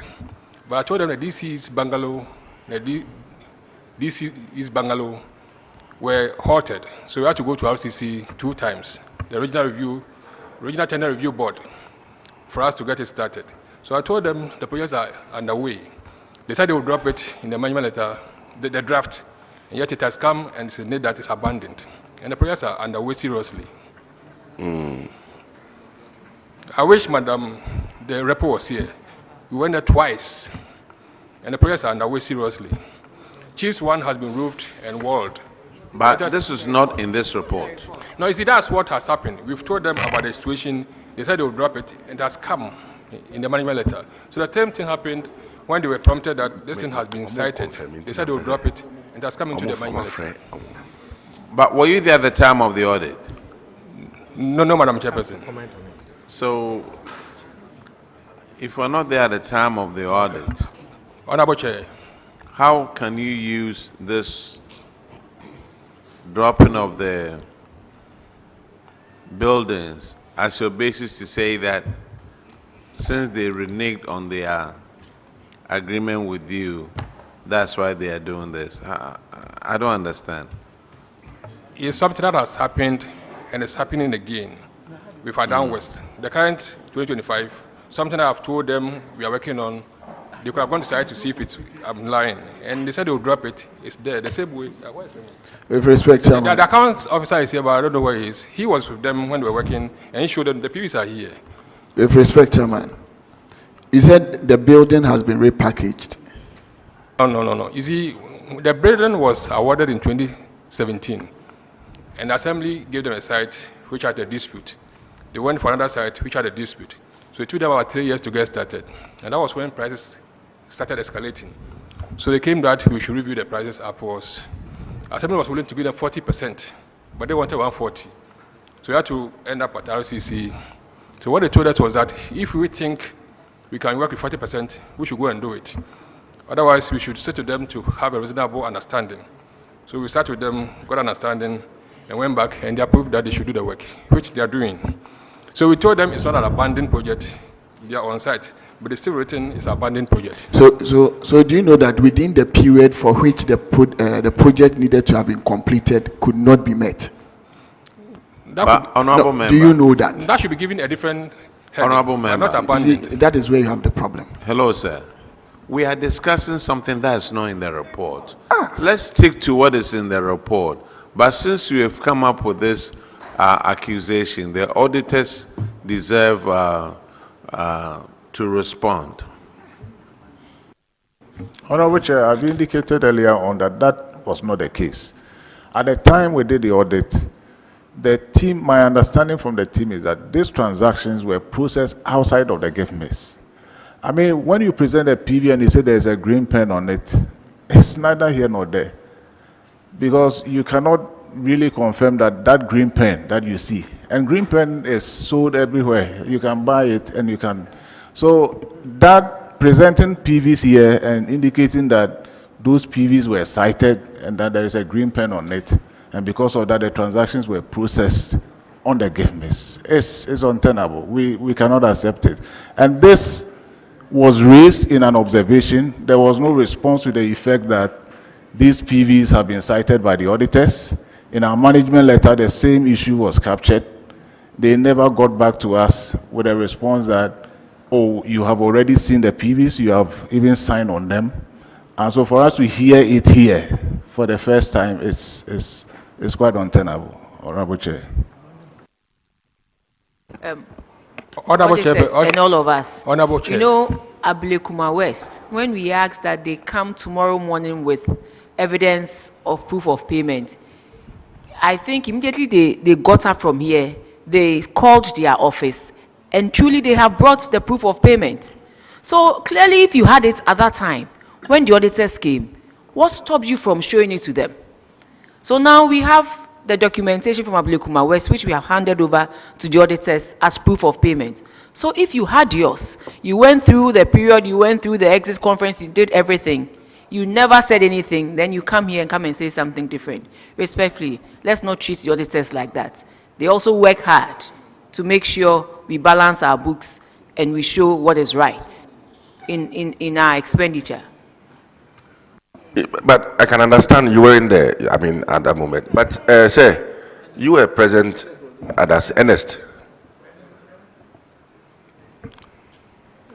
Please, can I explain on behalf of Ernest? Were you there during the audit period? Yes. Yes, I want to hear from you. So, give Please, me... what's your position? Internal auditor. Internal auditor, okay. So, Mr. Chair, the gift means was having problem. The whole week you will not be able to do the transaction. So what happened was the payment was actually done manually, but it was ratified before the external auditors came. Yes, so now you are speaking the truth. Yes, it was ratified. Sir. So clearly, sir, you people did not speak to each other. You did not prepare. Otherwise, you all be, saying the same thing. He said he was there. He is, in his capacity as an internal auditor, says that it was done manually. Yet you've spent more than 10 minutes explaining something different. Let's not do this to ourselves. Please. We are all here to make sure that our public financial management works to our benefits and to make sure that every city that is voted to each assembly, municipal or metropolitan, is used efficiently. That is why we are all here. Respectfully. And so the challenge you had, the challenge you had then, was it network related? It was network related. Please kindly put the microphone. The challenge you had then, was it network related? It was network related. Even at moments, sometimes workers have to work in the night. In the night? Yes. Even today, MTN went off for about 30 minutes in Ada. Are you aware of that? Yes, sir. So it means that you have challenge with your network. We actually have challenge. You do have challenge with the network. Yes, sir. Thank you. Thank you very much. All right. This is Adan West, right? Yes, sir. You are discharged. Thank you. Thank you. Do we have Adan East? Please come. Yeah.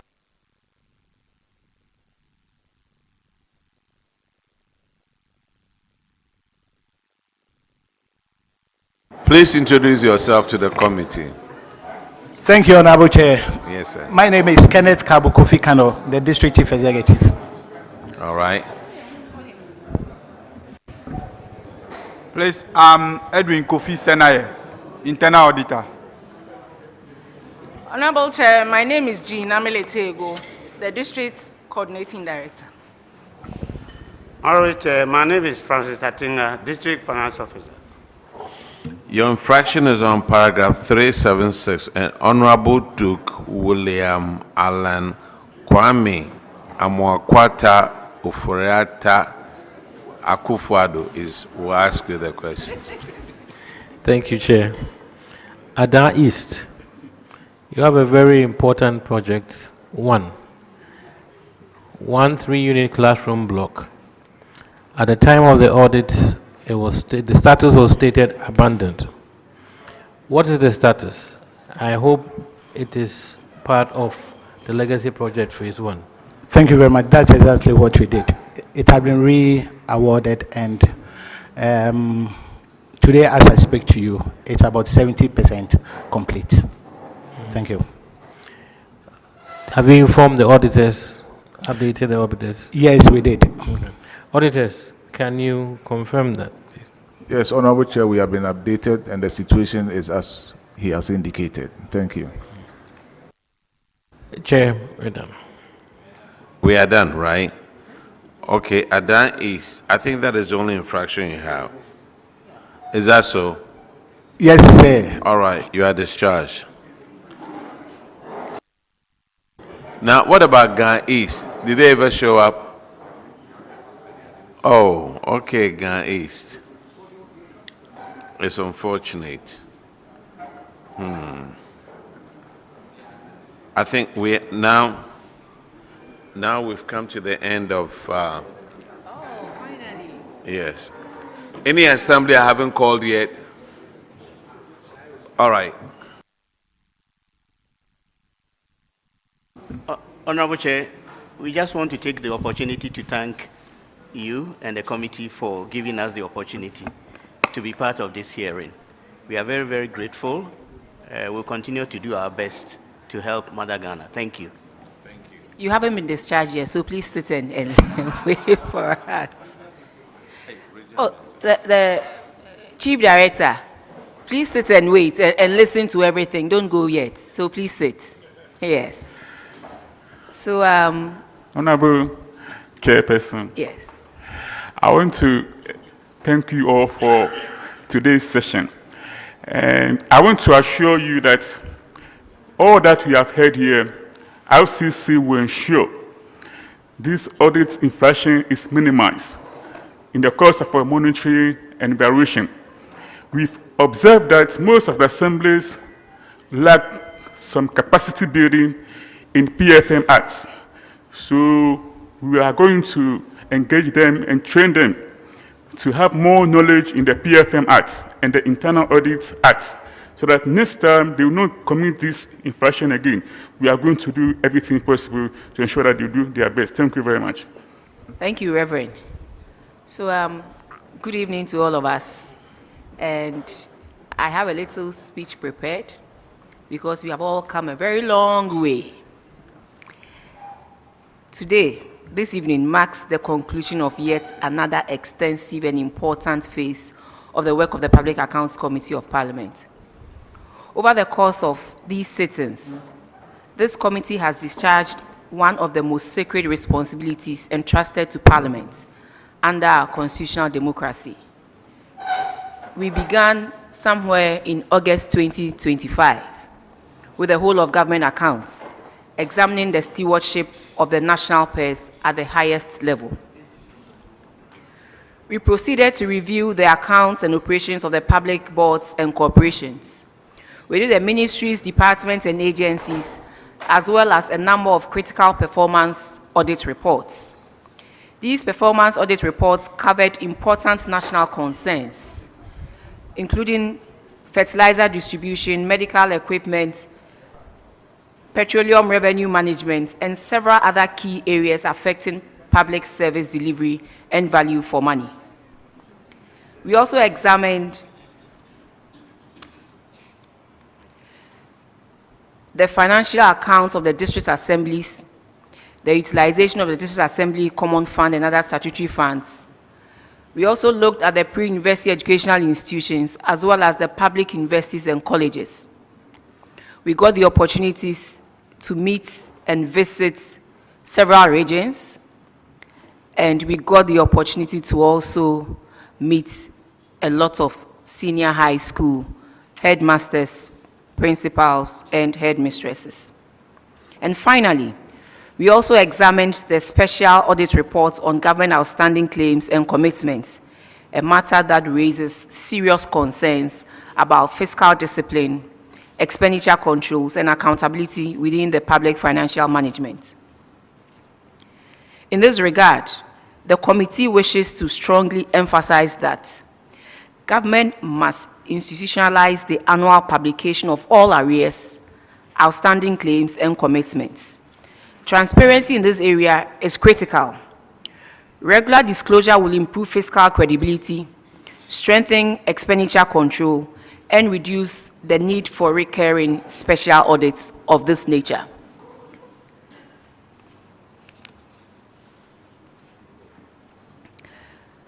Ladies and gentlemen, our work did not remain or confine to only Greater Accra or in Accra. We moved to Tamale, where we reviewed infractions and audit concerns relating to the 5 northern regions in respect of the District Assembly, their utilization, the colleges of education, as well as the senior high schools. From there, we proceeded to Kumasi to consider matters arising from same in the Ashanti, Bono, and Bono East and Ahafo regions. From Kumasi, we moved to Takrade for the Western and Central region bits. And finally, Ada has brought this important national exercise to a close with hearings from Greater Accra, Volta, Oti, and the Eastern regions. This nationwide exercise demonstrates one important principle. Accountability must not be selective. It must not be regional only. It must not be partisan or occasional. Accountability must be national, continuous, and uncompromising. At the beginning of these sittings, we stated clearly that the committee will be guided by 3 core principles: transparency, fairness, and accountability. I'm pleased to say that throughout these proceedings, the committee remained faithful to these principles. We approached our work fairly. We gave institutions the opportunity to explain themselves. We avoided prejudice and ensured that due process was respected at all times, unless one wanted to go above this privilege, and for that we stood our grounds. Fairness does not mean softness on wrongdoing. The committee remains deeply concerned about recurring infractions within the public service, including unsupported expenditures, procurement breaches, weak internal controls, delayed retirement of interest, payroll irregularities, and in some instances, the deliberate padding of invoices and inflation of claims. These issues are not merely accounting errors. They undermine public trust and weaken confidence in state institutions. We therefore wish to remind all public servants and civil servants that accountability begins long before one appears before the Public Accounts Committee. It begins at the point of decision making, documentation, procurement, certification, and payment approval. Every public officer must appreciate that public funds are sacred funds. The future of public financial management in Ghana will depend not only on laws and systems, but also on personal integrity, ethical leadership, and professionalism within the civil service and public institutions. The Ministry of Finance is encouraged to find cost-effective means for training all public spending officers as well as middle-level officials in the requirements of the revamped Public Financial Management Act. And now, to the Auditor General and staff of the Audit Service, we commend your commitment and professionalism throughout this exercise. We couldn't have come here without your immense support. To all institutions that appeared before us, we appreciate your cooperation and participation in this important democratic process. And to the media, we thank you for the good reportage. It's only that sometimes when you want to push content, you end up missing the real issue. So I want you to please check on this. To the Clerk and Secretariat of the Public Accounts Committee, those we began with and those who joined us later, you have done a very good job and we are grateful to you. To the ranking member, Honorable Professor Atta Mills, I can't thank you enough. You have shown commitment, you have shown leadership, and through your hard work and the hard work of other members, we have been able to complete all the 2024 audit reports that came from the Auditor General's office. To members from both sides, I say thank you so much for your dedication, discipline, and patriotism. We all have constituencies to take care of. but you have sacrificed so much time to enable us complete all these reports. I'm really proud of all of you, and thank you so much for all the support that you continue to give leadership. Yes, we are grateful. We are very, very grateful. And to our Vice Chair and our Vice Ranking, we are very grateful to you too for supporting us through and through. And finally, to the people of Ghana, let me assure you that this committee remains committed to protecting the public purse and strengthening accountability in the management of our national resources. The work does not end here. The real test is whether the recommendations, recoveries, sanctions, and corrective measures arising from these hearings will lead to lasting reforms in the public sector. We are hoping that very soon, once Parliament is in session, somewhere next month, we will share with all of you, especially what the auditors and the Public Accounts Committee have been able to recover as a result of these sittings. We have one report that we'd like to share with all and sundry for you to know that the work that we do is yielding some positive results. So the responsibility must be collective, and we as a committee would commit to this responsibility. I want the citizens of Ghana to also join us, and let's advance the frontiers of effective public financial management, so that at the end of the day, it is Ghana that wins, and we make our country a better place to live. So thank you very much. Thank Parliament. We thank Parliament so much for all the support that they give to us. And we say, God bless Parliament, God bless the Public Accounts Committee, and God bless our homeland Ghana, and continue to make it great and strong. Thank you so much.